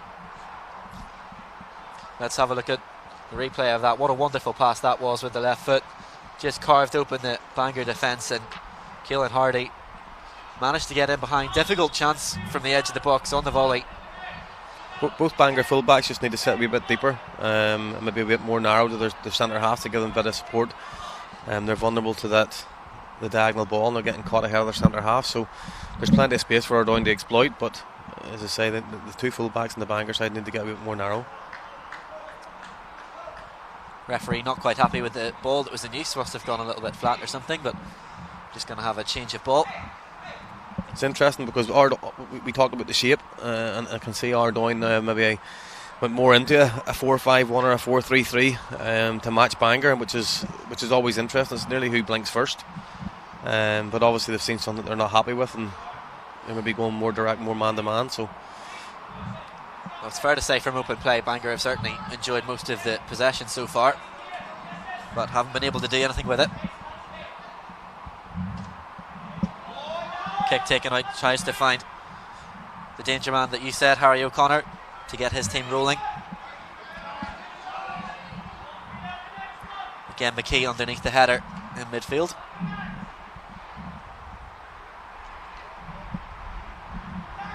McKee again.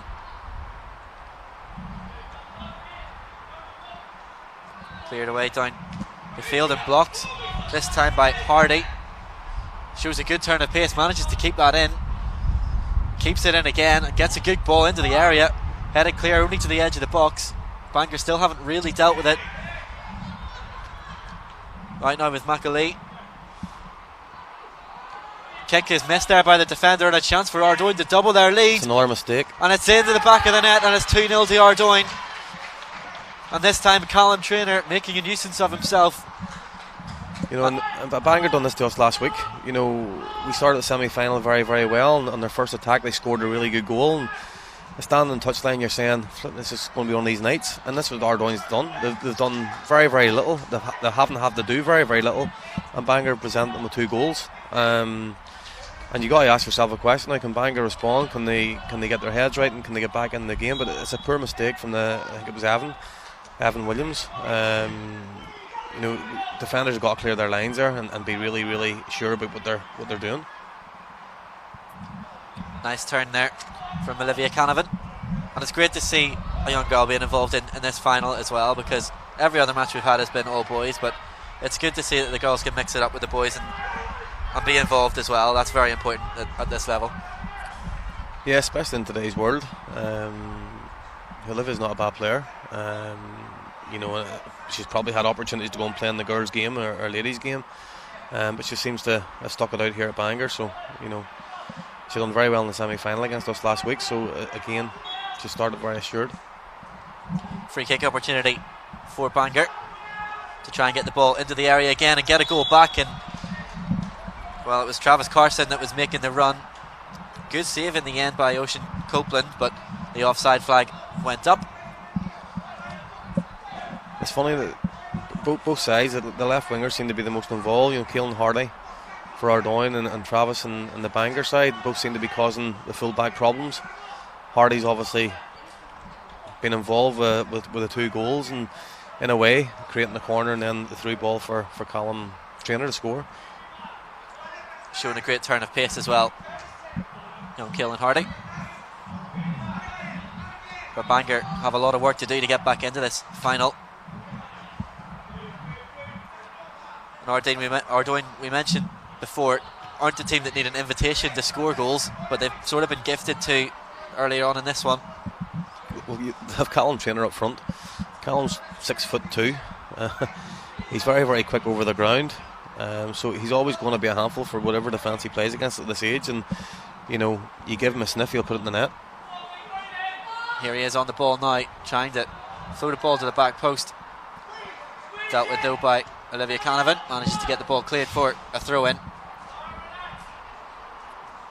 They came Bangor 2-0 down. They can't afford to let Caden McKee maybe drop in, maybe too deep. He needs to maybe push a bit further forward and be a bit braver in the ball and push everybody else forward, maybe 5-10 yards. Maguire, his cross into the area. Not quite the quality that he would have expected though on that cross, and it goes out for a goal kick.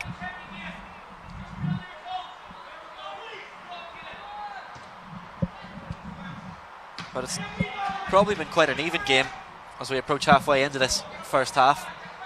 But Ardoyne have been clinical, and that's really what matters, whatever level you play at. Absolutely. You know, that's what you want for your strikers. You want your strikers to score goals, and what the kids need to understand is as they grow older and improve in the game and develop in the game, the number of chances they get in the game are considerably less. So the higher their ratio of goals to chances, the better the player will be, and certainly Ardoyne have scored the 2 chances that came their way. And they're looking and pressing for a third one here. It's Bangor's Scott McAdam. First time I can really remember him being involved in this game so far.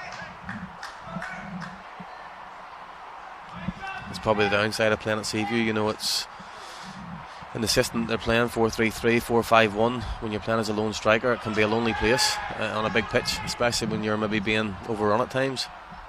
You don't see a lot of the ball. Seeing some of the ball now, managing to get a ball into the area. Ethan Hall trying to battle with the Ardoyne fullback, who does well to clear his lines. And again, a good block and an opportunity now for Daniel McCaffrey to show us his pace. I see young McCurvey from Ardoyne, the left back. I'll take a guess that maybe that's Barry, the coach's son. Maybe has a better left peg than his dad. It's actually Darren Maguire. An impressive start in the defence all across the board really from Ardoyne. Bangor have had a good percentage of the ball but haven't really done anything with it yet. Sometimes in a game of football, Bangor maybe just need to try and, you know, get on it and try and turn the Ardoyne back 4 and see what happens. At the minute they're putting everything in front of the Ardoyne defence, they're not really turning them, and sometimes it's interesting to see what happens. You know, the first 10 seconds, 15 seconds, the ball in behind them was indecision between the centre half and the goalkeeper, and they haven't done that since.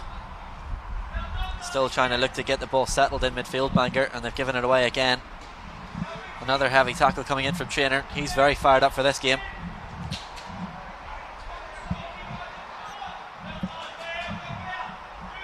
Again, the ball out to the fullback Maguire.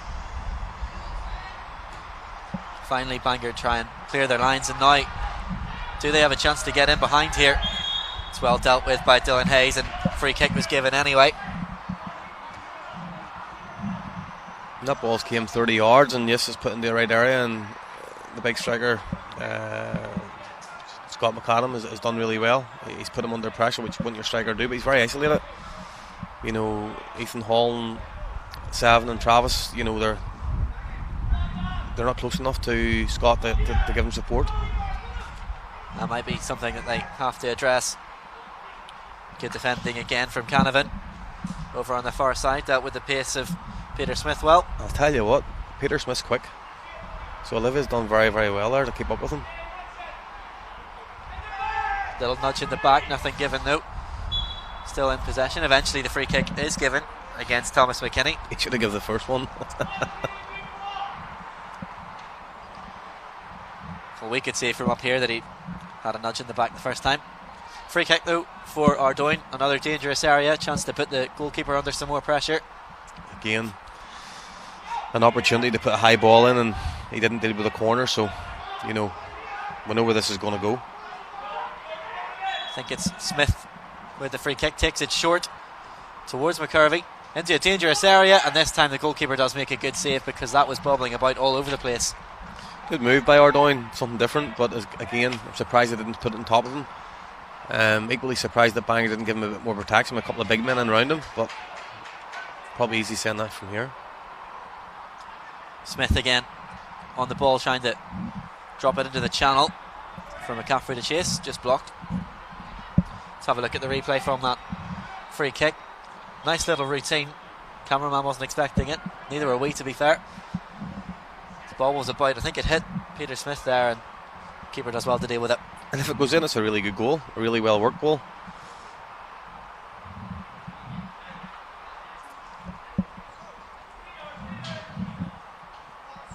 Just going to get some water on board or something here. Looks as if he's maybe got a wee bit of blood.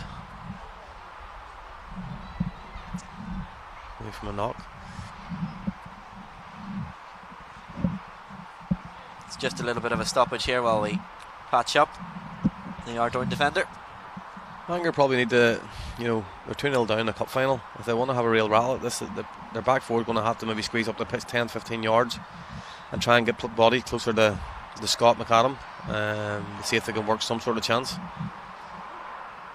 I think maybe the most important thing is that they don't concede a third, and they got to stay in the game as much as they can, but you can't come to a cup final and not give it a rattle. They have to have a real go at this now. Well, one goal could change the confidence of the Bangor team. We saw it in the first cup final that we had. There was one team trailing by a 1-0 going into the last 10 minutes and didn't really look like scoring, but as soon as they got one, that gave them the confidence to go on and win the game, and that's maybe all that Bangor need. Yeah, and as you say, sometimes, whilst it's disappointing to say, sometimes a goal does lift your spirits, and you ask a question, well, why didn't you have that belief from the start? It shouldn't take a goal or it shouldn't take a tackle. You should have that belief when they take that pitch. As said earlier on, they've already beaten Ardoyne this season, so they should have had the confidence to come in this game and go and win it. But we know Ardoyne haven't had to work too hard to get their 2 goals.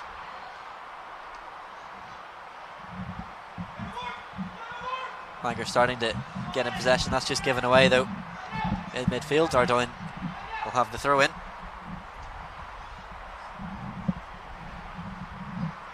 I think Ardoyne just look to have coped with the situation better than Bangor really so far. There's a quality in the final third.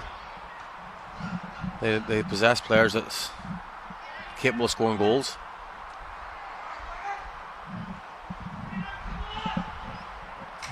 So we approach 10 minutes to go till half time. Bangor with the throw in on the left hand side of the pitch. So John, tell us about your role then in the South Belfast Youth League. I was a parent going along, and then Rob just asked me to help out with the training sessions, so that's what I've done. Just helped out on the Sunday when I'm going up to take them. There was a group of kids there that were really, really disappointed with the America trip falling through due to COVID, so it's been a tough time for them, and I think they got back maybe 8 weeks ago, and Rob asked me to help with the training when my young lad goes up and plays, and if I'm going to be there, I'm happy to help. It's not a big deal for me because I'm there anyway, and if the South Belfast League find it's beneficial for the kids and for them, well then it works for everybody. As a parent, how difficult has this been on the children and not playing football and finally getting back out and playing? It's been really, really, really difficult. Some kids have coped with it better than others, and some kids have lost the appetite or the desire to go and play football, which is disappointing. We at our own club have lost a few players ourselves, and that's par for the course. Hopefully with time that they might come back, but certainly it's good to see them out playing the last maybe 7-8 weeks with a smile on their face and enjoying the game. Lovely ball forward, well taken down as well by McCaffrey. Ball prevented from going out of play. Bangor keeping in control. McKee done well there, to be fair, but he defended it well. But again, he's in the final third, the wrong end.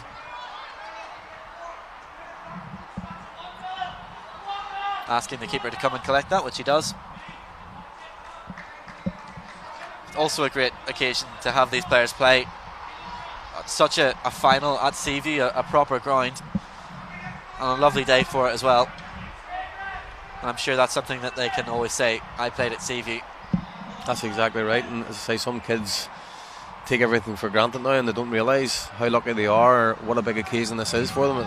You know, there's a trophy at the end of it and they're playing in the big stadium, and you know, this could be the highlight for some of their careers.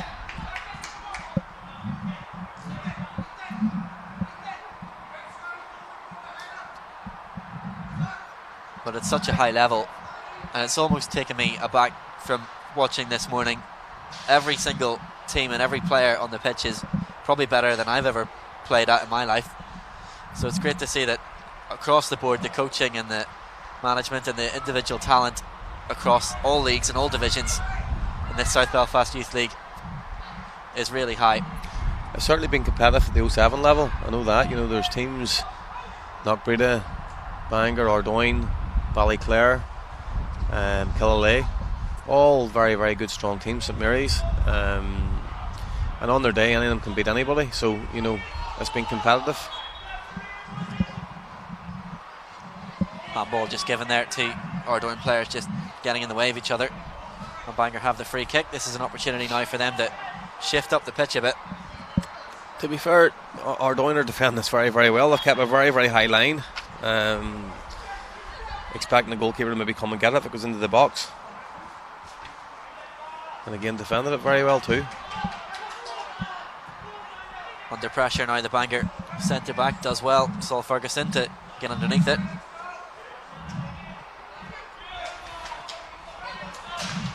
And again well cut out by Harry Rankin. 5 minutes to go until half time. Still 2-0 to Ardoyne. They've looked quite comfortable with the lead as well. Since going 2 goals behind, Bangor have probably offered less than they did before the goals. They found it quite difficult to get a foothold. They might need this break to come. Nice ball into midfield and well taken by Daniel Hannon. Coming forward, still Hannon. Might have needed some more help and had options around him. But that's more promising for Bangor. That's what they need to do, get the ball down and drive. Be confident with it. Yeah, good strong run by Daniel. They need to get Harry O'Connor on the ball, need to get Harry O'Connor higher up the pitch. You know, Caden McKee maybe has to take responsibility for Harry's man and say, look, we'll release Harry, but you look at it now and the 5 midfielders are 5 midfielders. There's nobody giving support to Scott McAdam, and there's nobody getting close enough to him.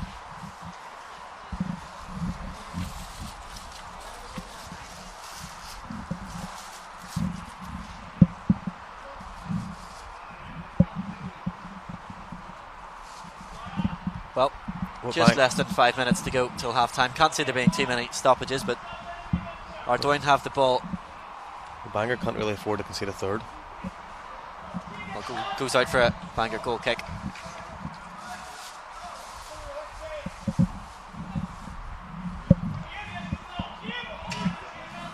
As you say, you know, it's too comfortable for Ardoyne. Ardoyne need to, or Bangor need to get in amongst them a wee bit and get closer to them, and maybe get Scott, young Travis Carson, maybe released a bit more down the left hand side. Maybe try a few more balls over the top and behind, because they can cause all sorts of havoc, especially with the wind.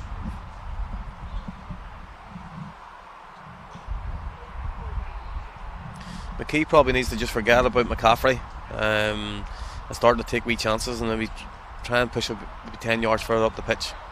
You know, at the minute Ardoyne they'll be well suited to McKee sitting there and marking McCaffrey and having a spare man. Bangor they're not in a position to have a spare man at the back now. They need to start taking chances.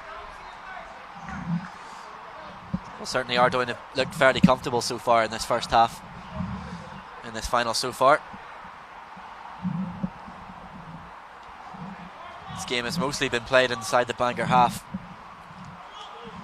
Nice pass in between the lines and a good turn as well by Donald McAlee.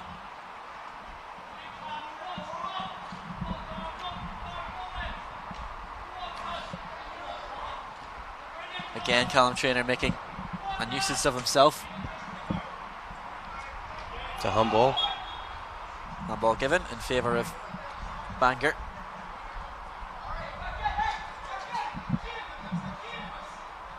I know they're only 13 or 14, but this is where you're looking around. You're looking for the leaders. You're looking for the guys who's going to maybe grab people and take them along. And Bangor needs somebody to grab them by the scruff here and take them back in the game. That's a good ball. Harry O'Connor, lovely ball into the That's area. Can they get an goal back? And they do right before half time, and that will make the second half very interesting indeed. Wonderful ball over the top by Harry O'Connor, and Bangor have one back. And again, arguably a goalkeeper's fault maybe, but it's a great ball by Harry O'Connor, and as I say, to be fair, I think it was Hanan made a good run. Yep, Daniel Hanan, he's taken it well, to be fair to him. just lobs the goalkeeper with a header, well controlled. And Bangor now back into this game. Is that the catalyst they need to get themselves going again? Well, it keeps it interesting. You know, if Bangor's 2-1 down and we're sitting here at 58 minutes, you know, they have a chance. At 2-0 it was just too comfortable, and as we said earlier, will that maybe spark Bangor into a wee bit of life? Well, there's the old football cliche, 2-0 is a dangerous scoreline. I much prefer to be 2-0 up than 2-0 down, let me tell you. Lovely little lofted ball. Now Hardy getting into the penalty area again, cutting it back inside. Good block though by Evan Williams. Again, Hardy getting joy down the left hand side. It seems to be their outlet. He's got good pace as well to get in behind. I find it strange though that, you know, Bangor's now defending a corner and Scott McAdams standing in the halfway line. He's probably their biggest player. You know, you probably need him in there to mark like a Callum. Well, the last time Ardouin had a corner on this side, it worked out very well for them. Another dangerous ball, and there's another goal, and that is Ardouin's 2-goal lead restored. What a wonderful cross in that was from Thomas McKinney. Great header. And a great header, and that's Ardouin's 2-goal lead restored. They lead by 3-1. Michael Simpson. Great header, well played by Michael Simpson. Wonderful ball in, and Bangor again have it all to do. Disappointing from Bangor's point of view. You know, they've got themselves back in the game at 2-1, 2 minutes before half time, and to concede a game from a corner. And again, Ardouin are coming forward again here, trying to get in behind, but this time easy to deal with for Daniel Shepherd. We've played the 30 minutes of the first half, just into a couple of seconds of stoppages now. Another good turn by McKinney in midfield. Just got a message there to tell me off that I hadn't mentioned Abbey Villa being one of the competitive teams in the Premier League. That's a team I forgot, who's quite close to Portavogie, so must give Johnny Langridge a wee shout out and say, yeah, Abbey Villa will be one of them teams on the stronger end of the table, and again very competitive for these teams. It's important to have that competition as well. It sort of makes it degrading for anyone really if they're getting beaten 7 or 8-0 each week in, week out, so it's important to have competitive teams. Well, there's a friendly rivalry, you know, Bangor, Abbey Villa from Malile, Portavogie, they're all within close proximity where the kids go to school together, so you have that. The Belfast teams probably have that up here anyway, but you don't normally get 3 teams that's as competitive with each other being so close to home. You know, it was good to see Ard Rangers in the 06 final there just before that as well, so you know, the teams from down the lower end of the country, as we would call it, the peninsula, you know, certainly are doing okay.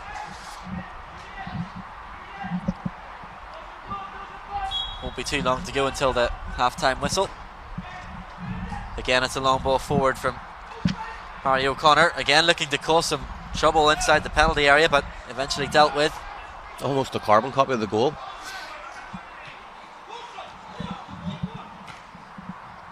Caelan Hardy just asking a bit too much of himself on that occasion.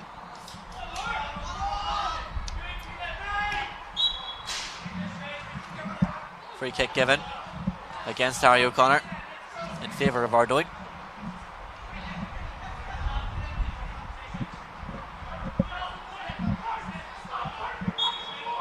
Will be a free kick.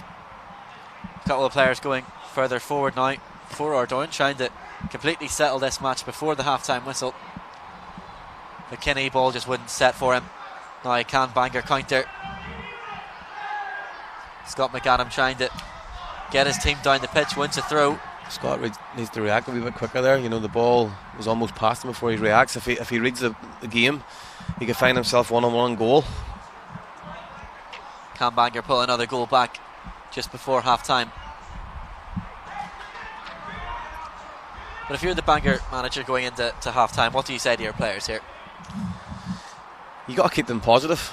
You know, it looks from here that, you know, there's a real lack of belief. You know, do they believe that they can go and win the game? As I said earlier, they're in the final of a cup here for a reason.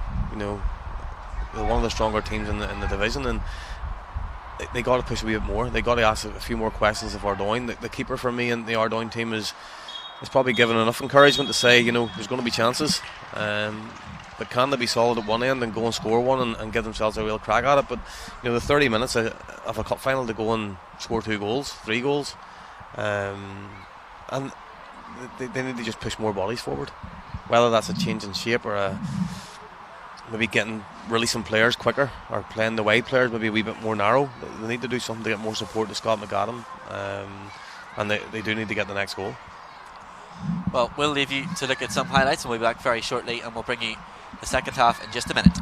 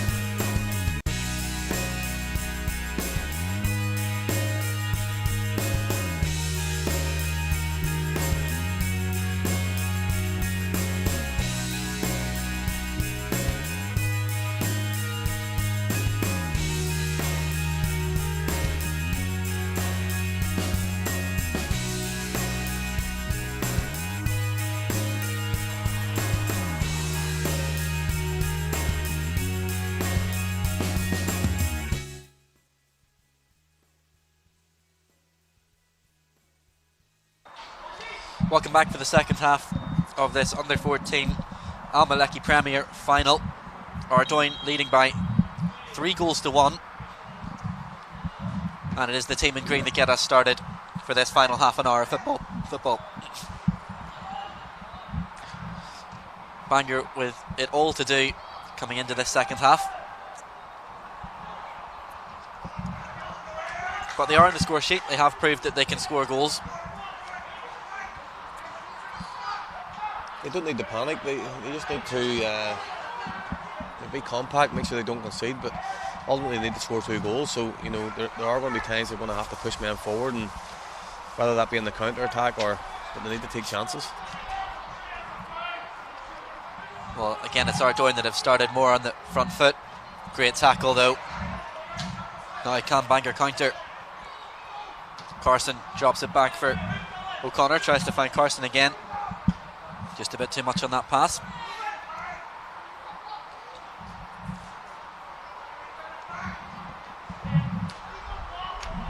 It's a good ball. Lovely ball. Are they in behind again here, Ardoyne? Well, Keelan Hardy just couldn't control it. John McAleya, it was a great ball over the defender's head.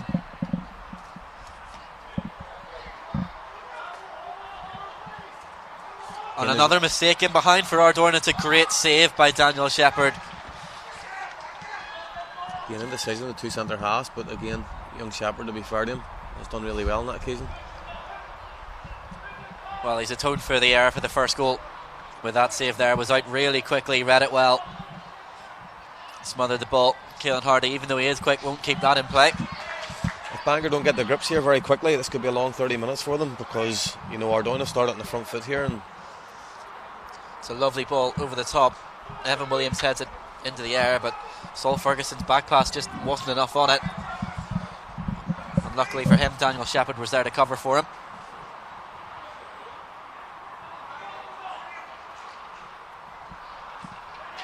Here's McAdam. Tries to clip it down into the flanks, but can't keep it in play.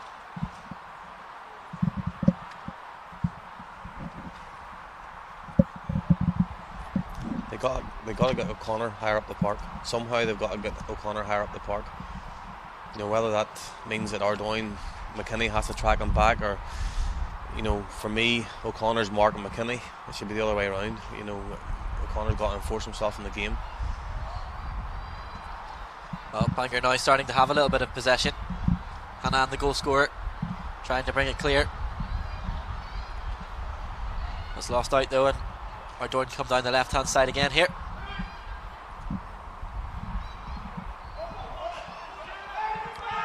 You can see the height difference there with Callum Traynor, just makes it so awkward at this age group. It's funny too, because whether the wind's picked up or it hasn't, but you can see that Ardoyne seem to be more in tune with it, and Bangor seem to be struggling going against the wind. Hanan, nice piece of skill, and a ball. lovely ball into the touchline. Is this an opportunity for Bangor to pull one back again? The keeper's come out, hasn't got there, and that's a penalty. Hard to argue it, really. Great ball by Caden McKee. First to release Hanan in the middle of the park, and then it's a super ball by Daniel. Rhys McClements is the player that gets on the other end of it. He knows exactly what he's doing, because he knows the goalkeeper's come for it, and he's going to go for the ball. And instead of going inside towards goal, takes a touch past the goalkeeper and earns his side a penalty. And it is Daniel Hannon is placing the ball on the penalty spot. Already has a goal this afternoon. Can he double his tally?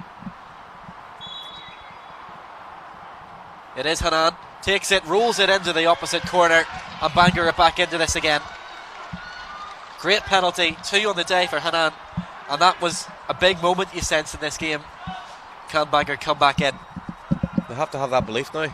There's still 25 minutes to go, and Ardoyne to start the second half on the front foot. A good break, those spaces. Again, a terrific ball by Daniel Hanan, so Well, that makes it interesting. It's now Ardoyne 3, Bangor 2, with 25 minutes of play left. And if there is to be another goal in this game, it could prove crucial.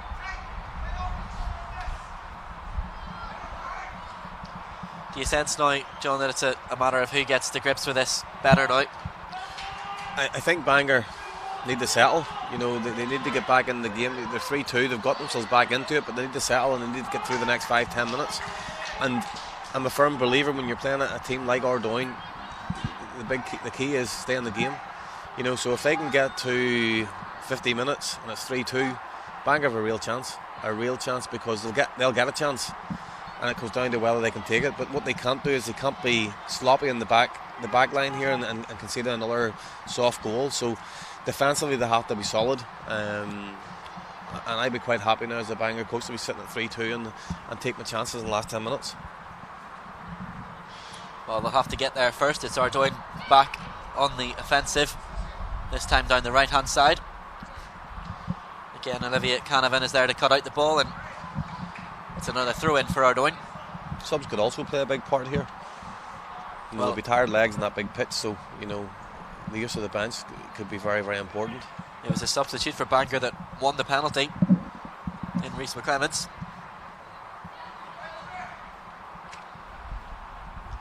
Bangor just getting first to the ball now and starting to win some first and second balls.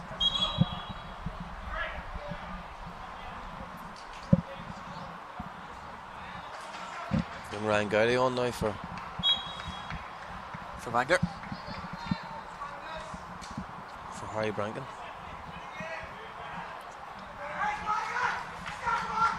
It is a big ask on this pitch. It's absolutely huge for some of these players to be running about on this all day. I think Ryan Gowdy just slotted into right back. Like for like change. Yeah, so it'll be interesting to see how he does against Keelan Hardy. Early involvement for him here. Manages to block the run really for Hardy. And Daniel Shepherd gets his team up the pitch again. McAdam, good hold up play. In the end in midfield, Ardoyne just surround Bangor there. McCaffrey still going. It's funny, we talked about in the first half the space behind the Ardoyne or the Bangor fullbacks, but early in the second half there's been massive holes behind the Ardoyne fullbacks, and that's where Bangor got the penalty from. And again, whenever I think it was Harry O'Connor broke, there was a massive space behind the left back that Bangor can exploit that. But again, they have to defend the corner. Well, that is the first step, and it is a corner kick for Ardoyne. And these set pieces have been causing Bangor all sorts of problems this afternoon. You've put Saul Ferguson right bang in the middle of the 6-yard box. I'm assuming they go and head it.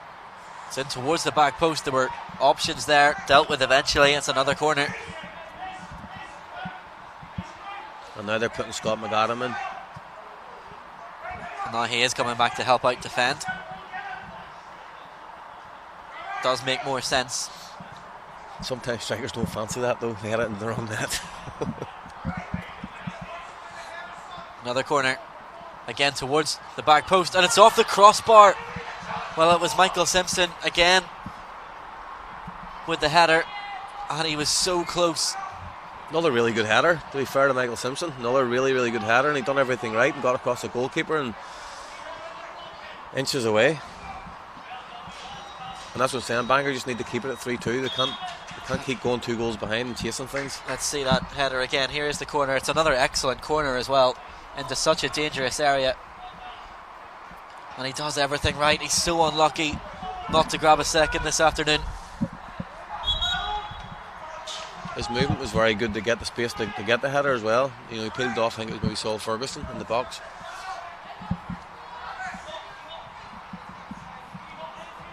Well, the longer the game goes on, the more of a chance Bangor will feel they're still in this. They can still get that equaliser.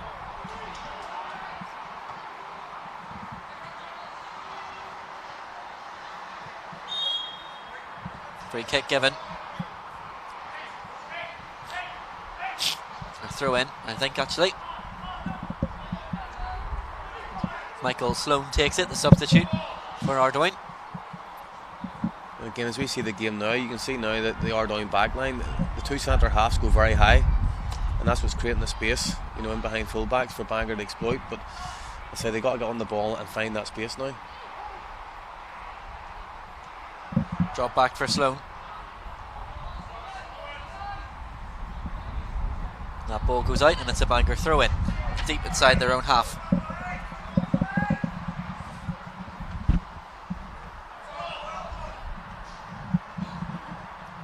Ball's just nodded out, another throw for Bangor.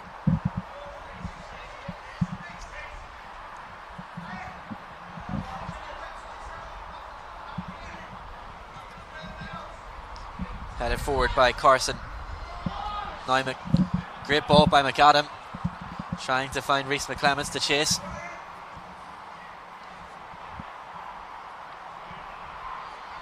Ardoyne again sort of winning second balls in the midfield. Game starting to open up now a little bit in midfield.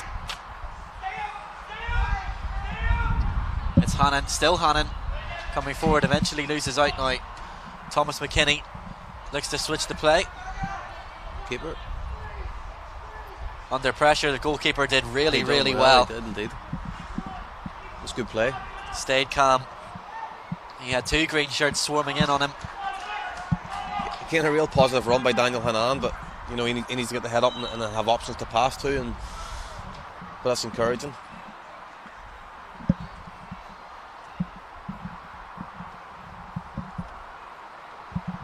Throw in for Ardoyne. Game just going through a little bit of a lull at the minute. And Bangor will be happy enough. You know, they'll be happy enough if it stays like that for 5-10 minutes, to let them just settle. And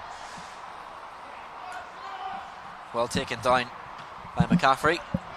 And you can see Ardoyne under that bit more pressure now. They're snatching at things and they're not maybe being as composed in the ball as what they were.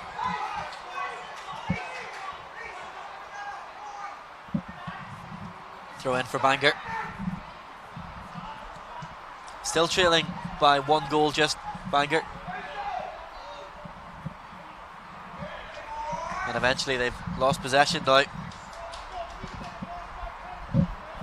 Perhaps Harry O'Connor just guilty of taking a bit too much time there.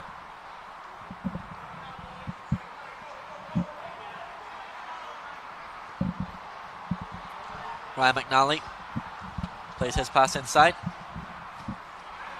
Has it again, McNally. Nice pass. Infield for McCaffrey. Looks to find the run of Sloan.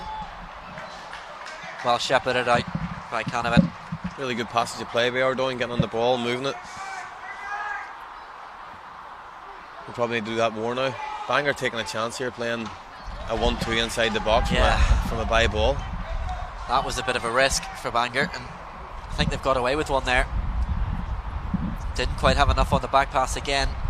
And as you said earlier, it looks like they're struggling to cope with the wind and the breeze that's at Seaview here this afternoon.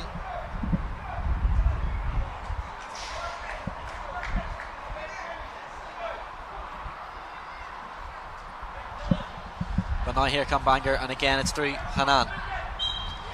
Does concede the foul though. Hannan seems to be the one that, you know, he's the one that seems to be driving Bangor forward. He's the only one that's making the runs to get anywhere near the front three. So, you know, from an Ardoyne perspective, they got to stop that. If they want to keep their heads in front, they got to stop his runs, or somebody's going to have to track his runs. He's a strong big boy.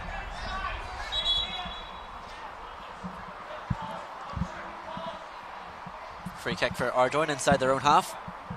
All the players flooding to this near touchline.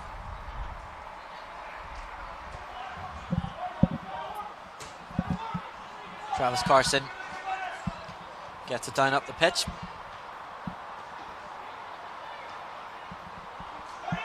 McClemens tries to flick that forward with the outside of the boot. Bangor just need to settle in the midfield here. They're looking for the ball too early perhaps sometimes.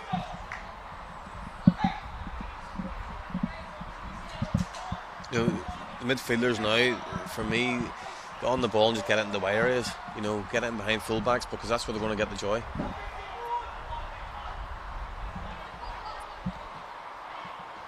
Well taken by McKinney. Got that under his spell quite well, and again the fullback has missed the clearance there, but the goalkeeper did well to come out and gather that.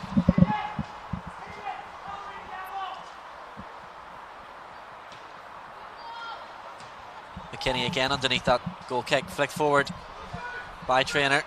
This time Ryan Gowdy is there to deal with it.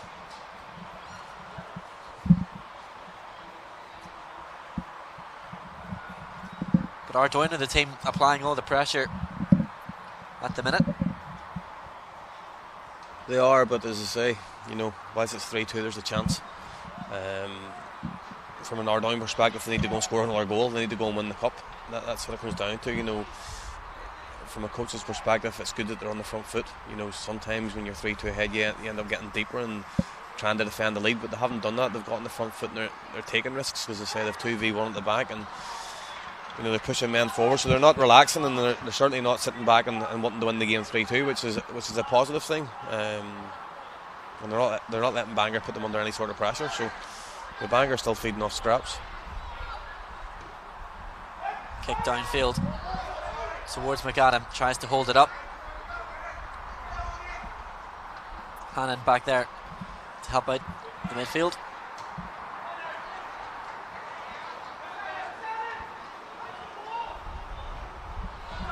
Defensive header by Williams. High ball puts them under a lot of pressure at the back. Bangor have struggled to deal with that all day, and the win's difficult. It's out for another corner, and we've seen that these corner kicks cause all sorts of problems. It's led to a goal, it's also led to the woodwork being hit for Ardoyne. Is this another chance? There's too many Bangor shirts and they're not marking men. Well, still alive here, and again it comes out, and again it was Michael Simpson. He could have nearly had a hat-trick today. That time it just drifts wide. The Bangor have 10 bodies in there, and again there's maybe 2 of them spare. They all need to take a shirt and stick with it and do their job. But as we keep saying, the longer the time goes on and Bangor are still in this, the more they will be feeling that they can find that way back into the game.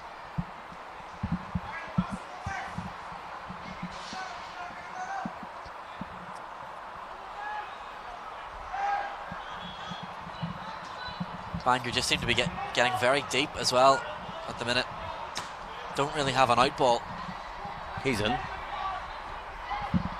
If he can keep it in play, Callum Traynor. Nope. Just can't keep it in play. Out for a goal kick.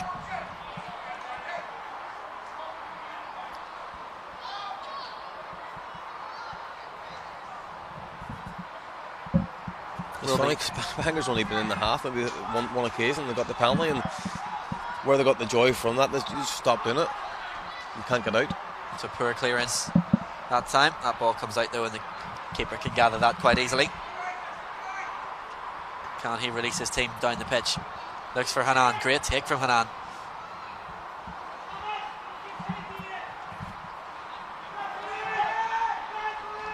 Bangor still not quite settled this time. Back into the Ardoyne half. And they need to keep it in here now. Carson trying to battle with the defence there.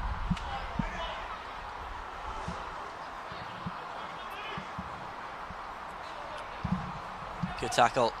This game getting very scrappy now in midfield. You can see the spaces in behind the full-backs again. Nice Hardy's ball from McCaffrey to Hardy. Good chance. Flashes it right across the face of goal. Good effort. Just wide.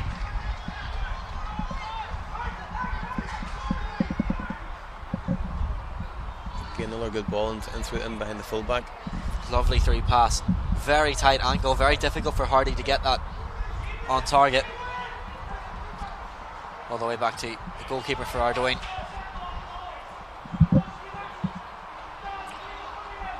Bangor again struggling to deal with that high ball in this wind.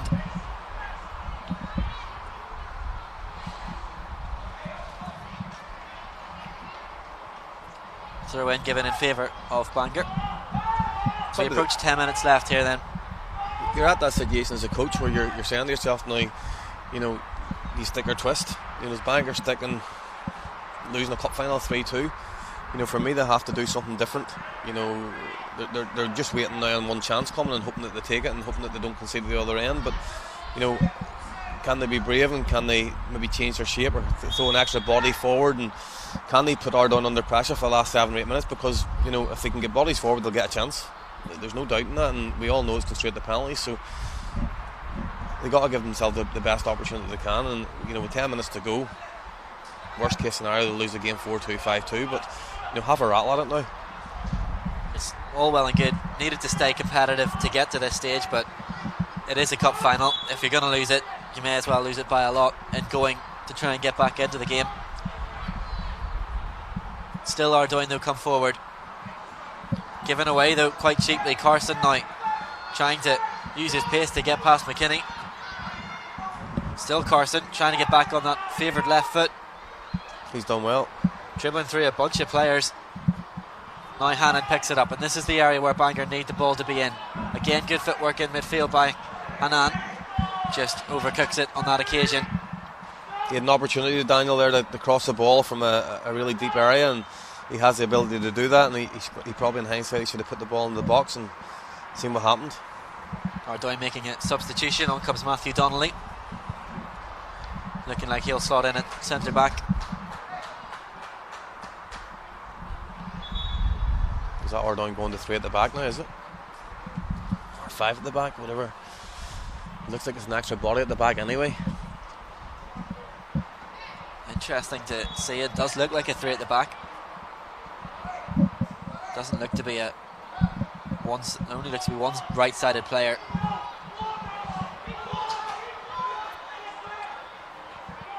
Good play from Traynor. Knew he had the overlapping run from Sloan. Just didn't put quite enough on it. Well covered by Olivia Canavan.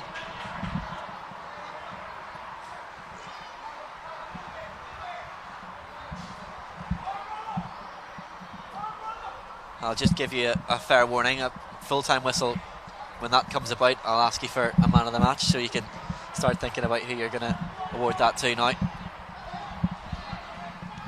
Ardoyne though still in possession. Shot at goal coming in from Callum Traynor. Would have been difficult to score from there. Good save though by the keeper. It gets Bangor back underway quickly.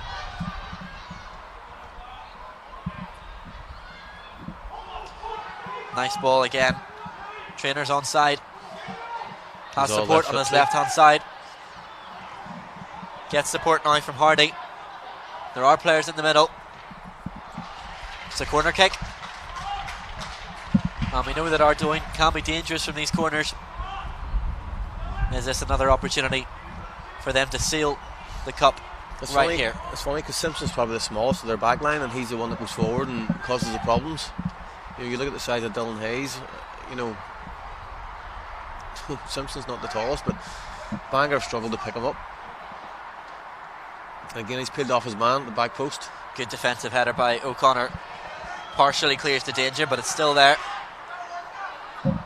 Sloan is in support, gets a good cross into the area. Offside flag though goes up. You're looking at the energy levels down the Bangor team and saying, have they got enough in them to give it a go the last 5 minutes? Well, there's a player down here for Ardoyne. I think it's Callum Traynor.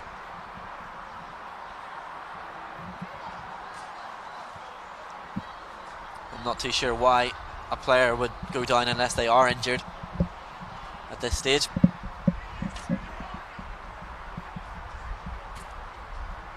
It's probably the most refreshing thing about watching football at this age group is there aren't players diving everywhere and screaming every time they're touched. No, good on a bunch of kids. They've all given their all here, and there's going to be winners and losers, and that's the reality of sport. Everybody can't win, and everybody's trying their best and doing what they think's the right thing to do. So, full credit to them. Well, we will have now a couple of minutes of extra stoppage time at the end of this game now for Bangor to keep pushing to get that equaliser that they need to take this game to penalties. Bangor just brought on Alex McKee, centre forward, taking Scott McAdam off. So Alex is diminutive. He's a goal scorer though. If he gets the right ball, he'll score. Ardoyne also made a sub there that they take Traynor off, did they, and bring? I think so. Brought on number 16, who's not on our list. We'll say he's Aaron Braniff. Yes, well, we've just realised we've got 2 number 17s on our team sheet. So apologies to Keelan Hardy if we've been calling you the wrong name all night, and apologies to Aaron Braniff as well. One of you might be number 16, we assume.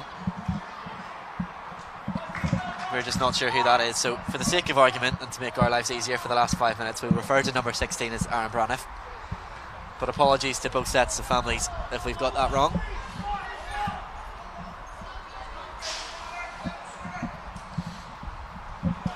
Ardoyne will be quite content to play the game in the Bangor half. Trainer's back on again. Good bit of footwork from Trainer. Still has possession here. In the end, a good tackle by Harry O'Connor. It's another corner for Ardoyne. The ball's in the wrong part of the pitch though for Bangor here, if they want to find an equaliser. And Bangor's got to ask questions. You know, Ardoyne are standing on 3, 4, 5, 6 players outside the 18-yard box. Bangor's got to push more men forward. You know, they've still got 9 in the box. They don't need that many there. There's only 4 Ardoyne players in the box, you know, so they've 1, 2, they've 3 players doing nothing. Ball in towards the front post, cleared by O'Connor. Now an opportunity to break. Can they counter? It's approaching the now or never time. Ball played back in field. Still with Bangor. Now it's with Hanan. On ball. Good ball over the top. Keeper thought about coming for a second there, but didn't. And the balls had to be dropped out for a throw in. This is where Bangor can really push up the pitch and apply some pressure now to Ardoyne. Just the 1 goal in it. That's all they need to get back into this cup final. Need to get bodies in the box too. Cross blocked on the far side. Bangor still though with possession. Eventually Hanan loses out. O'Connor. Again Hanan trying to get in behind and use his footwork. But there's less than 4 minutes left now, plus injury time for Bangor to get back into this game. This is where the ball needs to be.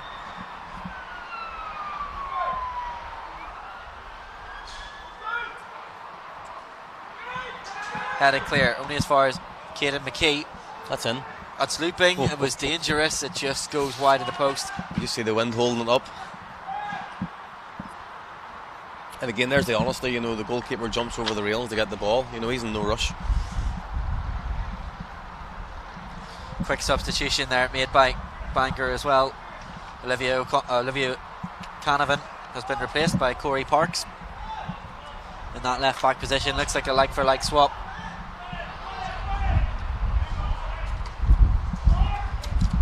But time running out now for Bangor. They need to get this ball forward. That's a better ball. Looking for Carson. Well dealt with though by Dylan Hayes. That ball's gone missing. And that shows you the pressure Ardoyne's now under. You know, they know that it's approaching the end of the game and they're 2-3 minutes to go. Bangor now pushing very high up the pitch as they need to. The pace of Keelan Hardy though still causing problems. Advantage play to Bangor. Still with Caden McKee. Williams and McKee done well there. You know, they kept the ball and they kept the ball moving. Caden made a good positive run and you know, it was good tracking by Ardoyne, but they need to get bodies in the box, they need to get balls in the box. That was too easy for Ardoyne to get the ball back. And it is an Ardoyne throw now again. 90 seconds left of time in this final. It's getting closer and closer to Ardoyne being crowned the champions.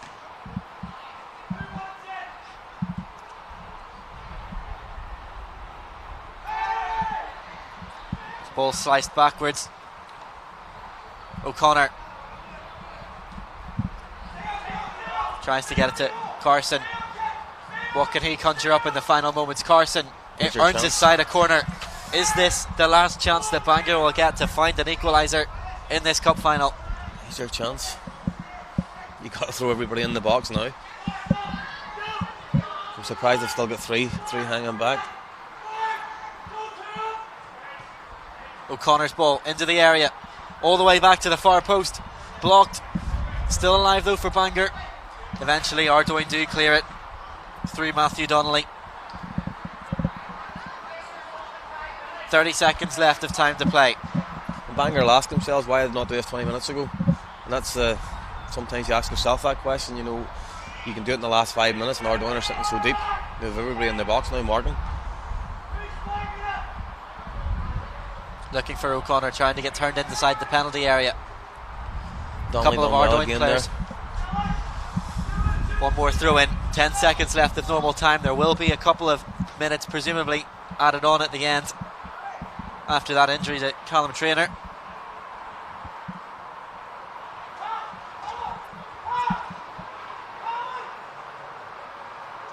But this ball needs to get launched into the area one way or another. Still Bangor in possession with another throw in on the right hand side, but time's running out here. Still they have 3 players back not attacking.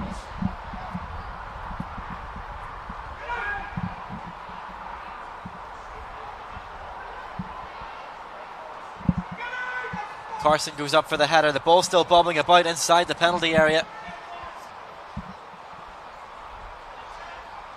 Eventually Keelan Hardy gets the ball away. Anywhere will do now for Ardoyne. Well, we've nearly played a full minute of injury time. Can't imagine there'll be too many more.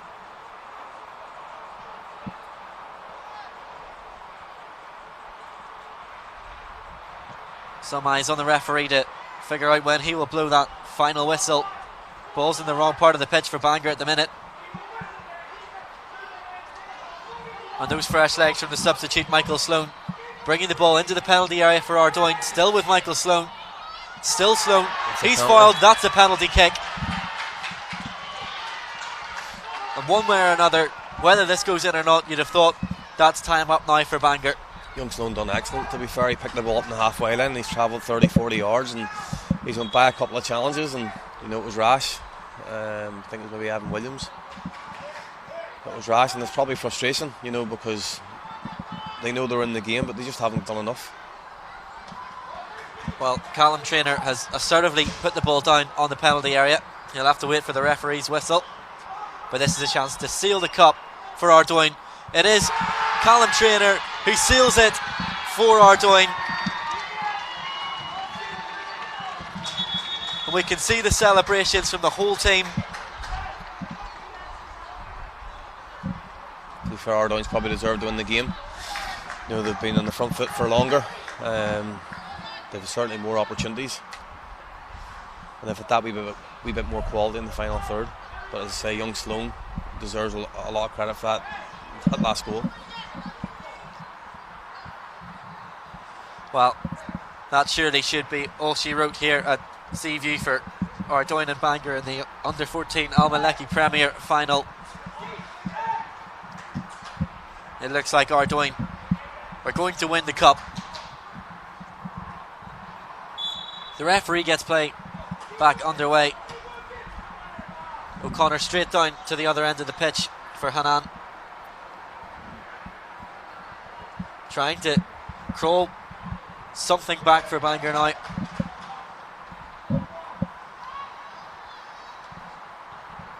And still Bangor come forward. That's straight into the arms of the goalkeeper though.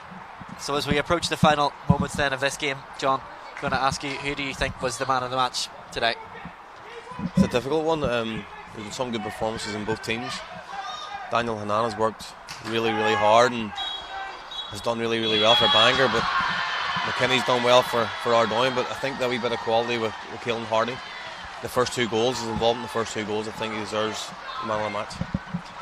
Keelan Hardy then is the man of the match. We can see the celebrations in front of us. Ardoyne jubilant, they have won the cup. Bangor are distraught, but in the end it's finished Ardoyne 4, Bangor 2.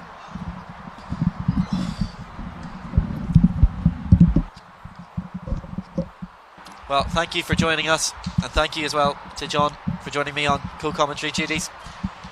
But we'll leave you to watch some highlights. And congratulations to Ardoyne, commiserations to Bangor, but Ardoyne are your under-14 Almaleki Premier Final champions.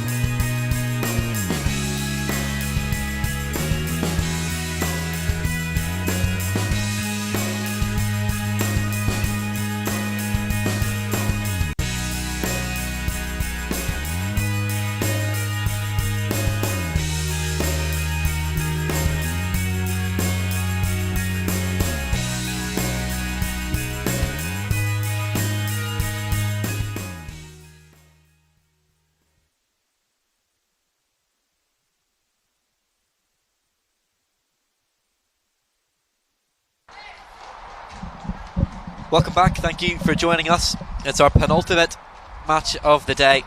It's the under 14 second division final, and it is between Magherafelt Sky Blues and Immaculata FC. They're just going through their final preparations. Back on commentary again with me is Aaron Ague. Thank you for coming back. Yeah, no, I had a wee bit of a hiatus there for the last game and let John take over. John being sort of Ards Football Club manager and takes the representative side at that age group, so it was only fitting that he was in co-commentary with you for the sort of showpiece game of that age group. And I was actually away sort of on a bit of a break, grabbing a bit of grubbing and watched the live stream there, and it came across really well, so fantastic job, Roger, you're doing the day. I'm really looking forward to this game though. Magherafelt Sky Blues and Immaculata.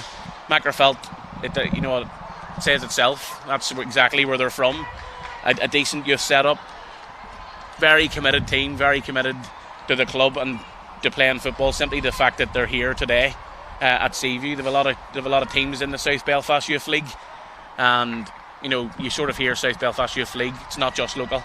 Teams like Magherafelt are playing against Immaculata here today, who we have from West Belfast, Grosvenor Road. So really looking forward to getting this game underway. Just to mention on the team sheets there, the Immaculata FC lineup, there has been a change to the starting 11. We've been told that Kieran Dempsey, the number 9, has been replaced, and number 1 Sean Cunningham, he is the goalkeeper for this afternoon for Immaculata. But we are underway, and as we said before in all the other matches, a great opportunity for these kids to get to play in a final at Seaview. Absolutely, Roger, it's brilliant, and you can see the smiles in everyone's faces, and the players, they're buzzing to be playing on a pitch like Seaview. You've got the social club at the far side there, you've got the Euros on the big screen across the way, and you've got a decent crowd here, and the kids are really, I suppose they don't realise how good of an opportunity they have to play on a ground like Seaview. Well, almost a little bit of a kit clash here this afternoon between these two, and an opportunity for what a goal, what a fantastic finish. Eamon Young, great strike coming in off the right hand side, and he's just decided with his left foot to have a go, and it's caught young Sean Cunningham out by surprise, and it's crept in at the bottom corner, and we're 1.5 minutes in here, and a Magherafelt Sky Blues have taken the lead. What an excellent goal, picked the ball up, and he had so much work to do, just cut inside on his left foot, wasn't closed down, kept going, and what a fantastic finish that is, right into the corner. And that's the sort of start you want when you're playing a final. You want to go into you want to get a goal up early and get you a chance to settle down and start playing football, knowing that you got that cushion to play off, being 1-0 front. Well, that's 2 games in a row we've had a goal inside the first 90 seconds. And what a perfect start for Magherafelt Sky Blues. They've started this game really well. One player that I do like the look of, seen him plenty of time. He played for Immaculata throughout a number of age groups. Is young Michael Brambles, number 8. Michael's now playing it. This is his own age group, but he did previously play for their 06 and their 05 team. So I'd expect Michael to be very, very influential for his Immaculata side. He can play in midfield, he can play up front, and he's a very talented player. Here is the Immaculata 11 that we weren't able just to bring you at the start there, but as I mentioned there, it is that number 9 Kieran Dempsey. He is not in the starting 11, and it is the number 1 that we'll have a look at on the subs bench. He is playing as Immaculata start coming forward here, and there's an effort at goal. Hits the top of that Harry Corrie stand, but it's good to see that they haven't just been shell-shocked by that goal, and that they are coming back forward and trying to find a way back into this match. Yeah, there's loads of time left. There's no need to get too downbeat about the fact that you conceded early. There's plenty of time to score. Eamon Young there with a ball forward to teammate, and I did initially think when this game was announced that there would be a kick clash. Just Magherafelt Sky Blues and a new Immaculata in Sky Blue, but Magherafelt have this sort of navy camouflagey number they're wearing today. It's very different than what you're used to seeing. I think it's really nice, actually. It's the best kit we've seen so far today. Absolutely. Eamon Young down the right hand side again, he looks lively. But yeah, there's another high tempo start to this one. I think in the last final, to some degree, Bangor were sort of shell shocked by the early goal and really struggled to find a way back into this. So hopefully, well, it looks like it hasn't happened to Immaculata as well, but hopefully it doesn't. As the game went on, the last game there between Ardoyne and Bangor, Ardoyne got themselves in front and sort of took their foot off the pedal or took the eye off the ball, and you could see Bangor were just chipping away bit by bit, and that maybe gave Ardoyne a bit of a wake-up call to score the fourth and to sort of seal the game. Ball just getting trapped a little bit in midfield here. Padraig Ramsey trying to get his side forward.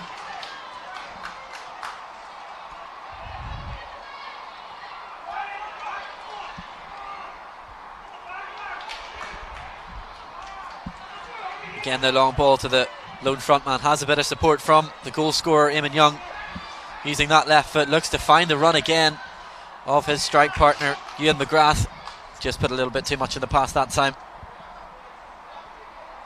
Ewan McGrath, you can see just the presence he has up there by himself. He's quick, he's a big lad, he's powerful, and he'll no doubt be a handful for the Immaculata defence today. You could see his pace there, came from nowhere to put Con McAllister under pressure.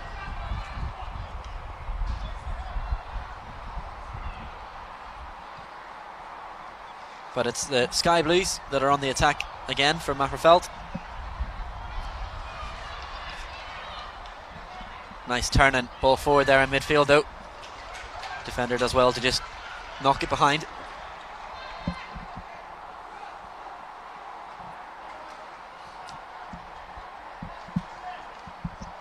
Throw in for Immaculata. Can be quite difficult actually to see some of these numbers, especially over on the far side for Magherafelt. So apologies if we get someone's name wrong, or well, me anyway. Yeah, you've sort of like a navy number on a sort of a navy and camouflage shirt. It proves to be quite difficult, especially on the far side. So I suppose it's just a bit of a guessing game, but we'll get there. Hopefully, as the match goes on, we'll become more familiar with who's playing in what position.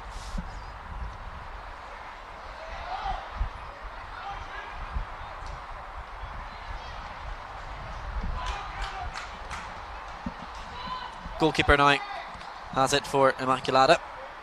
They trail by a 0-0. Sean Connolly knocking the ball forward. Little nudge in the back there from Anthony Mathers. So the linesman's flag is up as well, though. It's offside.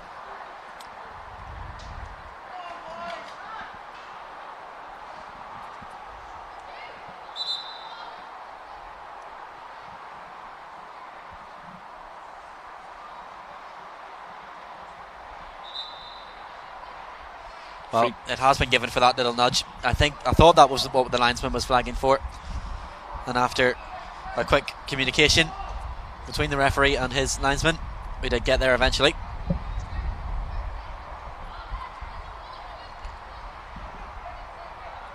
So a free kick for Magherafelt.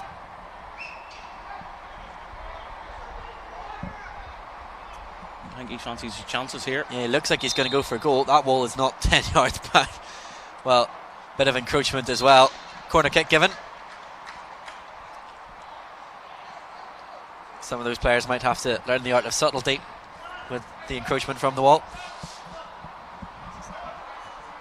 There's young Roy Neeson fancied his chances there with that free kick.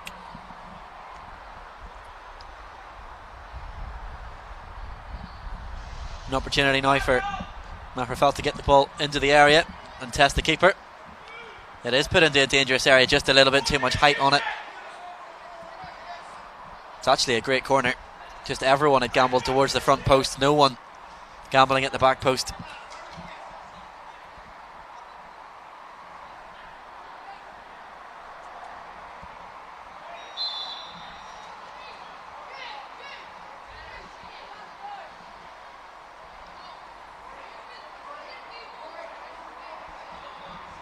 Free kick then for Immaculata.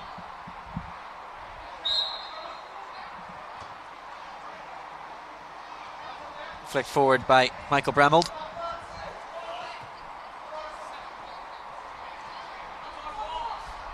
Just overrun there by Owen Scullion.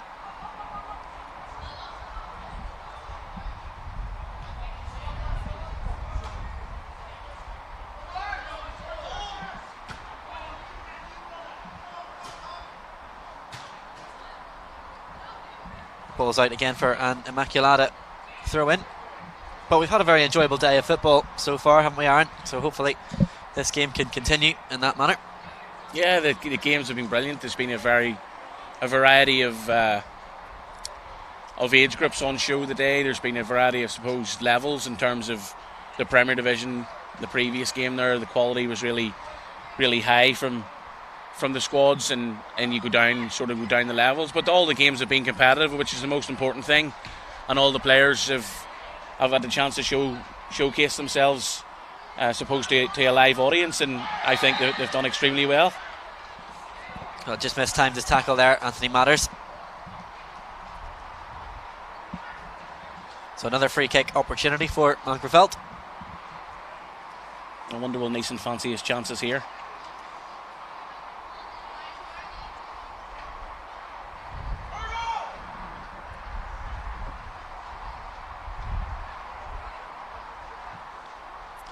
Certainly looks to be lining this up to have a go at goal, and that's exactly what he does. It's good effort. It was dipping.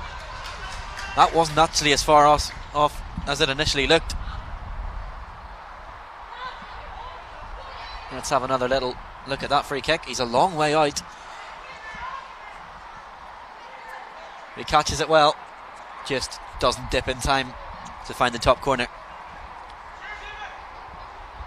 Lovely goal kick out to Thomas Nelson.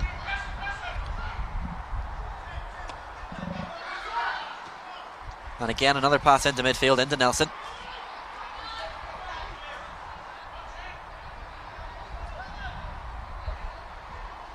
Again, here comes Young. Good tackle. Referee deems that he got the ball.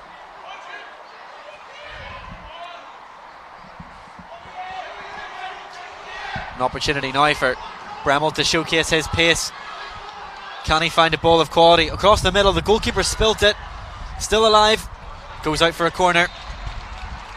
Yeah, you can see Michael Bramall. He was just waiting on that wee opportunity to get a run at somebody, and done very well down the left hand side there, and it's crossed into the box. He just had to put it into an area, and the goalkeeper spilled it, and a couple of Immaculata players just couldn't get on the end of it. Well, we've seen corners cause all sorts of problems for players and defences so far today, if you can get the money right on the delivery. Couple of shots now coming in. A small appeal for handball. That would have been harsh. The shot's deflected, and that's really unfortunate for Mangreveld, but Immaculata are back on terms. And it's that guy Michael Bramall that I spoke to you about, Roger. He'll be lively. He'll have pops of goals. He'll run at people, and you can see there he just had a go. Just dropped his shoulder, got half a yard, had a strike. Was unlucky with the first opportunity and went straight back at it. And unfortunate deflection, but the goal at the end of the day. Not much the goalkeeper or the rest of the defence could really have done about it, but that's how sport works sometimes. And we're back on level terms here at Seaview.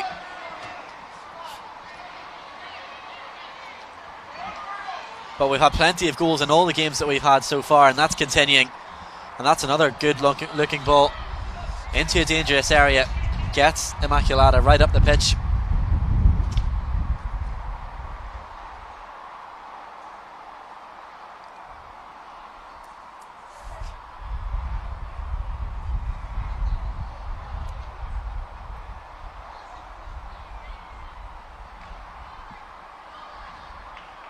Another throw in for Immaculata. They seem to have the wind in their sails here after that goal.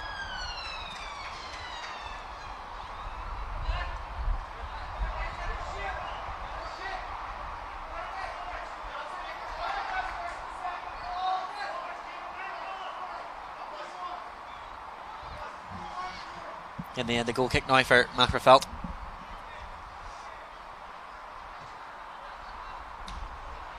Now with Colin McAllister. Nice run from him. Still going. has options on his right hand side, but instead looks for the switch of play. That's a great pass, and Anthony Matters is out well to block the cross over on the far side.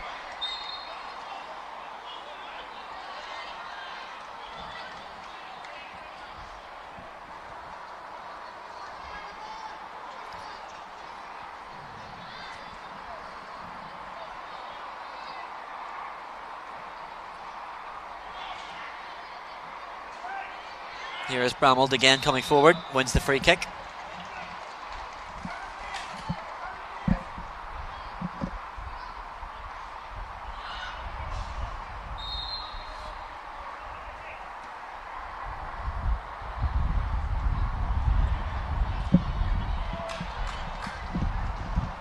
Just when you thought with the Macrofell Sky Blues start after scoring after a minute 30 that they would sort of take control and settle down, but Immaculata, they've got that sort of togetherness amongst themselves where they're just battling for every ball, and that's upsetting the rhythm for Macrofell to get anything going.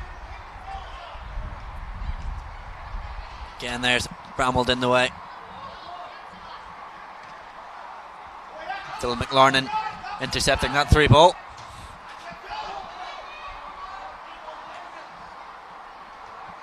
Nice idea and turn in the middle of the park there for Macrofell, but eventually the ball does come back to them.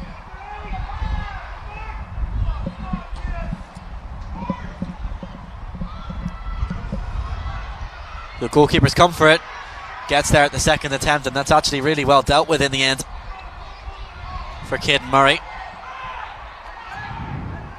There is a player down though,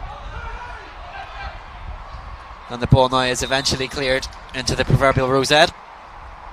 And that was just a big long ball forward there from Sean Connolly, and that's the ball that puts the defence under pressure. And I know young Turlock Carton is down here. It looks to be with maybe winded or something, but he's let the ball bounce, and he's gave Bramald of Immaculata every opportunity to go and put pressure on him and challenge him there. No malice in the challenge at all, but when you let the ball bounce and a collision with a goalkeeper, and they've done well to sort of clear their lines, but they need to sort of deal with that and not let it bounce so early. Well, still down here. Hopefully there's not too much of a serious problem for him. I think he'll be fine. He's probably just knocked the wind out of him there, just being nudged.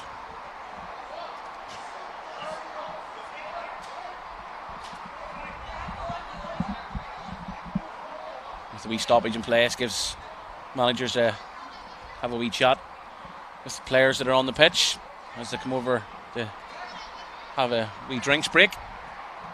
Well, which side would you say has been the better in the first part of that first half?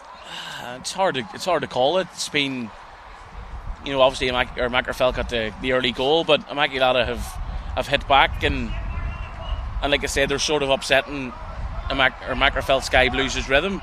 And that's probably the game plan today, and get the ball to likes of Michael Bramald in the final third, and let him produce a bit of magic and hopefully try and score something. Well, that's sort of what it's been for both goals. It's just sort of one shot from distance, really. Haven't really had too many opportunities in this game so far.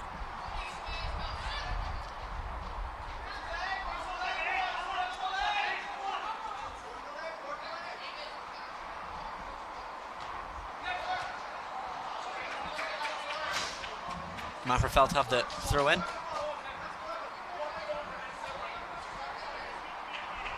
Which is taken by Rory Neeson. It's quite a long throw.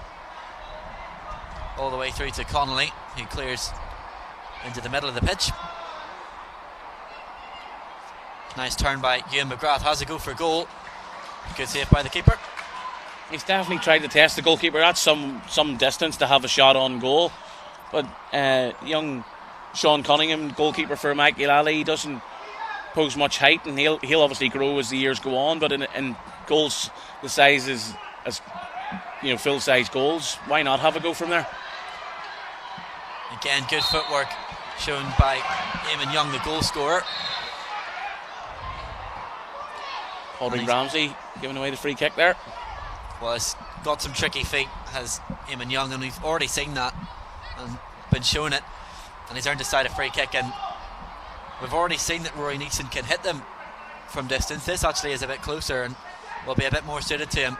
So we'll see if he can test the goalkeeper from here.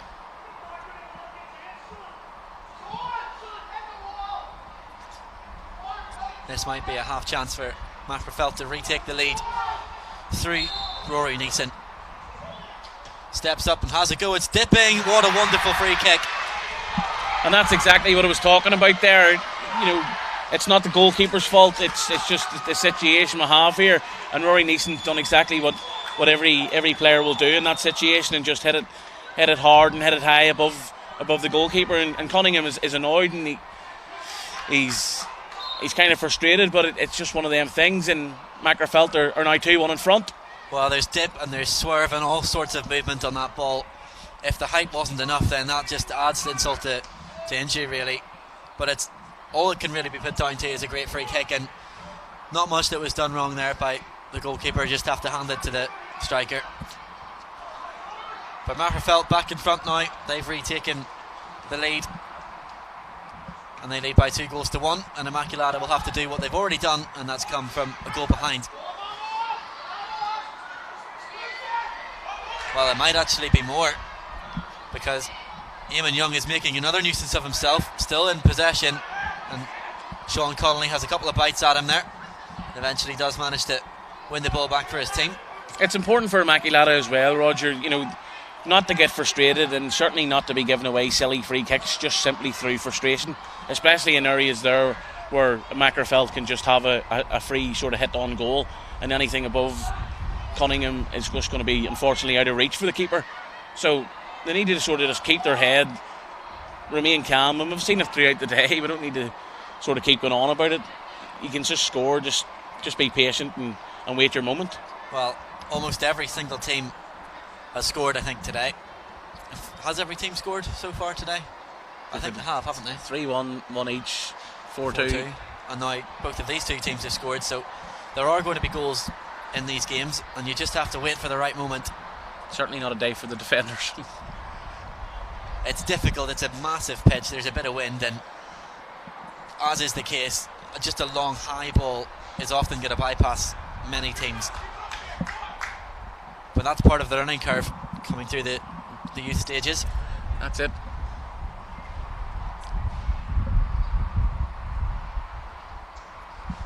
Ten minutes to go until the half-time whistle blows. Only one goal in it. That looked to be a handball, but doesn't matter anyway. Immaculata still in possession. The ball looking for Nelson. Don't think he'll get there though. Good defending as well by Owen Scullion.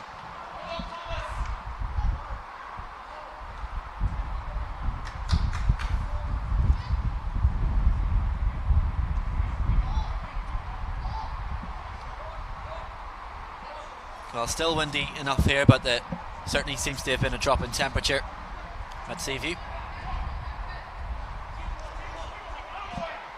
Well, this number 14 from Macrofelt, the goal scorer of the first one, Eamon Young, certainly seems to be a very tricky customer.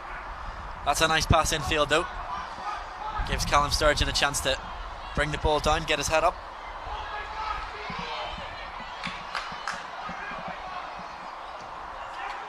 Mark Murphy with a lovely ball forward and a chance here for another equaliser, and it is another equaliser, and it's Callum Sturgeon. And that's exactly, Callum Sturgeon's just chased down a ball, like a nothing ball there, and it's just fell kindly for him. He's got the rub of the green, and there he goes, just slots it into an empty net. And that's why it's important for Immaculata, for Macrofelt, if you're sort of losing in this game, just to be positive, and you'll get half a chance, and you just have to take it, and that just proves it there. That's a ball over the top that 9 times out of 10 Macrofelt would have dealt with. It should have been caught, and Callum Sturgeon's got the rub of the green, and there he has it. Another good tackle in the middle of the pitch, but that goes to show Immaculata's strength of character. That's the second time they've come from a goal down. That was very calmly done by Con McAllister. That was brilliant. And here is the second goal scorer, finding his strike partner over on the far side, Oren Hitchin.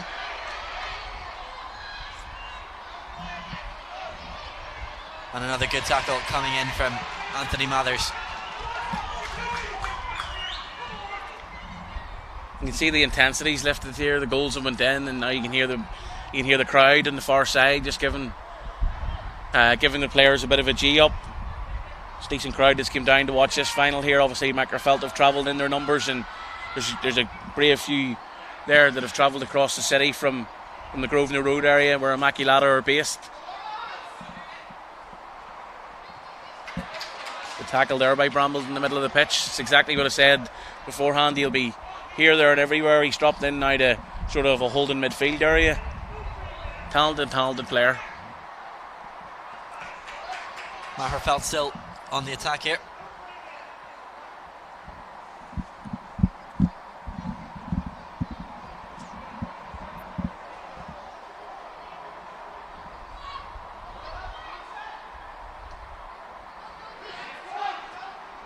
Long ball over the top, difficult to deal with for Owen Scullion. He wasn't quite sure there whether to take that down the chest or head it, and he's just let it hit his face. Long ball again, that's a great ball from Bramald. Again looking for Sturgeon.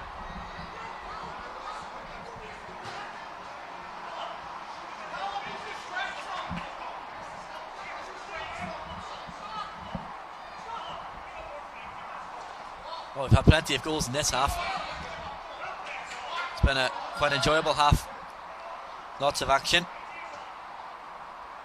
Is there another goal before we reach the half-time whistle? That's well read over on the far side. And the ball now played into Ewan McGrath, running the channels. Doesn't really have much support, only one other player up with him. But he's managed to win inside a free kick. That's what they definitely don't need. It's giving away silly free kicks in areas of the pitch that Macrofelt could just put it in on top of the keeper and sort of ask a question of him. Well, there's everyone coming back now to help Immaculata. Sort of treating this here as a sort of a corner kick and putting guys on the line, and I think it's probably the right thing to do. But Rory Neeson, you'd imagine, is going to have another go here, Roger. Yep.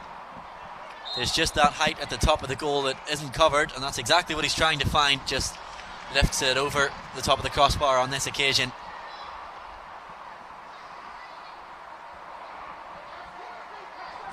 Let's have another look at that free kick, see how far away it was if we can. You can see he's got that technique to find that dip, just didn't come down in time. Probably didn't judge the wind, and the wind's a big factor. It's sort of coming right down from left to right where we're sort of sitting.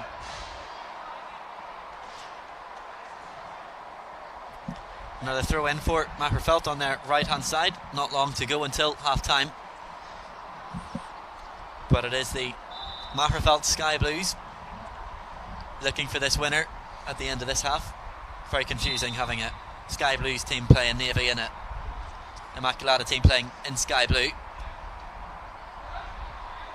Ball might drop at the edge of the area here, and it does. It was Colin McAllister with the effort, caught it sweetly, just didn't have the direction. Got a great connection on that there as it dropped down to him on the half volley, and was unlucky. Like you said, the direction just wasn't there, but certainly a strong connection on it.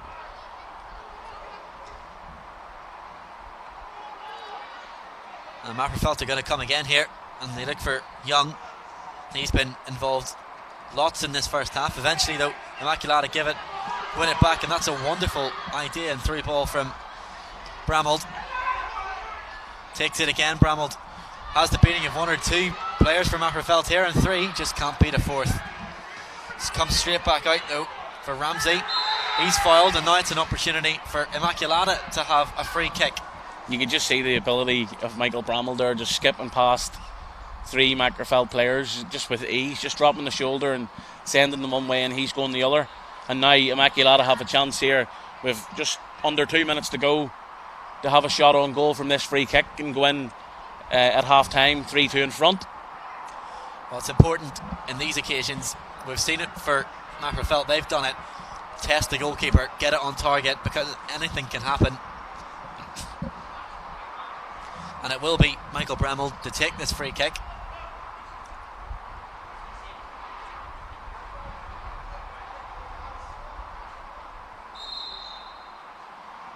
Up he steps, gets it on target, hits the post. What an effort that was. Very unlucky. Still in the penalty area though for Immaculata. What a strange technique there in that free kick from Michael Bramall. I thought he would have tried to go over the wall and sort of go to the left hand side of the goal from where we're looking at, but he just decided to go with the right hand side, and it nearly went into the bottom corner. Well, it nearly paid dividends for him. Great effort, mightily unlucky.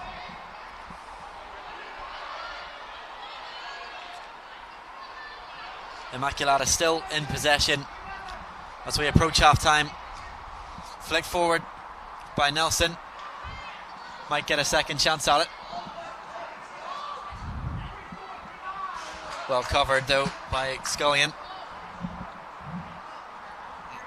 Let's see that free kick again. As you say, we thought he might just try and get it on target and test the keeper, but he's definitely gone for the corner to try and go for goal. Keeper puts his arm out as if it's going wide, and all of a sudden he's turned around and it's cannoned off the post. Well, it is a corner, and this is another opportunity for a set piece to get the ball into the box and underneath the goalkeeper. Almost everyone back for Macrofeld. Well, he's tried to put it underneath the goalkeeper there, but just doesn't quite get his angles right.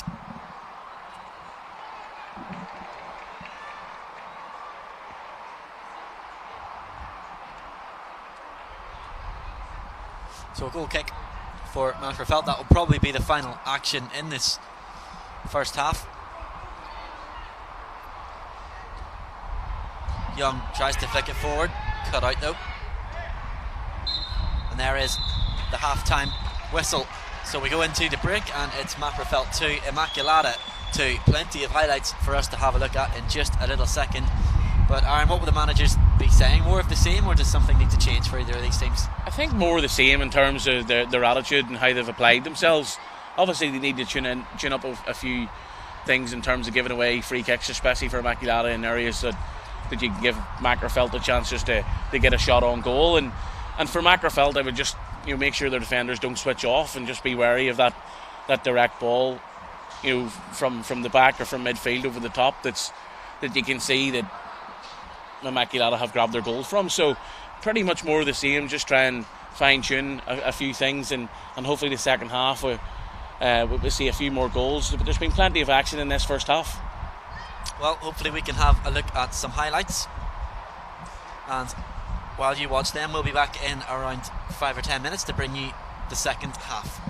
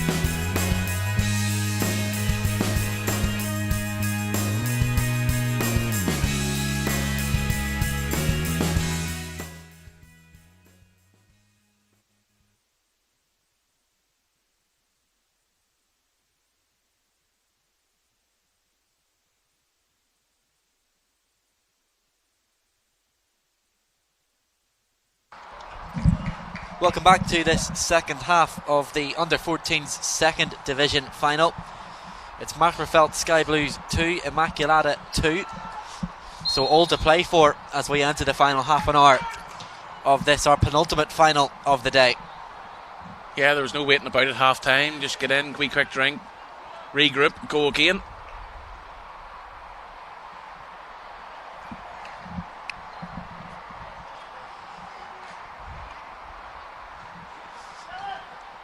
Sunshine starting to come back out again. That's a lovely idea for a through ball. You can just see that he's sort of thinking time ahead, just he knows his next pass, and he's sort of directing players on the pitch and where to run into, and he'll sort of put it in their path. Oren Hitchin running into the channels. Intercepted though.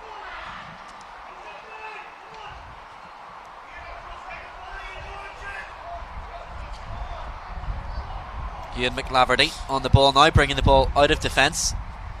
Finds his midfielder. Lovely ball out to the winger, the scorer of the first goal. Eamon Young gets past his man again. He's in handful, is Eamon Young, over on that far side. Earns inside a corner. Thought he might have got himself a free kick there, but it wasn't awarded. But I suppose a corner more or less in the same area of the pitch. Another chance to put the goalkeeper under some pressure here. Not too many men committed forward though for Macrofelt. Lovely delivery, well dealt with at the front post though. That guy brambled again, and there he is, closing players down. Well, can see the desire that he has, and he's on the ball again, and he's earned that. Lovely little ball trying to find Sturgeon.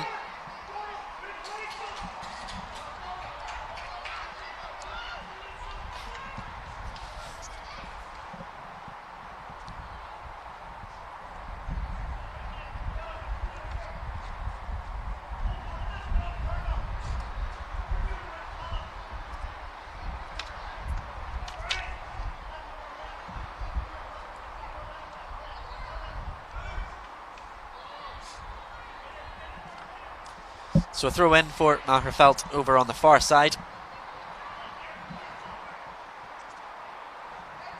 Second half starting in a similar way to the first one really. Both teams full of energy and pressing.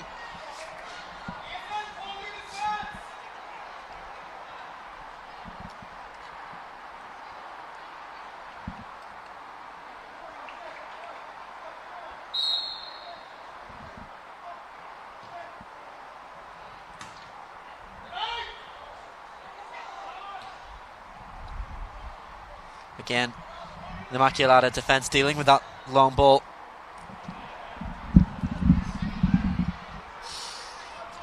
Nelson bringing it forward, tries to find Sturgeon. Again, well cut out. Well, that's a lovely little flick forward, but the goalkeeper, alert to the situation, was out well. Well played, Kid Murray.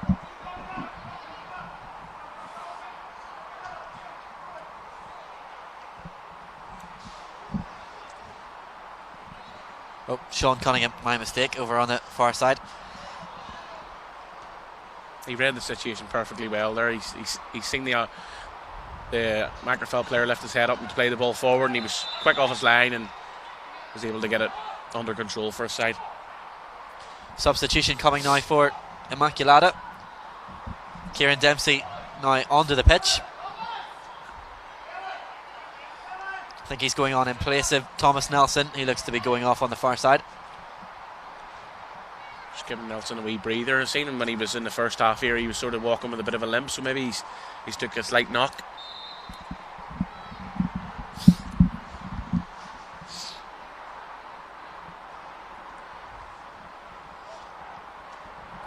Just a little bit of a lull in play here at the start of this second half. Neither team really getting the ball down on the floor.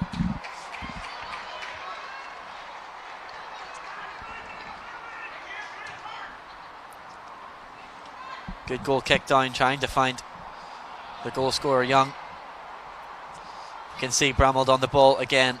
Can use both feet as well. Again, great play from Young though. Looks to play the ball forward with the outside of the foot, and it might be a chance for another goal here. Well, might have had more time than he realised, Ewan McGrath. In the end, a good save though from Cunningham.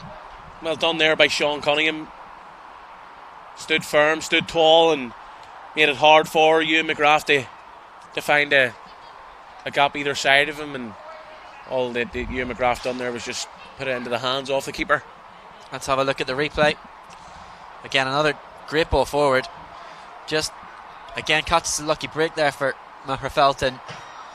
Not sure he's made the contact he wanted there on it. McGrath.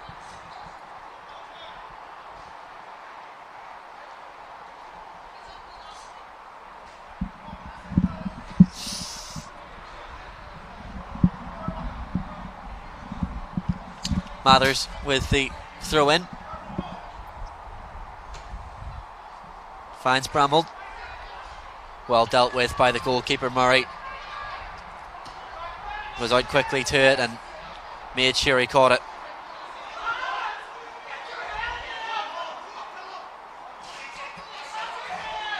Well, good hustling by Ewan McGrath. Gets his team back on the front foot again, and that's out for another corner. Lorcan Sewell.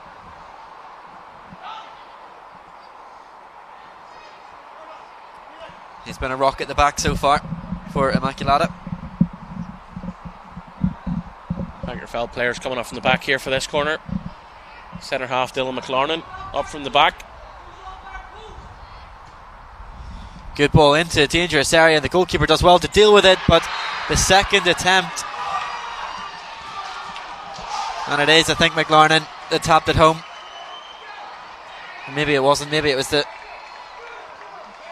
number 30 in the back of his shirt. Unfortunately, we have a team sheet here that doesn't have a number 30 for Magherafelt, so he's got himself on the score sheet.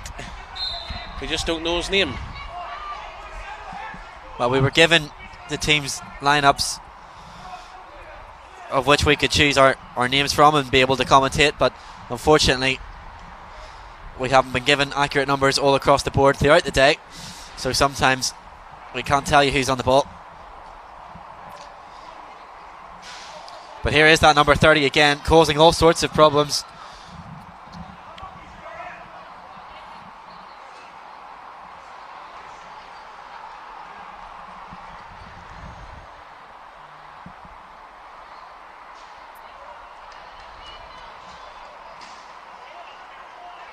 Magherafelt have taken the lead 3 times in this game, and Immaculata have kept chipping away, but is there going to be a stage in this game where Magherafelt can just sort of power on through and grab it fourth and give themselves that cushion that they probably need? Well, that's exactly what happened in the previous final with Ardoyne and Bangor. Well, Con McAllister's done brilliantly there to take that down.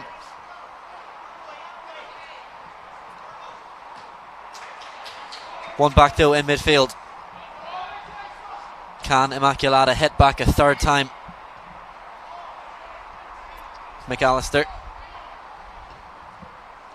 again looks for the long ball forward. It's a great ball, and there's another chance here. Young is in behind, squares it, and that's an easy goal, and that is the 4th goal.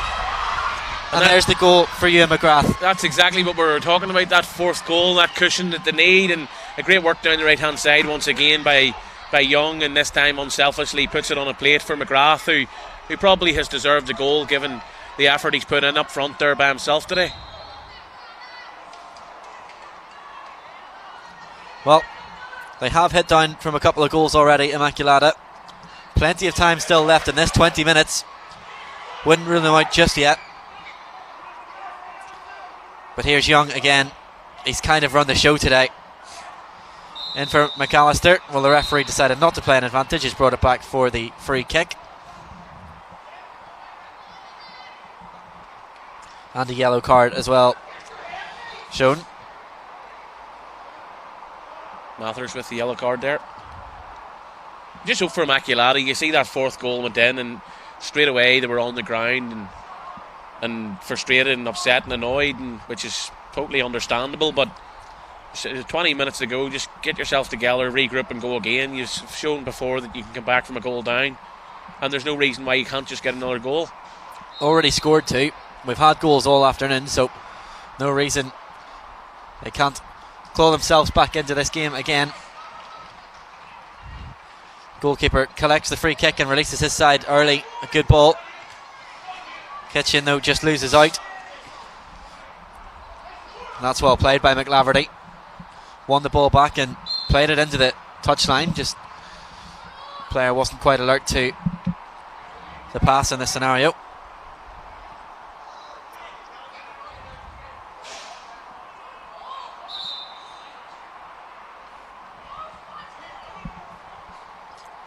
Just had confirmation there from guys down in the side of the pitch that number 30 for Mackerfelt is actually Jude Beattie. Scorer of the third goal then for Mackerfelt. Had a good game so far. Apologies to you, Jude Beattie.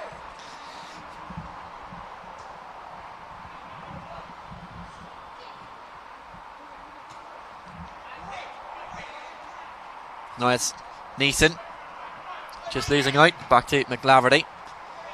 A nice ball back to Neeson, and Oren Hitchin there has swiped the legs from underneath him. Might be a little bit lucky to escape without a yellow card there.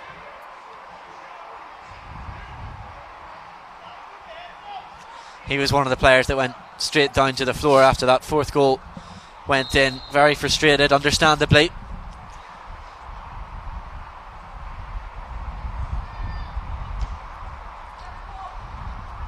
Carton plays the ball into the area.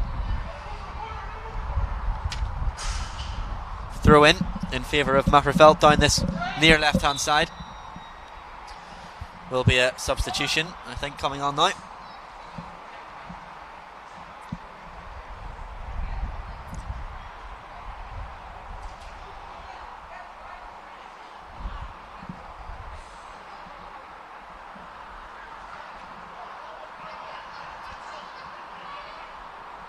And it's Jay Steenson onto the pitch, I think.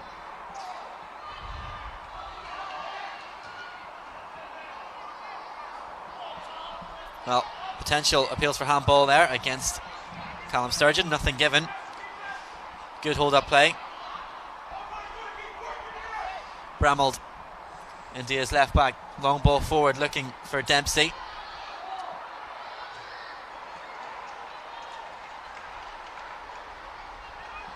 Throw in now for Immaculata.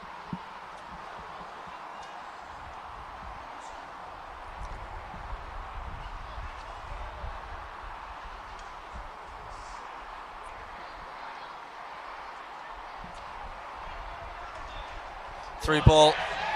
Hard to know if he's onside or not, but the goalkeeper came out, made the decision and got there. Did very well there again, the goalkeeper.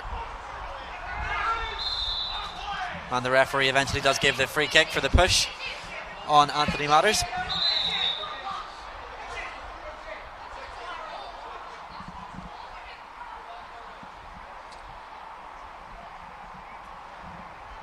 Just over 15 minutes, just over halfway for Immaculata to find a way back into this game.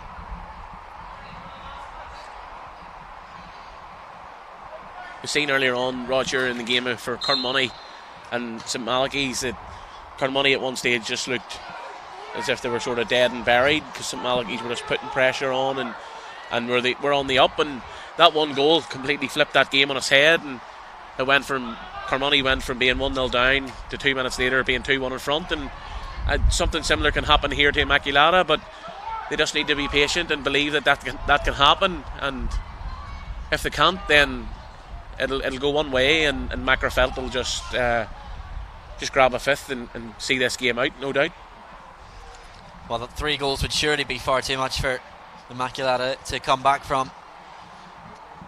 But if they were to grab a goal before 5 minutes left, then that would make it really interesting.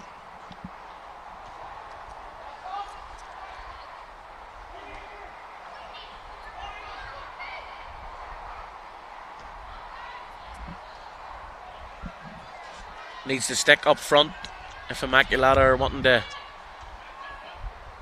have any joy in this game. Dempsey out to Hitchin. Trying to beat a couple of players. Keeps possession though for his side, needs some support. doesn't arrive quickly enough, and Macrofelt with an opportunity to clear their lines. Free kick given.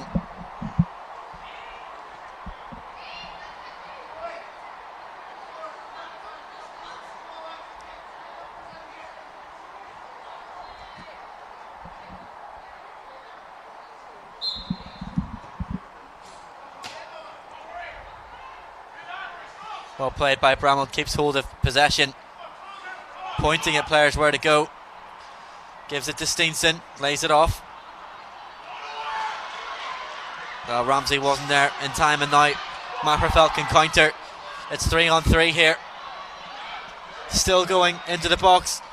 Well, might have had a small nudge in the back there, but good defending in the end, really. Wasn't enough for a penalty. Certainly not enough for a penalty. It was a 3v3 situation, and fair play to the Immaculata defender Nathan Carlin. He had to delay them as long as possible, and he did so, and his fullback kicked back and was able just to apply that pressure, that wee nudge on the back there, for Immaculata to win the ball back.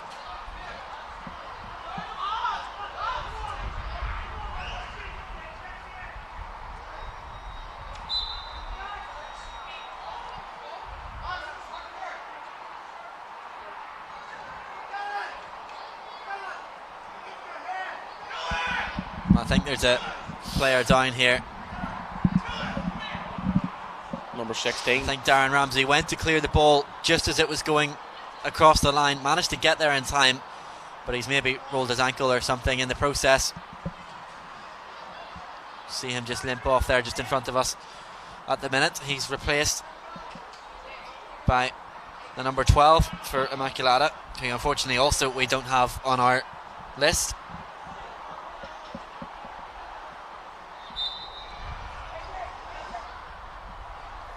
Going to assume that might be Ryan McCrudden. He's the only player I don't think that I've seen wearing one of those numbers, so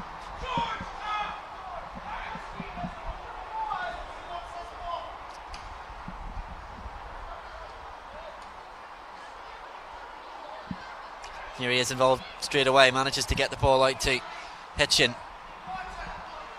Still Hitchin down the right hand side, wants to cut back on that left foot of his, and it was well read. And a free kick earned as well to boot for Ewan McGlaverty. It's certainly going to be extremely hard for Immaculata to find a way back into this game, and when players are just going off at tangents and doing their own sort of thing. Hitchin, although albeit done extremely well there down the right hand side, he's by himself. He's up against three Macrofelt players with no one within 20 yards to offer any sort of support, so Immaculata just need to start showing a bit of teamwork here, getting the ball and supporting as a team to find any way of getting back into this match.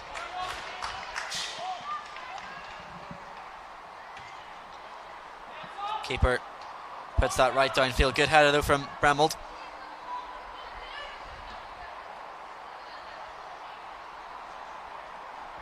Immaculata starting to apply some pressure now, which they have to do.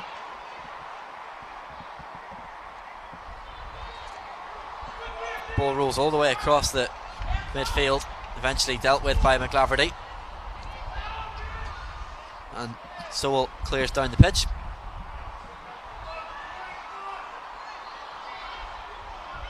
Well intercepted by Steenson. Gets possession back for his team. Now here comes Bramall. Effort at goal, flashes just past the post, and that's something that could have got, that's something that they're looking for. A wee bit of magic from Michael Bramall there. He gets the ball, drops his shoulder, beats a couple of players, and that could have easily went 2 yards to the left there and crept into the bottom corner. Again, Steenson making a nuisance of himself, harrying and hustling. And here is Bramall again, twisting and turning one way and the other. Does come out, and it's a good strike on goal from Sturgeon, but comfortable in the end for Murray. There's two chances in a space of 30 seconds there for Immaculata. Just shows the time isn't running out just yet. They keep coming forward. Oh, well, that's a handball. I don't know what the Immaculata player was thinking there. Sir, it's one of them ones you just have to laugh on.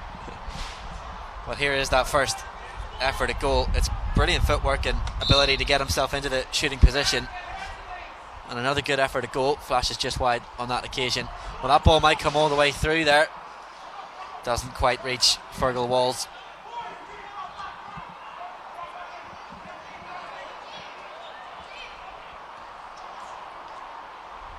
Sturgeon trying to take that ball under his spell and get past a couple of players.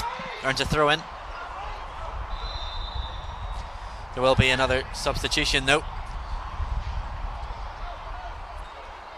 Eamon Toner onto the pitch. And Lorcan Soul just hobbling off. It looks like he might have taken a little bit of a knock as well, but he's been brilliant at the back for Immaculata, as has Nathan Carlin, the two of them. So play can get back underway now. And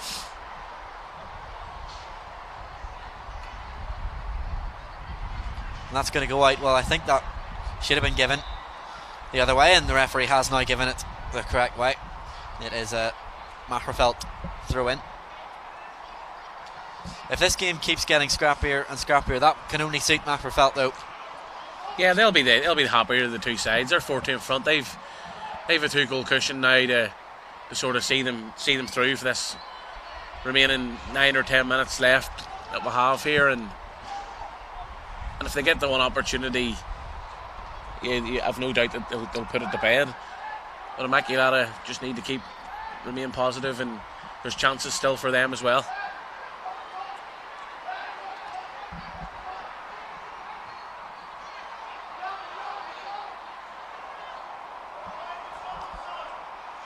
Fergal Walls plays it across the pitch for Rory Neeson, who I'm wondering might be the son of the manager, Aidan Neeson. Might be in again though, Macrofelt here. This would surely seal it, and that's a penalty. Well, couldn't be any more obvious. That's a penalty and a yellow card, and a second yellow and a red card. Yeah, I don't think there's anyone in this ground that's going to question that there. It's probably a straight red, given the fact that all Young had to do was put it across goal for McGrath, and it could potentially have been a scoring opportunity. Anyway, we'll have another look at it, but I don't think we really need to. It's unfortunate, but well, I suppose he had to really do something because it was going to go in one way or another. It's another chance for Ewan McGrath.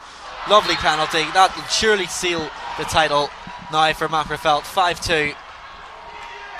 And 10 men as well for Immaculata, after Anthony Matters was shown his marching orders. Good finish there by McGrath. Confidence stepping up, you can see that, and just puts it to the side of Sean Cunningham in the Immaculata goal, and puts this game probably to bed here now. And for Immaculata, they put up a good fight in terms of coming back from a goal down and then 2-1 down, but with 7 minutes remaining here, I just hope they just don't throw the towel in, because Macrofelt could add a couple of more goals onto this tally. Some good footwork, and they're into the box again here, and it's off the post again from Bramald, and that just really sums it up for Immaculata. Twice they've hit the woodwork, and on another day this could have been a really different story. So unfortunate there by Michael Bramald. Beats 3 Macrofelt players, directs it goalwards, and it just hits the post, and the rebound just doesn't fall kindly for him. Well, in the meantime, corner was taken quickly, but it's gone out for another corner. Well, twice Immaculata have hit the woodwork. So unfortunate for them today.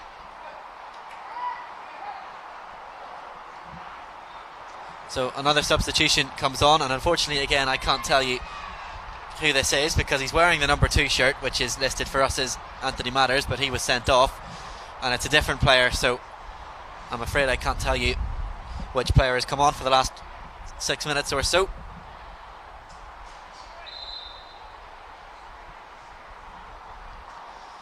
Into a dangerous area again, a good corner.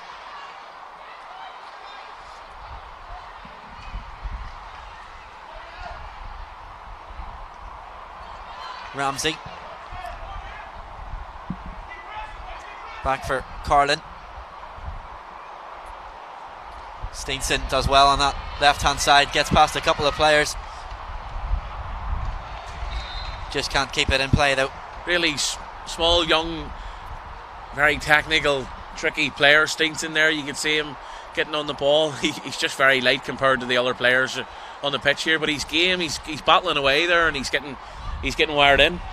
Well, I can sympathise with him. I was always one of the smallest people when I was in school, and it's so difficult when you're at such a height advantage to the rest of the players on the pitch that they all have just so much more natural strength.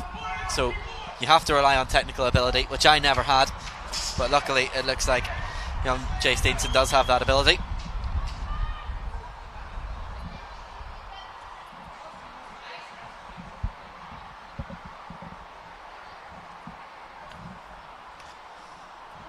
Five minutes to go. Immaculata a man down and 3 goals down as well.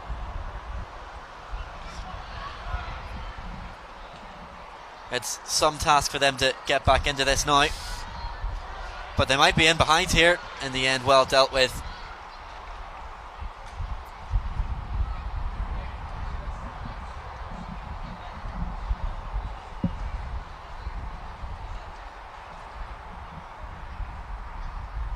Throw in taken by Immaculata, and it's given as a foul throw, and it'll go the other way now.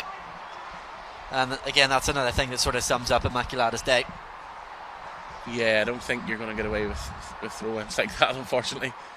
There's, I'm sure referees are lenient at times and do give a bye ball, but he's just chucked the ball at him there.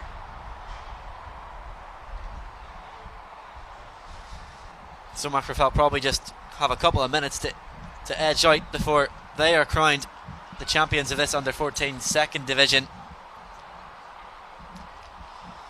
But another well-contested game until that 5th goal and red card, really.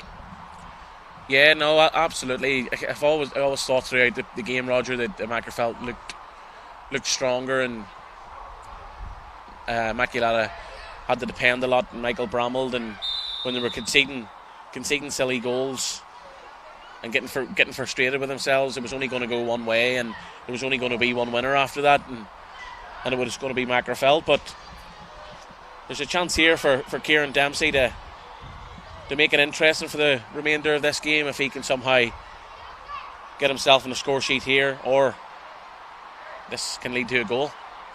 I suppose. Well, we'll talk about it after this free kick. It's clipped in towards the goalkeeper. Did well to get the height, but the goalkeeper's a tall guy and did well to reach that. Absolutely, that's a great save there by Caden Murray in terms of his handling, because that ball, we can see it from where we are, Roger, it was moving, and Caden Murray did extremely well to hold that firmly for the first attempt.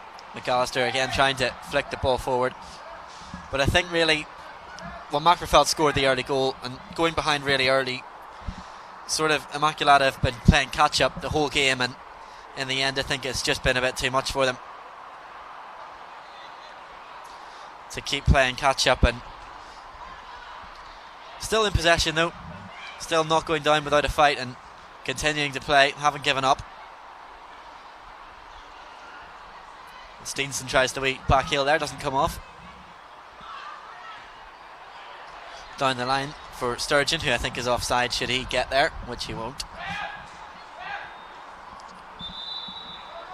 Another substitution here, this time for MacRaphel. It will be Riley Nicholas coming onto the pitch.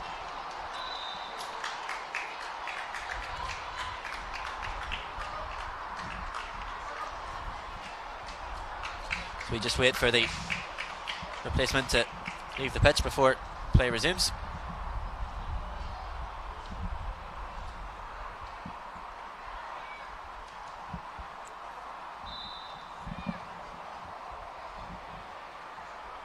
Into the box, will this fall for Immaculata? Comes out for Steenson, made good connection. It's a good save. Yeah, just unfortunate for Jay Steenson there. He found himself free on the edge of the box and just couldn't find a way past Murray with that shot there, but he's definitely getting himself into the right areas.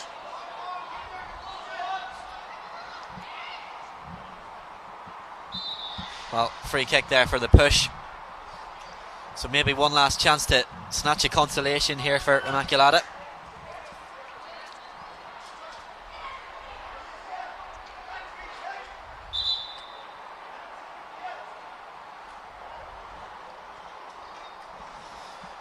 We've played the 60 minutes. We're into injury time now. Brambled over this free kick.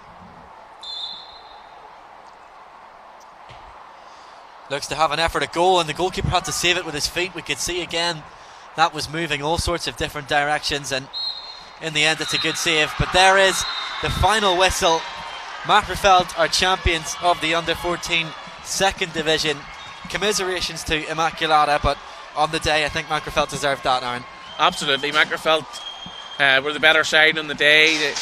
They got the most important goals in terms of getting the first one early doors, which meant Immaculata had a mountain to climb throughout the whole game, and they just kept knocking the doors down. Immaculata were sort of getting back up, and Makrefeld were just knocking them down at every opportunity, and you can only sort of hold that for so long. But credit to Makrefeld Sky Blues. You can see here the players that are on the pitch. They have a big squad.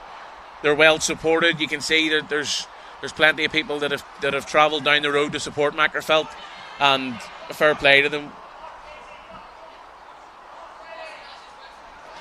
Well, some nice sportsmanship as well being shown between the two different teams, but it is Makrefeld that are the champions. They will lift the trophy probably in around 5 or 10 minutes time, and it's hard to say they didn't deserve it, but we've seen some good players on both sides from every team that we've seen so far, and I'm sure some of these players will be sticking around. But as we said, it's a great experience for them to be able to play a final at Seaview and then just go out and enjoy the occasion, whatever happens in the rest of their footballing career.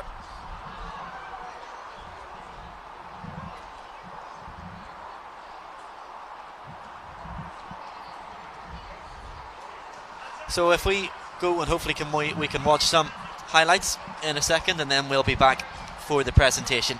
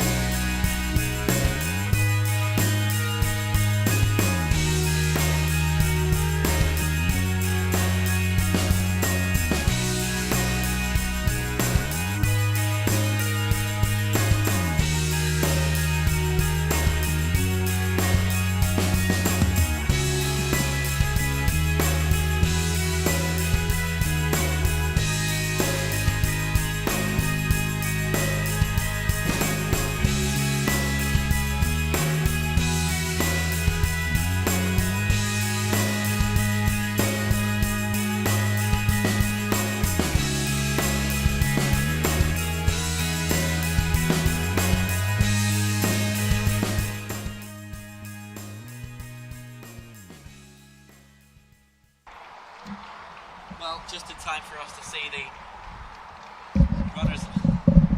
Just in time for us to see the runners-up medals, and Immaculata being given their runners-up medals. It's such a horrible walk, having to walk past that trophy. It's right in front of you. Yeah, no doubt. Immaculata, in fairness to them, are a club that's been represented in finals for a number of years, so they'll no doubt be back here again at Seaview, and whether it's in a final at this age group or a final in year groups to come. So,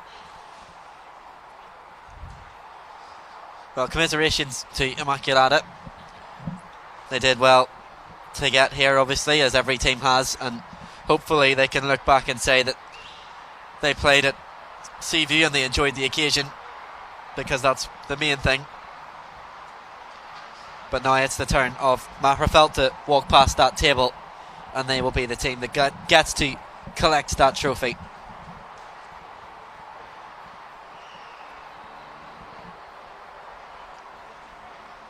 Mahrefeld just making their way up there.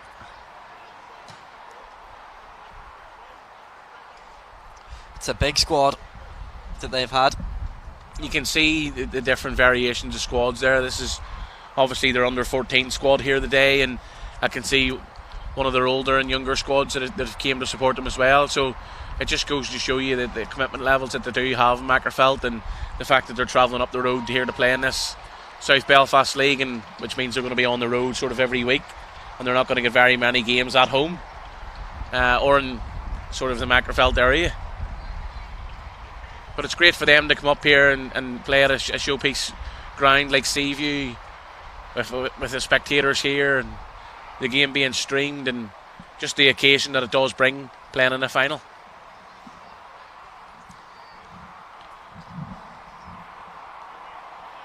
Well, don't forget as well, we have one more game to bring you after this one, and that is the under 13 Carter Carson 5th Division final between St Mary's Colts and Willowbank Colts.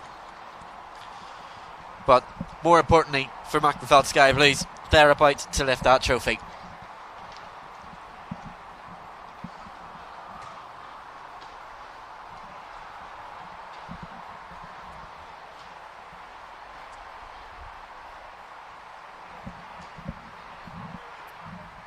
And it is great to see as well that the following that they have over in the corner beside the stand where they're all stood at the minute.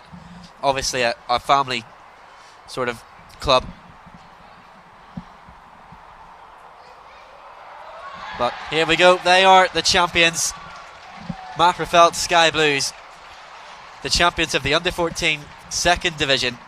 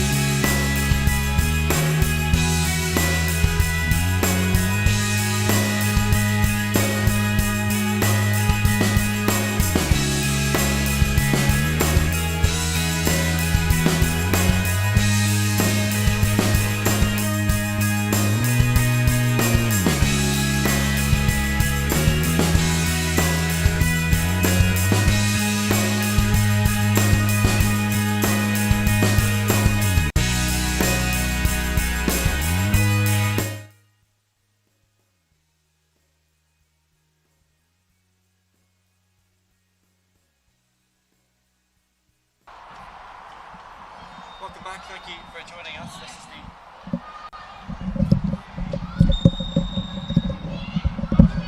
Welcome back. Thank you for joining us. This is the final match of the day. It's the under 13 Carter Carson 5th Division final being played between St Mary's Colts and Willowbank Colts.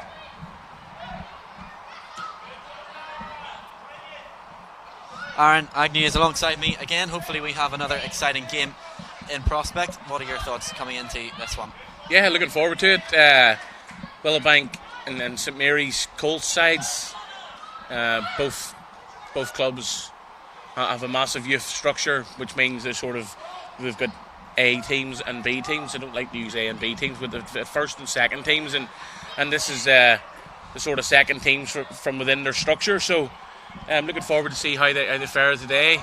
Both sides have done really well in their wee campaign that they played there just after the COVID break. So looking forward to seeing how both teams fare out today. Well, I'll bring you the starting lineup for both teams, starting with St Mary's Colts, who are playing in their yellow strip, I think, is that right? St Mary's Colts are in their navy. In the sky blue. In the sky blue. They're just about the attack here. On the front foot here, early doors. St Mary's in the sky blue. Number 1, Daniel Reid. Number 2, Dolta Keenan. Number 3, Dara Grew. 4, Owen Mowbray. 5, Lewis Cunny. 6, Oliver Kelly. 7, James McAllister. 8, Dara Quinn. 9, Calvin Gore. 10, TJ Weatherup. And number 11, Connor McArdle. Only 2 substitutes on the bench though for St Mary's Colts. Fionn Morrow and number 14, Nathan Higgins. For Willowbank Colts, they are number 1, Connell Dempsey. Number 2, Gerard Skillen. Number 3, Brogan Gray. 4, Cian McGrory. 5, Zoe Johnston. 6, Jackson Sweeney. 7, Mark Finnegan. 8, Fasola Folami. 9, Beto Nhabo. 10, Barra Bellew. And 11, Brody Jameson. And they have 5 substitutes on the bench. Number 12, Oren Bellew. Number 13, Mark Catney. 14, Rory Murphy.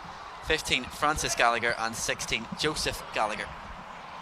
And the 2 managers for St Mary's, Johnny Gore, and for Willowbank, John Burns. Just seen Willowbank have a couple of attacks on goal there. Number 8, Fasola Folami with a shot from distance to the edge of their box, but it was comfortably gathered by Daniel Reid in the St Mary's goal.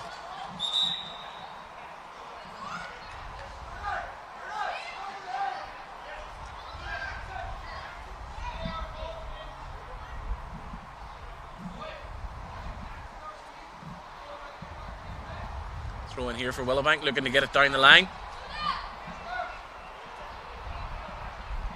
Back doing some defending is Calvin Gore.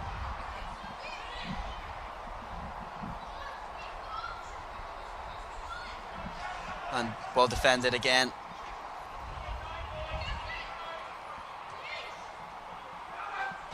Brody Jamison tries to play a ball down the line to Beto Nhabo, but he's in an offside position. Well, not quite the frantic start that we had in the last 2 games. We would have had a goal in each of our last 2 games by now. But that will probably please both managers. Just get these 2 sides settled into this one. Yeah, both sides come into this game on the back of 2 fantastic semi-final victories. Willowbank Colts defeating Clonduff 5-1 and St Mary's Colts beating St Malachy's Old Boys Galacticos 7-0. So both teams have a lot of firing power in their sides, and no doubt we'll see plenty of goals as the evening goes on.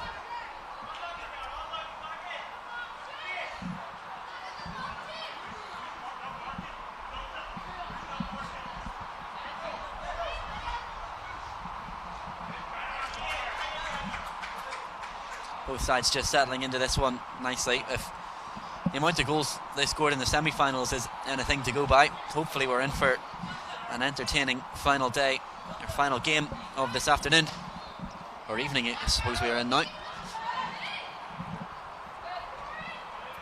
Owen Mowbray just dealing with that one. And a free kick given now by the referee.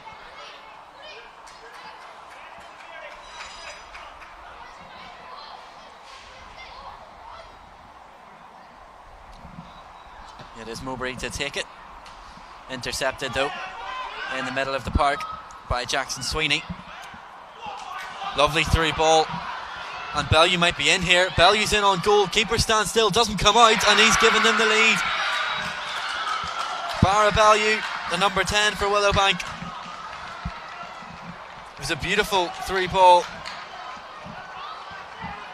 Yeah, that was a great run on goal there from Barra Bellew, and the St Mary's goalkeeper Daniel Reid just was in two minds whether to come or whether to sort of drop off and stay in his line, and he chose the latter, and Bellew just had a corner to hit, and he finished it off extremely well.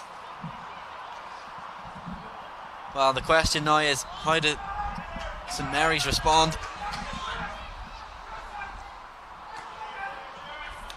Well intercepted by Keenan.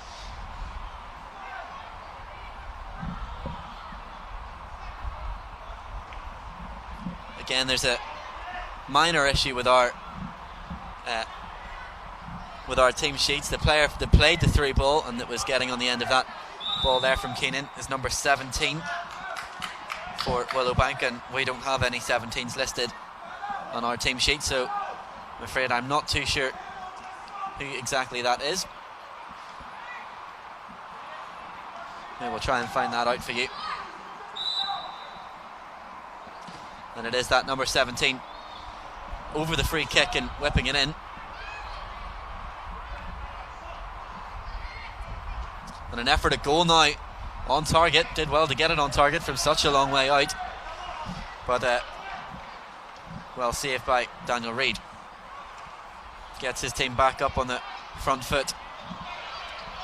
Zoe Johnston there over on the far side does well to cover.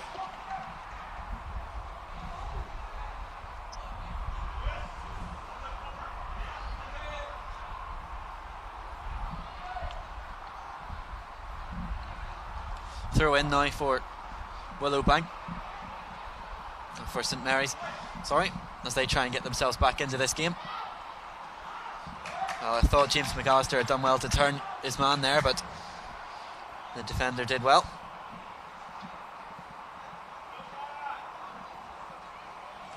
Might drop in the area for someone here. Effort at goal, well, a difficult chance on the volley for McAllister.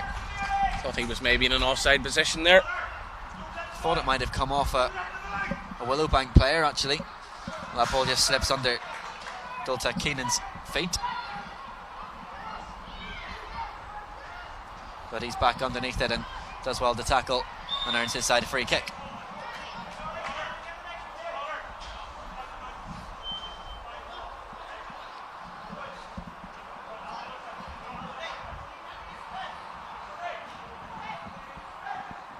It's worth mentioning this Willowbank side are all indeed a 2009 squad, so they're effectively playing a year up as a group.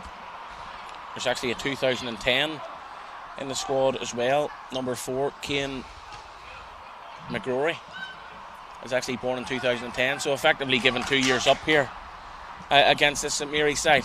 On the ball there, clearing his lines there, so it just shows you that there's plenty of talent playing for Willowbank, and they're willing to sort of give away a year against teams, and against this wee St Mary's side here. Lovely ball forward, but this time Bellew's just offside. It was the same combination for the first goal.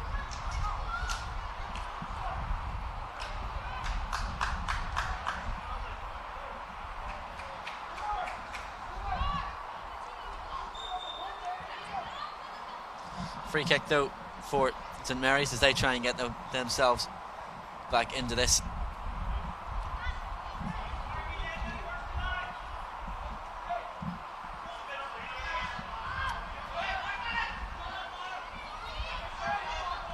Folami making a nuisance of himself in midfield, does well to harry the ball and win it back for his team, and now another chance maybe for Bellew to get in behind and pull the trigger, which he does, and it's a good save by Daniel Reid. Yeah, Barra Bellew done really well there. He got himself into an area, and I thought he probably should have pulled the trigger a bit early and I thought the chance was gone until he cut back in on his right foot, and a powerful strike, but saved well by Daniel Reid. And here is Bellew again. Nice ball inside for Nhabu. Earns his side a corner. Mark, is there a focus right?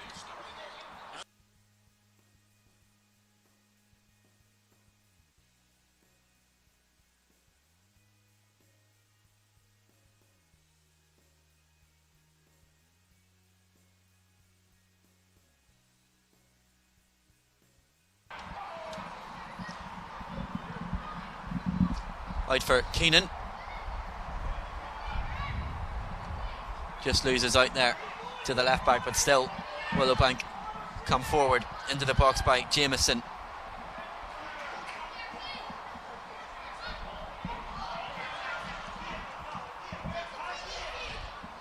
Keenan back into dangerous area. Keeper wasn't on for the back pass, and in the end it sent it back there. Mowbray did well to not play the pass back to the goalkeeper and has earned his side the goal kick. Just a wee bit of breakdown of communication there between Reid and Mowbray. He should have really, goalkeeper should have really come out there and actually won that ball, but as time went on, it gave Nhabu the chances to put them under pressure. Well, the kick is straight back out to Jackson Sweeney.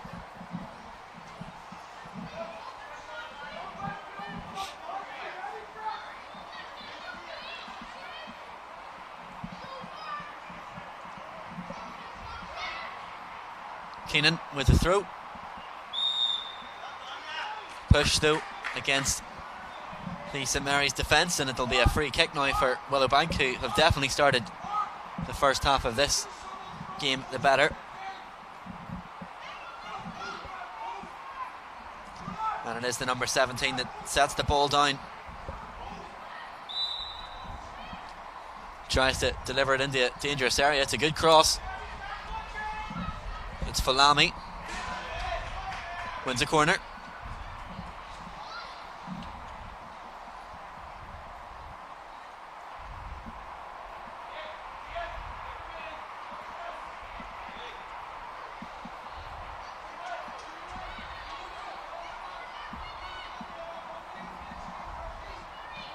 Corner cut out though at the front post. And it goes out and it's another corner.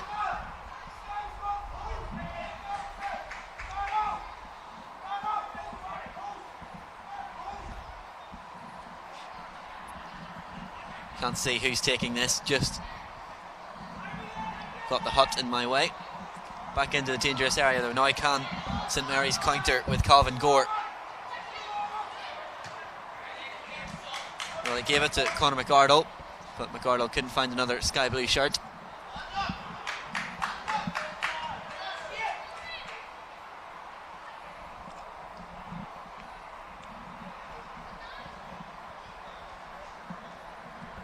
Flick forward by Lewis Cunny.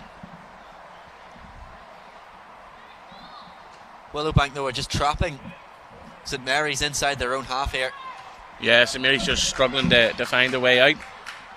There's no real focal point. They need Calvin Gore to stay up on the last man, and they just need to clear their lines. They're just panicking and swinging their legs at every opportunity and not getting a great connection and any clearance. Let's hope they can make their way forward now. Keenan underneath it, only gives it back to Gore though. Can he have an effort at goal? Does manage to get a snapshot away, but the ball wasn't really properly under his control when he had the shot. Keenan takes a bit of a risk in defence, and as a result St Mary's wins it back. It was a nice idea with the through ball, just didn't quite come off. The centre back misses it, but the keeper is out to collect that inside his area. Calmly done by the goalkeeper. You can see here that this wee Willowbank side are very technical and wanting to get on the ball and wanting to take players on, and they're comfortable on the ball. Well coached Willowbank, headed by John Burns. Falami underneath that.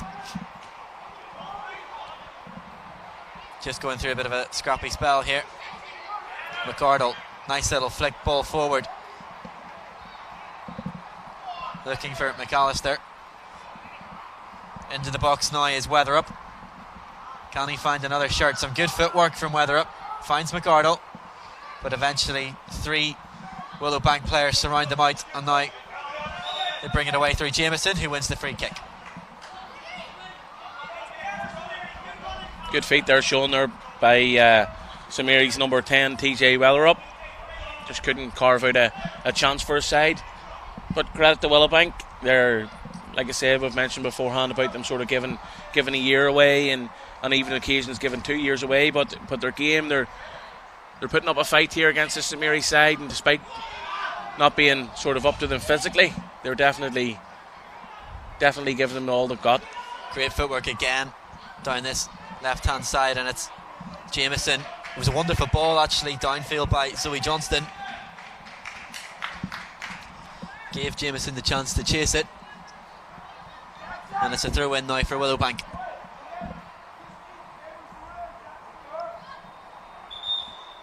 Well, referee was given a free kick the other way now. Yet to really see what St Mary's are capable of in this game so far. No, we haven't. It's sort of Willowbank have had the upper hand in this opening 15-16 minutes, and we expect to see more for St Mary's. They were covered just a number of weeks ago at Valley Leisure Centre by our South Belfast TV crew, and Never had a goal. That wasn't too far away. Calvin Gore was the lively player for St Mary's that morning, and we haven't seen him in this game at all here. In fairness to Willowbank, though, I think that's been a tactic. They haven't let St Mary's play. They have been totally dominant in the midfield and won those battles for the second ball.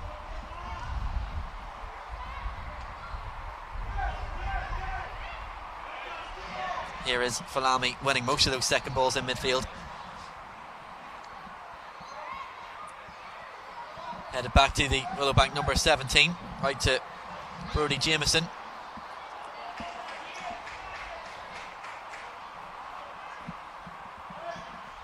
Throw in for Willowbank, taken by Jameson. Well, he's going to leave it for Keenan actually.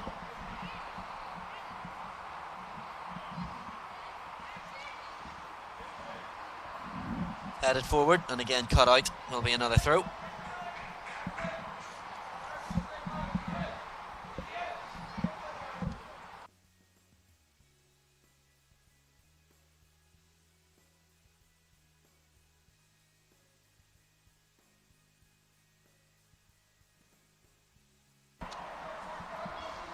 Another throw in here for Willowbank down the right hand side. George Skillen to take the throw. My apologies, I got my teams mixed up. It's been a long day.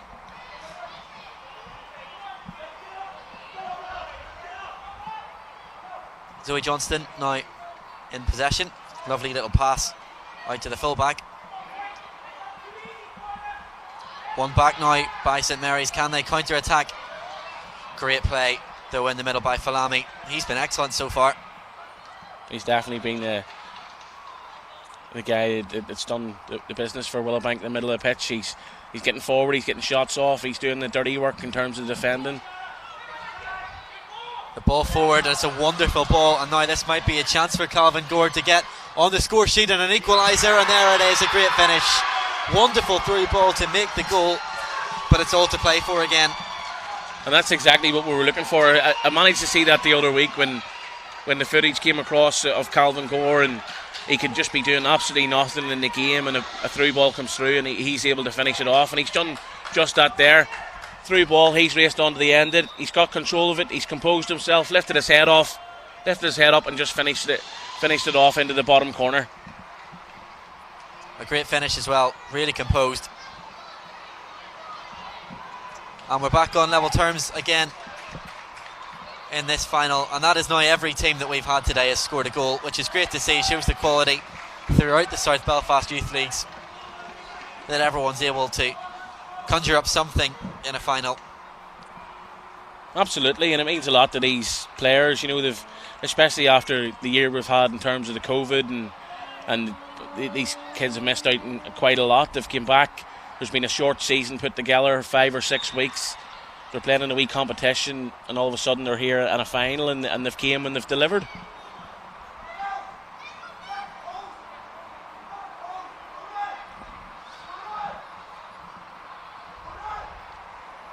There'll be a free kick now for Willowbank.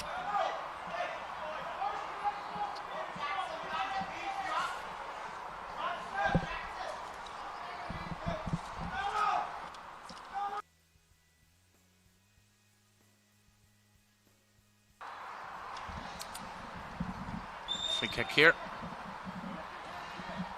Into a dangerous area, but the goalkeeper deals with it quite comfortably, actually.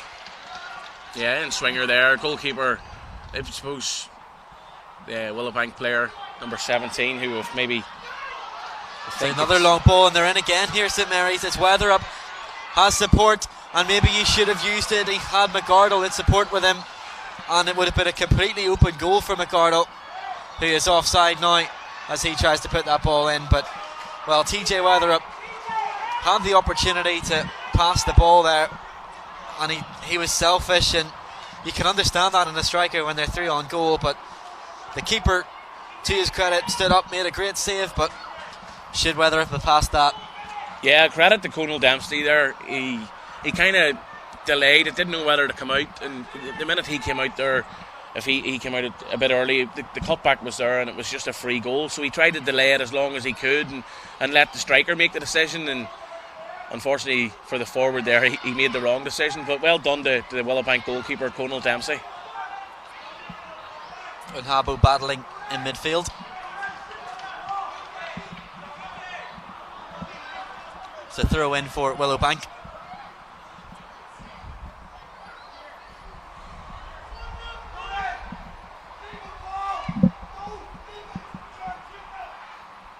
Well, it will be Skillen to take this through. Well, I think we have worked out that the assistant for the first Willowbank goal, we think that might be Mark Finnegan. So he's had a good game so far, if it is. Just through a process of elimination. We can't find the number 7 on the pitch, so we are assuming that the number 17, that is Mark Finnegan.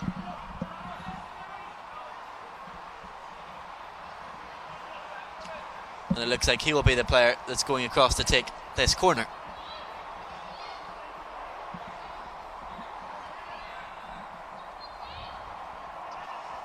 Again into a dangerous area, and the goalkeeper does well again to gather it. Yeah, Falami just couldn't get a connection on that cross there. Cross came in, tried to direct it goalwards and didn't get the greatest of connection, and Daniel Reid was there as to gather it. Zoe Johnston dealing with that ball, hitting it long, not messing about. Out for Lewis Cunny. Nice ball from Falami. Again out to the wing, and an opportunity for Jameson. He seems to have lots of skill.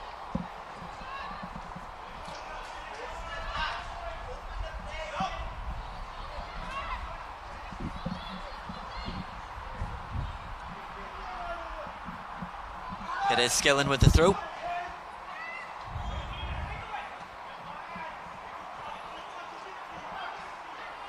McGrory had time there to pick out his man, and in the end I think a free kick has been given in favour of Willowbank. Yeah, Willowbank have started the game really well. They're supporting each other. They're a nippy team that with posed great technical ability. Jared Skillen, anytime the ball goes forward into the number 11 Brodie Jameson, you can see that the both of them are there and supporting each other and playing in sort of 2v1 opportunities whenever they can, and they're just suspect to a ball in behind there because obviously Skillen's coming across.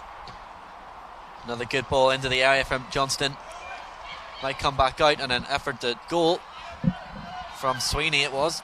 Bellew out to the left hand side, and another chance to have an effort at goal, and what a brilliant save that is. That's a fantastic save there by Daniel Reid. Finnegan, I think it was, with the shot. Curling effort, done really well there. Bellew just popped it off. First time You've seen them curl into the top corner at every opportunity. And I have to say, as soon as he hit it, I thought that was in. But great credit to Daniel Reid, the goalkeeper, because that's a superb save. That's the best save of the day.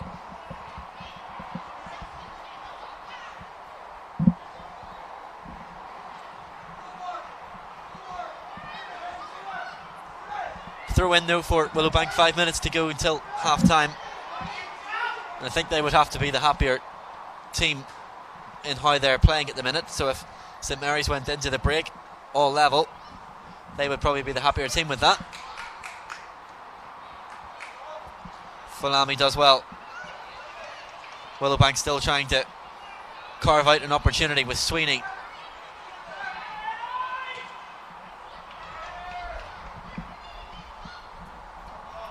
And out for a throw in to Willowbank.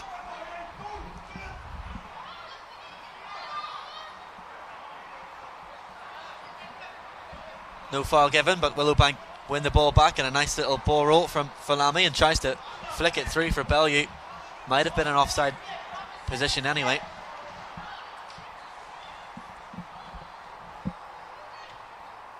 If it does stay 1-1 before half time, would St Mary's be the happier team with that? Quite possibly. Willowbank have controlled the game, and probably if you had the possession stats, Willowbank would have had more possession, and especially in the certain areas of the pitch. But St Mary's are just, they pose a threat with the likes of Calvin Gore up front and TJ Weatherup making good runs forward. So that's one thing that Willowbank need to be wary of, is the fact that a ball forward can just split the defence, and the likes of Calvin Gore will be on the end of it. Well, that was great footwork from Dara Quinn there to get his side further forward. Well cut out again by Dara Grew.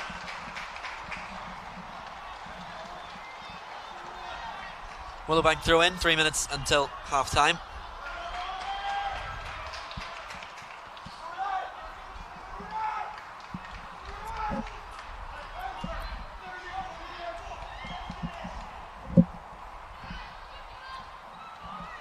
Still on the attack, Willowbank.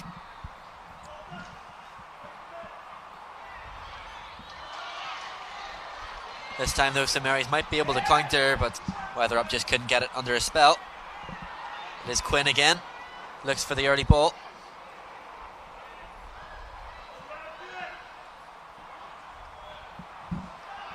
Down the line, Bellew though, offside.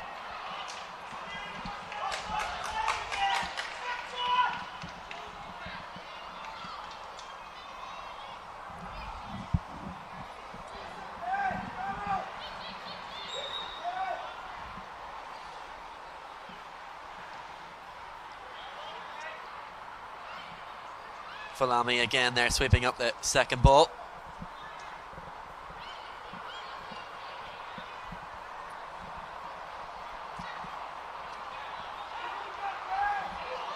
Again a ball over the top, causing the problems. Finnegan running in behind. Very well done there by Barra Bellew. Lovely weighted pass over the top, and just unfortunately it didn't come off. St Mary's defender getting across there and covering.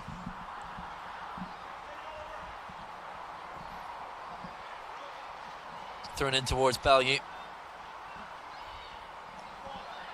Thought for a second the ball might drop to someone, but cleared away by Keenan.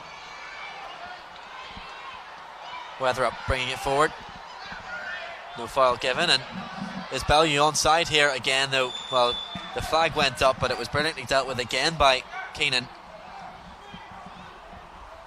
Yeah, got across there and dealt with that very well. Was just more or less waiting for the flag to go up. Bellew was in an offside possession and it just never came.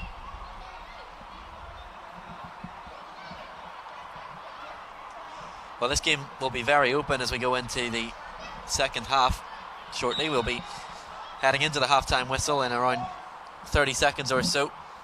So, all to play for in this second half if it stays like this. Very close between these two sides. Brogan Gray being put under pressure, and a nice ball in. Now can Willowbank find something? Well, the offside flag I think has gone up there.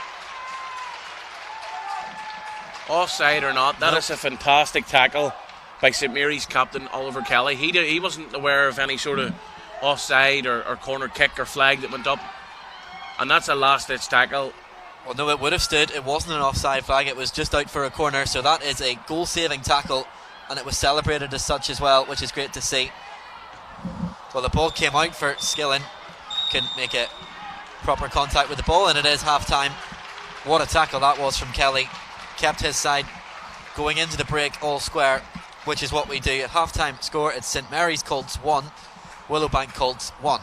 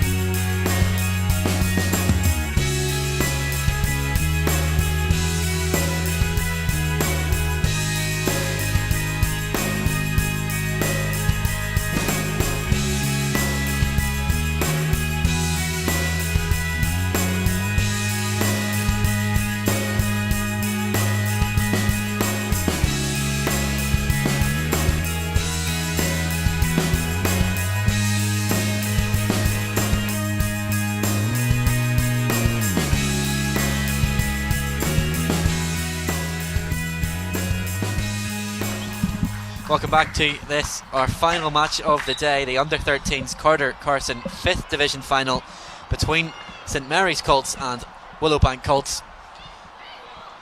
And it is 1 goal apiece as we go into the final 30 minutes of action today. Finnegan deemed to have got the ball and getting his side back on the attack again, with Sweeney coming down this left-hand side, cut out by a couple of St Mary's Colts players. But again, it's Falami in the middle that's the player that's winning the ball back and getting to that ball first. Very good work there by the Willowbank centre midfielders, Falami and Sweeney. Both battling away there.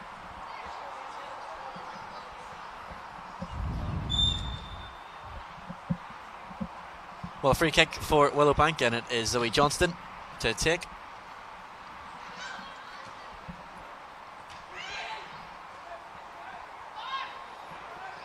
Johnston again underneath it.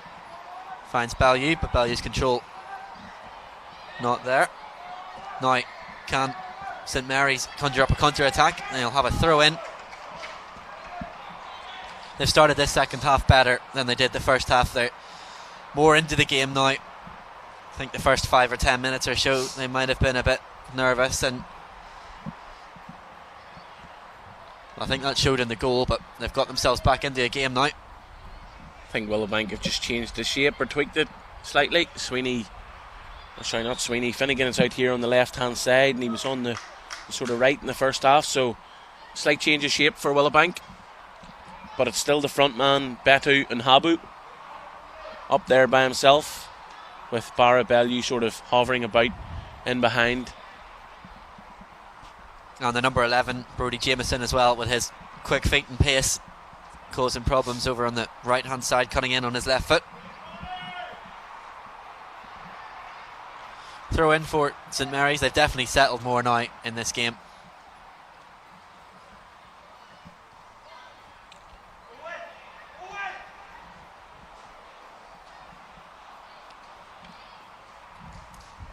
Long ball over the top.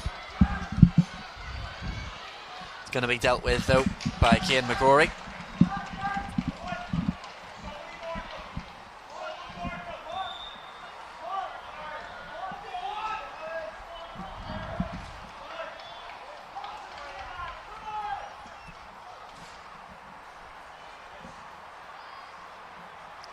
Very hard to pick a winner between these two sides. They're very, very even at the minute, especially in this second half.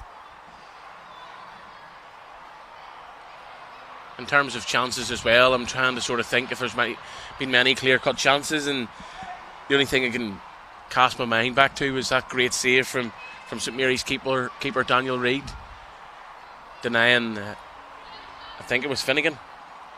Yeah, it was. Well, we think it was Finnegan anyway. Still awaiting 100% confirmation that. No, we got it confirmed at half time. Yep. Gareth Johnston.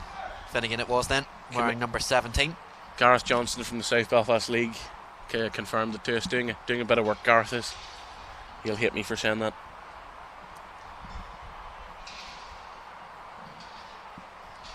Well, just having a throw in, just a little stoppage in play as the referee closes the gate.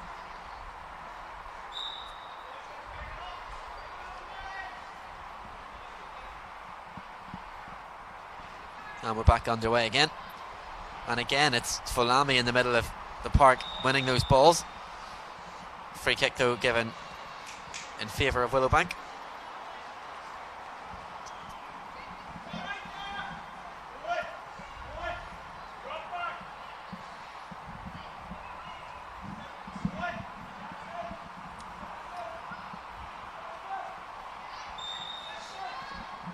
And it will be Zoe Johnston to kick this downfield. Ballieu picks up the loose ball. It's a chance to drive at the player as well. Just too far in front of Finnegan.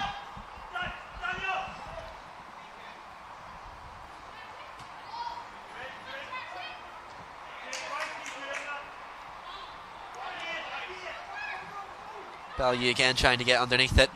Well defended though.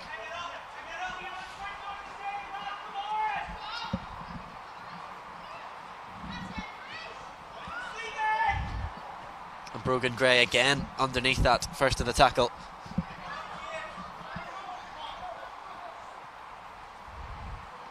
Towards Nhabo. Willowbank just working their way up the pitch, and St Mary's, they're just pushing St Mary's back bit by bit. Nhabo again. Loses out this time though. Cleared away. Only as far as Volami again. First to that second ball. Finnegan that time. The cross is too close to the goalkeeper. Yeah, I think St Mary's just need to put their foot on the ball at times and don't panic and just try and play their way out, because they're just lashing at things and it's just going straight back to Willowbank.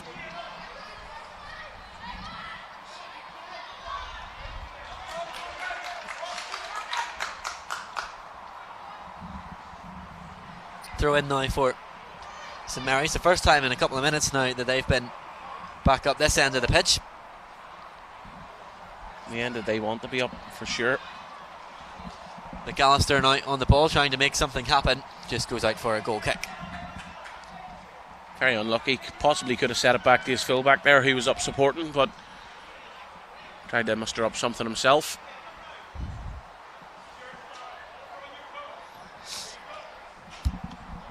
Johnston.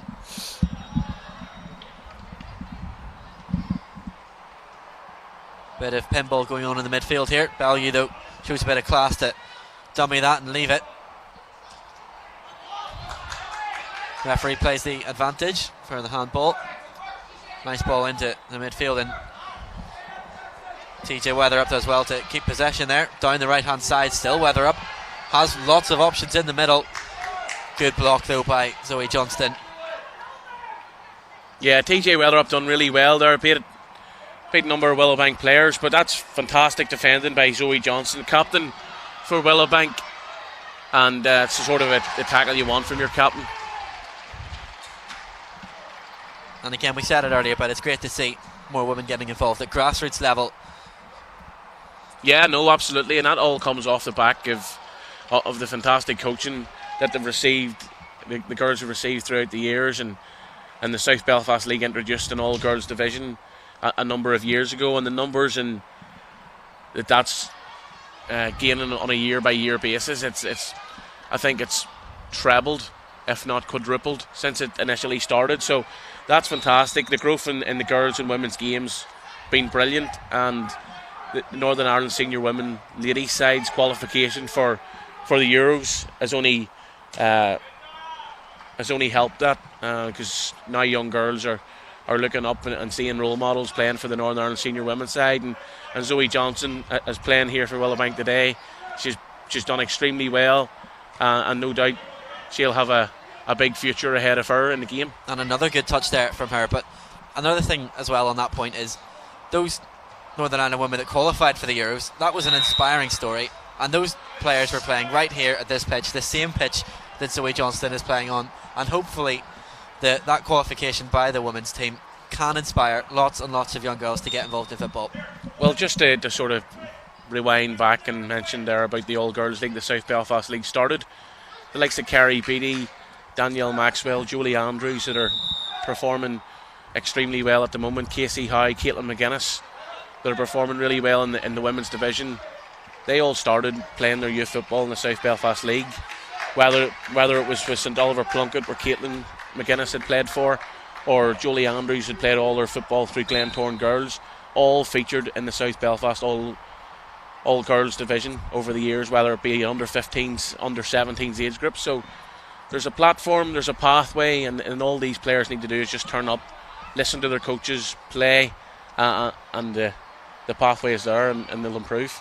Well, that's, in fairness, that's male, female, it doesn't matter. The pathway is there for anyone to get involved, and that's what it's all about.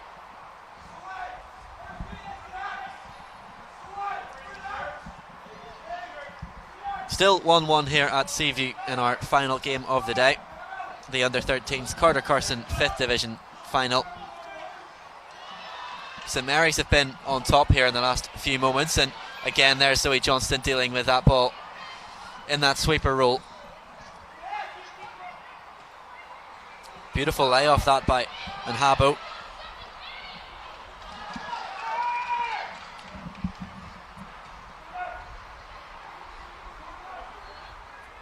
Bellew gets the ball down on the floor, but another good tackle from the Colts team. There's Nhabo again breaking things up, using his strength brilliantly. That's great work brilliant there by Falami. Falami, my mistake. Yeah, brilliant work in the middle of the park, and he's done that all game.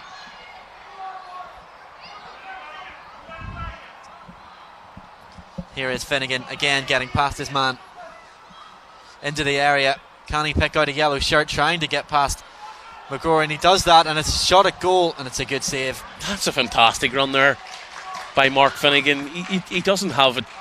He doesn't have any chance of even getting past some of them players, and he's just plugging away, battling his way through, and he wee toe poke at the end there doesn't creep past Daniel Reid. I think there's a substitute now coming for St Mary's, and it's the number 14, Nathan Higgins, onto the pitch.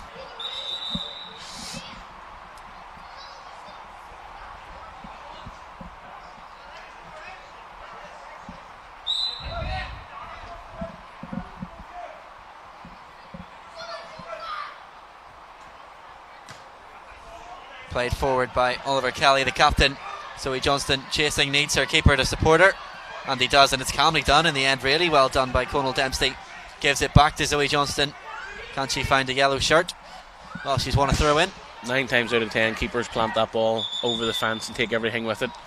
Conal Dempsey, calm, composed, just sets it back off to his captain there.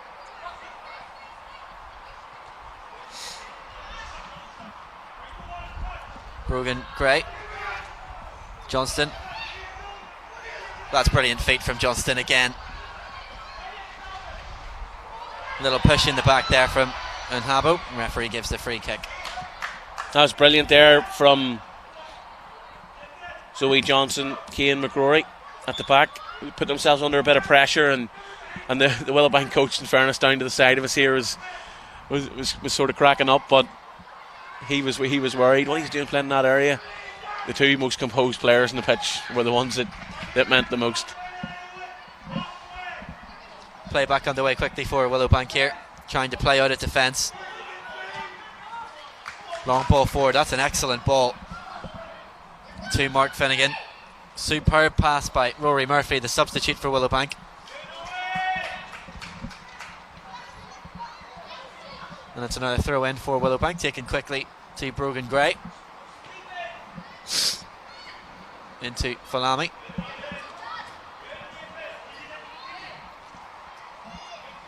Taken down by Weatherup. Dara Quinn plays it forward. Will be a throw in for St Mary's. Nearly halfway through this second half, still nothing to separate the two sides.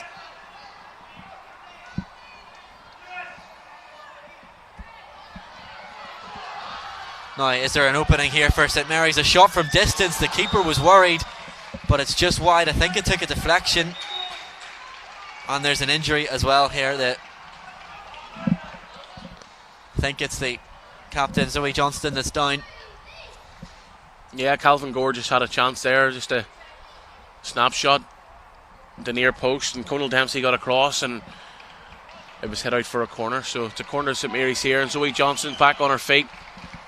Doesn't need her coach there to see if she's okay. Plenty of players flooding forward, and everyone back actually for Willowbank. In towards the front post and dealt with this time by Skillen. Gets it away for Nhabo. Well, he was all on his own. Would have had a lot of hard work to do to bring someone else into play. Probably needed to hold the ball up there, Nhabo, just to let it stick for a couple of seconds and get support up with him. Dara Quinn does well to get himself in front of the defender there, but just loses out in the end.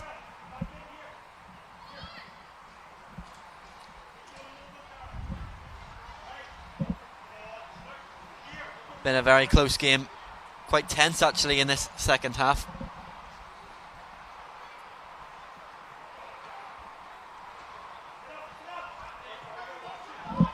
It is Murphy clearing the ball downfield. Good header. Underneath that was Lewis Cunny. Now Higgins Tried to get the long ball forward, didn't come off though. Right to Keenan.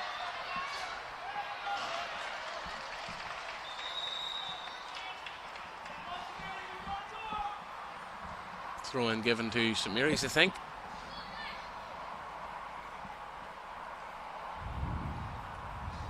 Jared Skillen took a knock. He's down injured. Might need a bit of treatment here. Might have the wind taken out of him or something.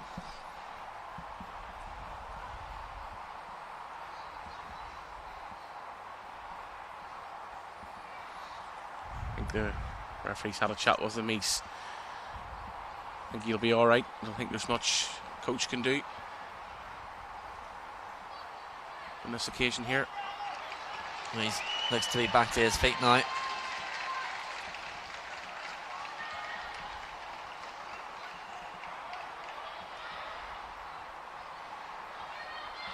think play can resume. It will be a St Mary's throw.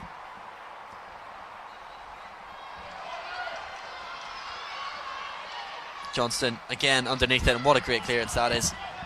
Team starting to come under a bit of pressure. That gets them right down the pitch.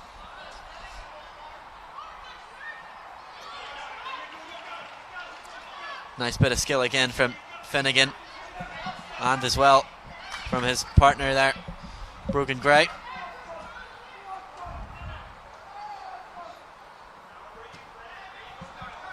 Cleared downfield towards Grew.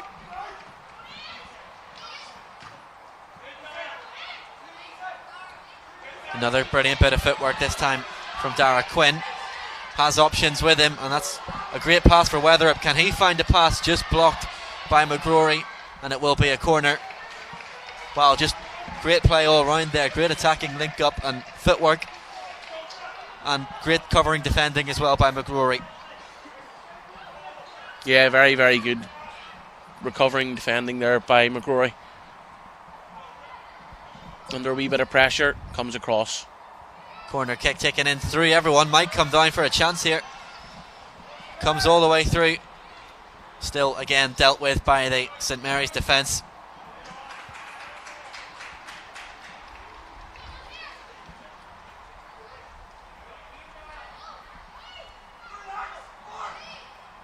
Fulami again underneath that ball.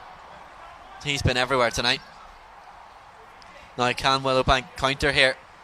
Nice little ball inside from Murphy. Good little check back as well. Great feet from Best, from Barra Bellew. My apologies. And Dara Quinn now plays the ball forward. There's a chance here. Good save from the keeper, because that was curling right into the corner. Very, very good save there by Dempsey. Great work in the midfield by Dara Quinn. Showed great footwork as he drove forward, and it was McCardle with the shot. Looked like it was curling in, but it didn't quite go into the top corner. Well, looks like there's another player with a knock here. It's going to be limping off, and on comes Fionn Morrow, I think. Nope, on comes Oren Bellew. Oren Bellew, yes, wrong team again.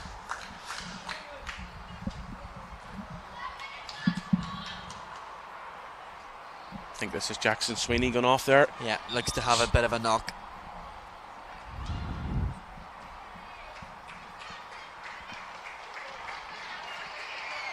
Just near approaching the final 10 minutes here, and I think it's a credit to Willowbank, this wee side here. No matter the result, win or lose, they're a credit to their club. Their attitude is superb, and their ability for giving off a year, and even more so.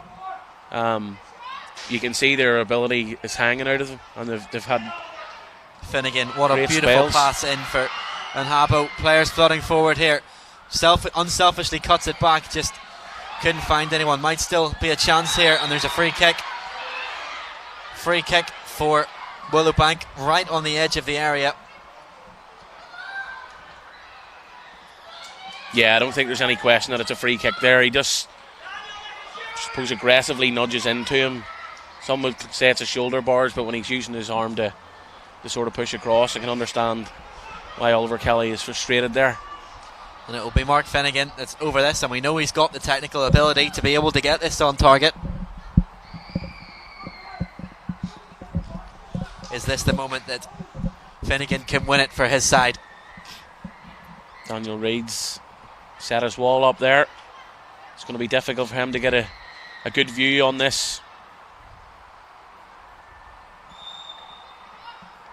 It is Finnegan. It's up and over the wall, and it's a good save from the keeper. That's well held there by Daniel Reid. Would have seen it late, given the way he'd set up his wall, but it's good, strong, firm hands as he held that together.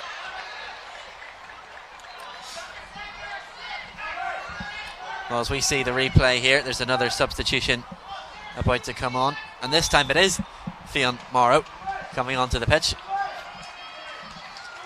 coming on in place of Conor McArdle.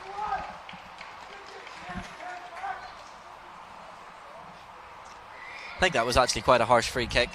The ball had sort of gone, and it was a very small nudge in the back, but there was a nudge in the back, so the referee had spotted it. Owen Mowbray's going to have a go by the looks of it. It's a long way out, but it does look like he's lining it up. No, he just floats it in towards a blue shirt. Finnegan can't hold it up though, and Grew has a pass back into the area, but there again is Falami to sweep up the play. And again Falami under it once more. He has been everywhere tonight. And smart defending there as well from St Mary's. Just knew they were under a bit of pressure and decided to get rid of it. No messing about.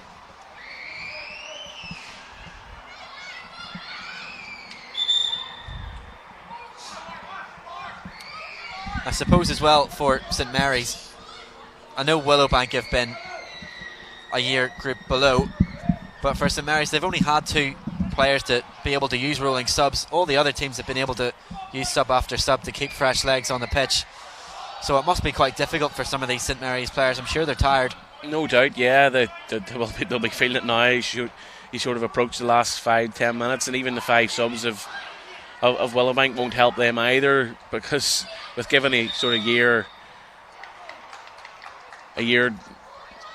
up, Willowbank technically should be playing 9-a-side, so at the age group they are, they're playing the year up because they've got the ability to. Long ball from Johnston. And ball given, and it will be another free kick for Willowbank.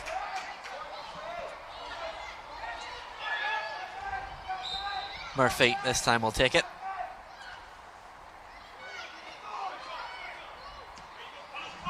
Takes it to Gray.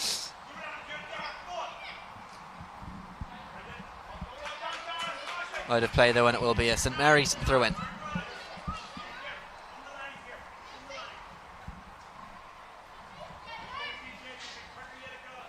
Just over 5 minutes left of time to play for these two sides, and still nothing to separate them. Nathan Higgins covering in defence there. Puts it straight out for a throw.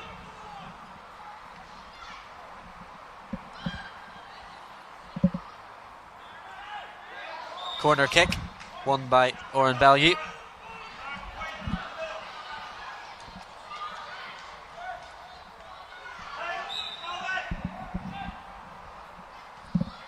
Taken short to Gray. Lovely ball into the area. Players at the back post, and Habbo was one of them, and another brilliant save from Daniel Reid.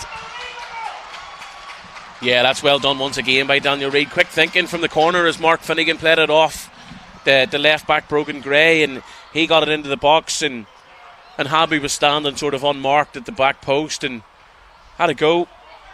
Daniel Reid was on hand to make the save, and Daniel Reid's been very important to St Mary's here this evening. He's made a couple of fantastic saves. I'll go back to the one in the first half, and I'm near sure he's made 2 in this second half.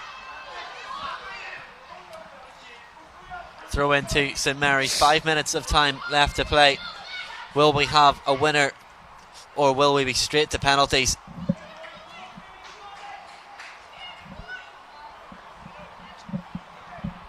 Both sides have had spells in this second half where they could have taken the lead, but we are still even going into these final 5 minutes.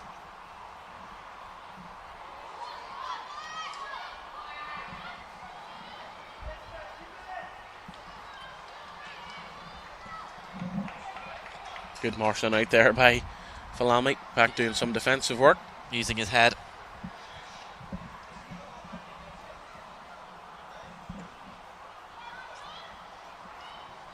Finnegan to Nhabo. Free kick though for a push by Finnegan. And it looks like Willowbank are going to be the team facing the pressure in these final moments of this second half.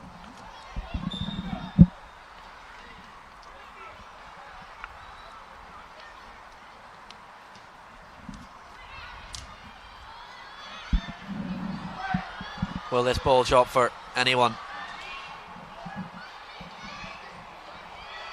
Gray just lets it drop and clears his lines. Knew there was nothing in behind him. Dara Grew with the throw. Again, Zoe Johnston is there underneath it, finds Bellew. Bellew though can't make it stick. Lovely through ball in behind. Is this a chance? Brilliant save by the goalkeeper, was very brave there. Extremely brave there, Conal Dempsey. That's fantastic. Bit of goalkeeping. That was the chance there for Dara Quinn to go and score. Conal Dempsey's came out and he's been very brave as he's went to win the ball there. Well, both goalkeepers have played their part in this final, definitely. Some massive saves from both ends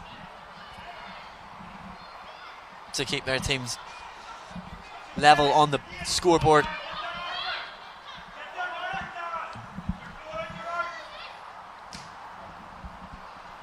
Nice ball into the channel for Murphy to chase if he can get there, but he just can't. And a goal kick for St Mary's.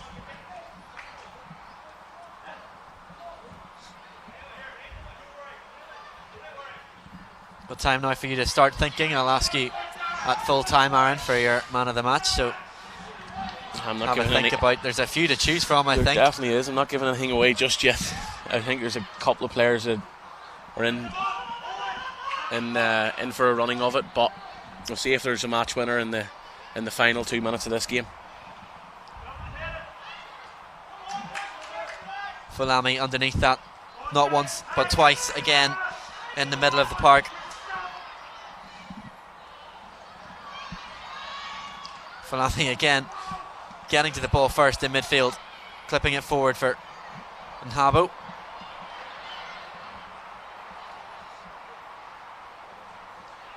Falls for Rory Murphy in midfield. That's a lovely ball forward, asking the question of the defence, and it might fall for Willowbank one way or another here. Some appeals for handball.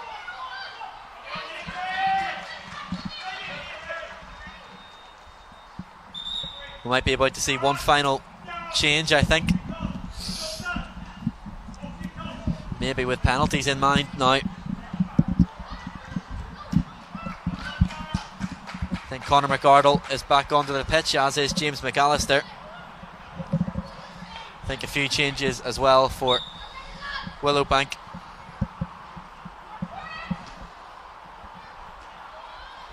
Good header by Johnston. But now St Mary's back on the counter attack. Superb, superb. Well played, Cian McGrory. That kid's probably about 10 or 11 years of age. He's youngest player on the pitch here, both squads.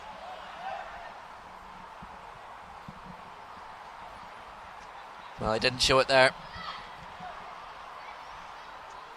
40 seconds of normal time left for someone to find a winner here before we head to the dreaded penalty shootouts.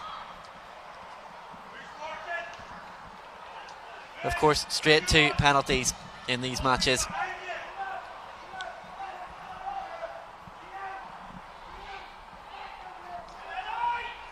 McArdle trying to clear his lines. In the end, a high foot there wins the free kick for St Mary's.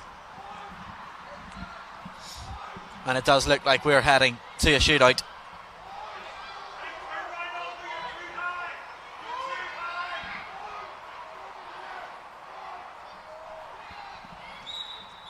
And there is the full-time whistle. It will be a penalty shootout to settle this one. There will have to be a winner, and cruelly, there will have to be a loser in this game, because neither side has really deserved to lose this. No, absolutely, 100%. It's been a very, very tight game. Willowbank have probably edged it in terms of having the better chances. Daniel Reid's been called upon, the St Mary's goalkeeper, a couple of times to make some vital saves. Conal Dempsey in the other end, to be fair, has been brave, and both goalkeepers have stood tall for their sides today, and they're going to be called upon once again, Roger. Well, it must be a horrible feeling having to take a penalty in a shootout, in a final. I can imagine the nerves going through the players' minds at the minute. I can imagine the Willowbank coach there has just asked who wants to take a penalty, and fair play to them kids. Their number of hands have went up. Well, while those teams are deciding who their man of the match, or sorry, who their penalty takers are, Aaron, who was your man of the match then? Over the course of the 60 minutes that we played there, Willowbank number 8 Fasola Falami was all over the pitch. If Daniel Reid somehow manages to pull off a couple of saves in the penalty shootout here, and St Mary's were to go on to win it, he'll probably win it for me. As you can see, a lot of St Mary's players putting their hands up straight away. They're going to hit penalties. Keeper wants to hit one as well. It's great to see these kids.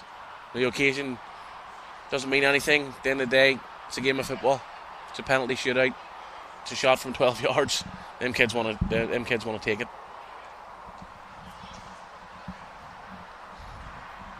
Well, we'll see what way these shootouts are going to go. It looks like we're going to go and take them down at the other end that we took them to earlier.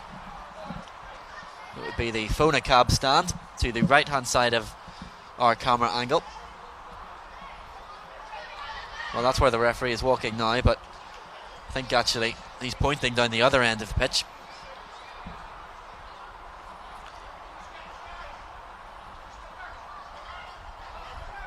Nope, I think we are going to go to the Fona Cab stand. Conal Dempsey seems to be the only keeper going down to the other end. I think he's now changed his mind and he's coming back.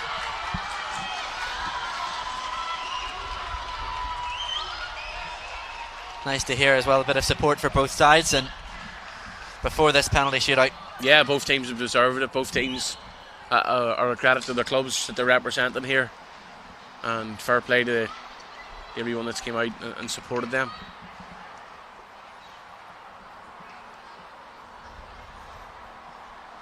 As we go for the toss for who will take the first penalty.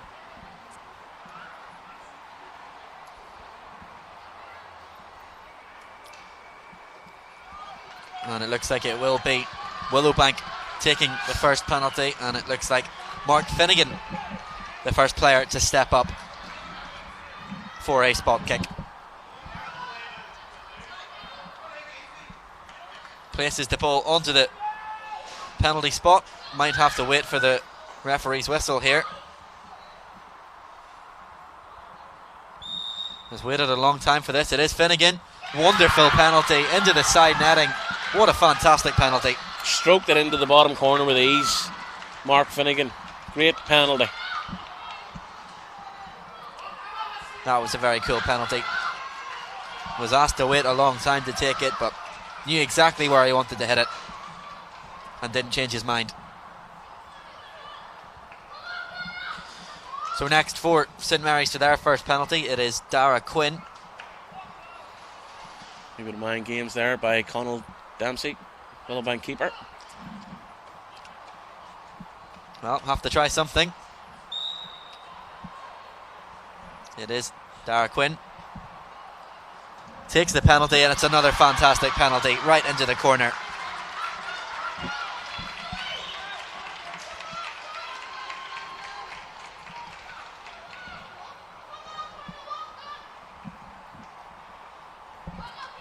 Another great penalty.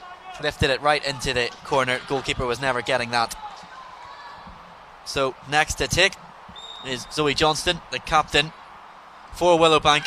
Wonderful penalty down the middle. Hit it with power. sent the keeper the wrong way. Straight down the middle, Joey Johnson. That's exactly what you want your captain and centre back to do. Hit it hard, head over the ball, down the middle.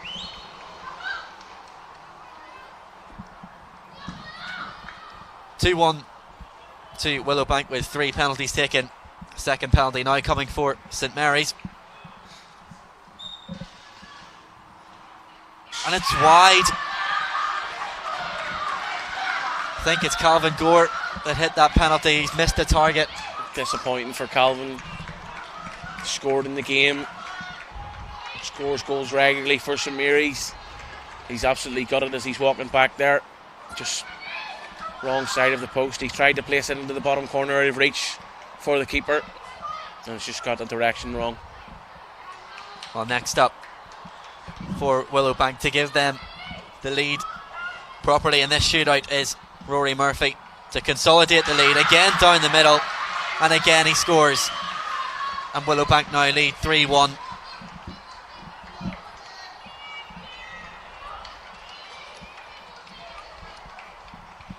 As we have a look again at that penalty from Murphy. Maybe just waited for the goalkeeper to go the other way.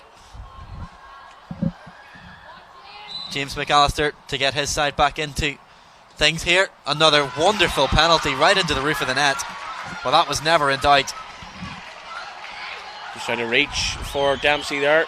Great strike by James McAllister. Was brought off to take a break and was put on literally in the dying seconds, obviously for just a penalty shootout. Well, he didn't disappoint. Great penalty. Next up for Willowbank, it is Gerard Skillen. Runs up with his spot kick and another great penalty into the top corner. Great penalty there by Gerard Skillen, the right back. Gets forward and supports his winger all game. Hard in the tackle. And that's a great strike there. It will be TJ Weatherup to take this penalty for St Mary's, and he has to score. And he goes for the top corner. He's hit the post, and that means that Willowbank are the champions. They have won the under-13 Carter Carson 5th Division final. Massive celebrations for the team in yellow. Huge disappointment though for St Mary's. Just came up short. And on all honesty, it was a final that had very little to choose between the two teams, but there does have to be a winner, and that winner is Willowbank Colts. Willowbank have been absolutely fantastic throughout this entire game. They've been absolutely brilliant, and commiserations to St Mary's. Great game. They played their part as well. They had chances throughout, and unfortunately there's just one winner in these occasions, and it's a penalty shootout. To lose a final in a penalty shootout is very disappointing, and them St Mary's players are understandably gutted. You can see them, the head in their hands, but credit to Willowbank. They've been fantastic throughout the game. Well, it's so unfortunate. 2 penalties that were very close, especially the second one hitting the post. But that is the margin that's been in this game by which someone has to lose. So harsh on those young kids, but I'm sure they will be more determined to make amends for that and be back. Only under 13s. I'm sure there's plenty of football to be played ahead for them, and they will have their moments. Without a shadow of doubt, they'll have plenty of days to come in finals. They're only a young under 13 squad playing their football. They'll have plenty of years ahead of them. But it's Willowbank Colts here who are taking the trophy home back to West Belfast. Willowbank have been very, very loyal to the South Belfast Youth League, and have got great teams throughout the years, and there's never a cup final in the South Belfast League that isn't represented by a Willowbank side. This is the next crop of Willowbank teams. They're playing in a 2008 division. They're a 2009 team. There's a lot of them players there that are playing that are actually born 2010. They've been fantastic throughout this entire game. You can see the smiles on their face. They're buzzing. It's as if they've won the Champions League or the World Cup, and that's what it means to them. You can see it. Look at them there. It just brings a smile to your face, doesn't it? Especially after the year everyone's had. To see them kids, they are absolutely buzzing, and fair play to every single one of them. Well, I think we might have some highlights to show you. We'll be back for the trophy presentation, but we'll show you the highlights from that final first of all.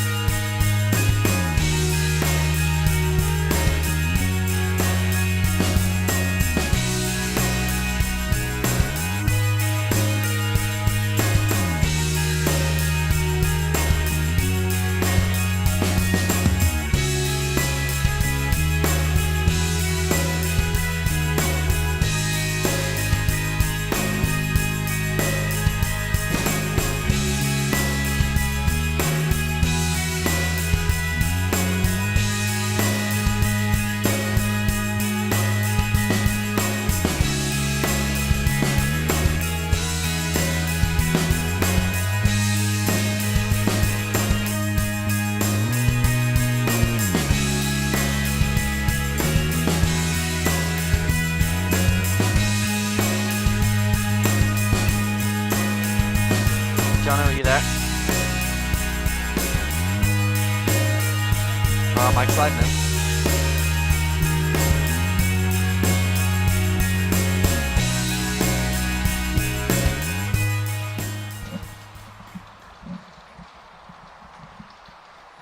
Well, welcome back. We're about to go through and see the trophy lift. But it will be, of course, St Mary's who collect their runners-up medal first, and very harsh on them because they played brilliantly. But someone had to lose. But as we said in our other finals, at least they got the opportunity to come out and play a competitive final at Seaview, and that's something that no one can ever take away from them. Not many people will have that chance in their life. Absolutely.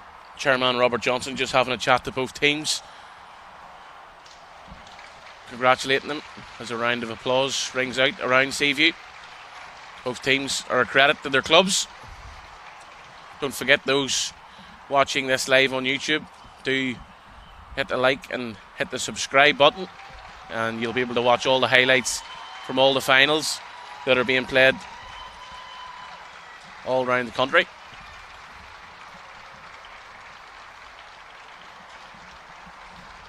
Well, credit to St Mary's Colts, and thank you for them for a great final.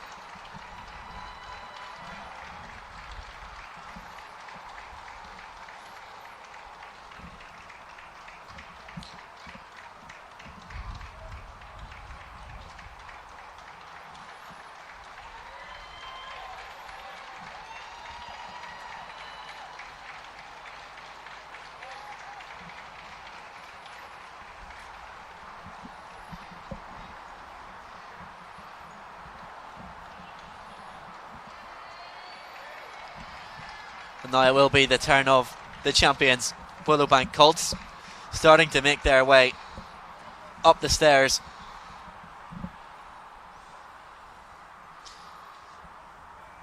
Just getting a photo, I think, of the team before they make their way up.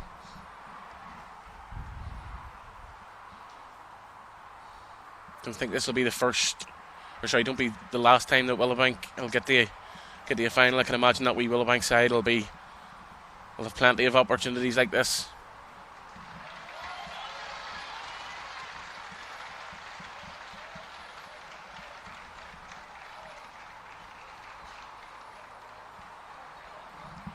They confused us at the start with their red and black kit. We thought that's what they would be playing in, but it was their yellow kit instead. Players were buzzing to be wearing that yellow top. Maybe it's a new top, but that's going to be something that might stick with that Willowbank side now, if that's the first of wore that yellow top. Maybe it's lucky.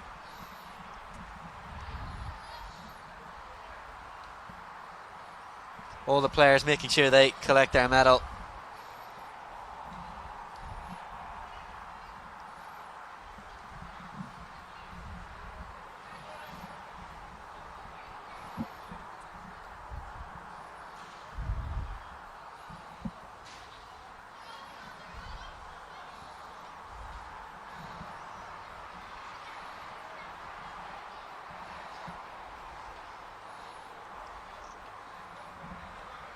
So we come to the end of the line, and it will be the captain, Zoe Johnston.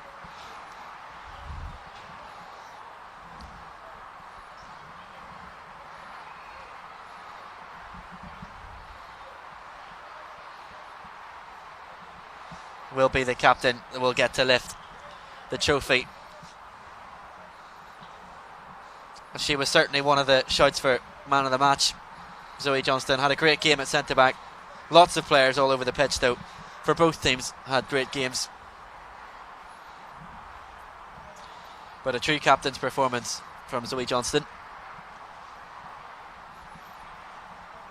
She's about to get her hands on the under-13s Carter Carson trophy.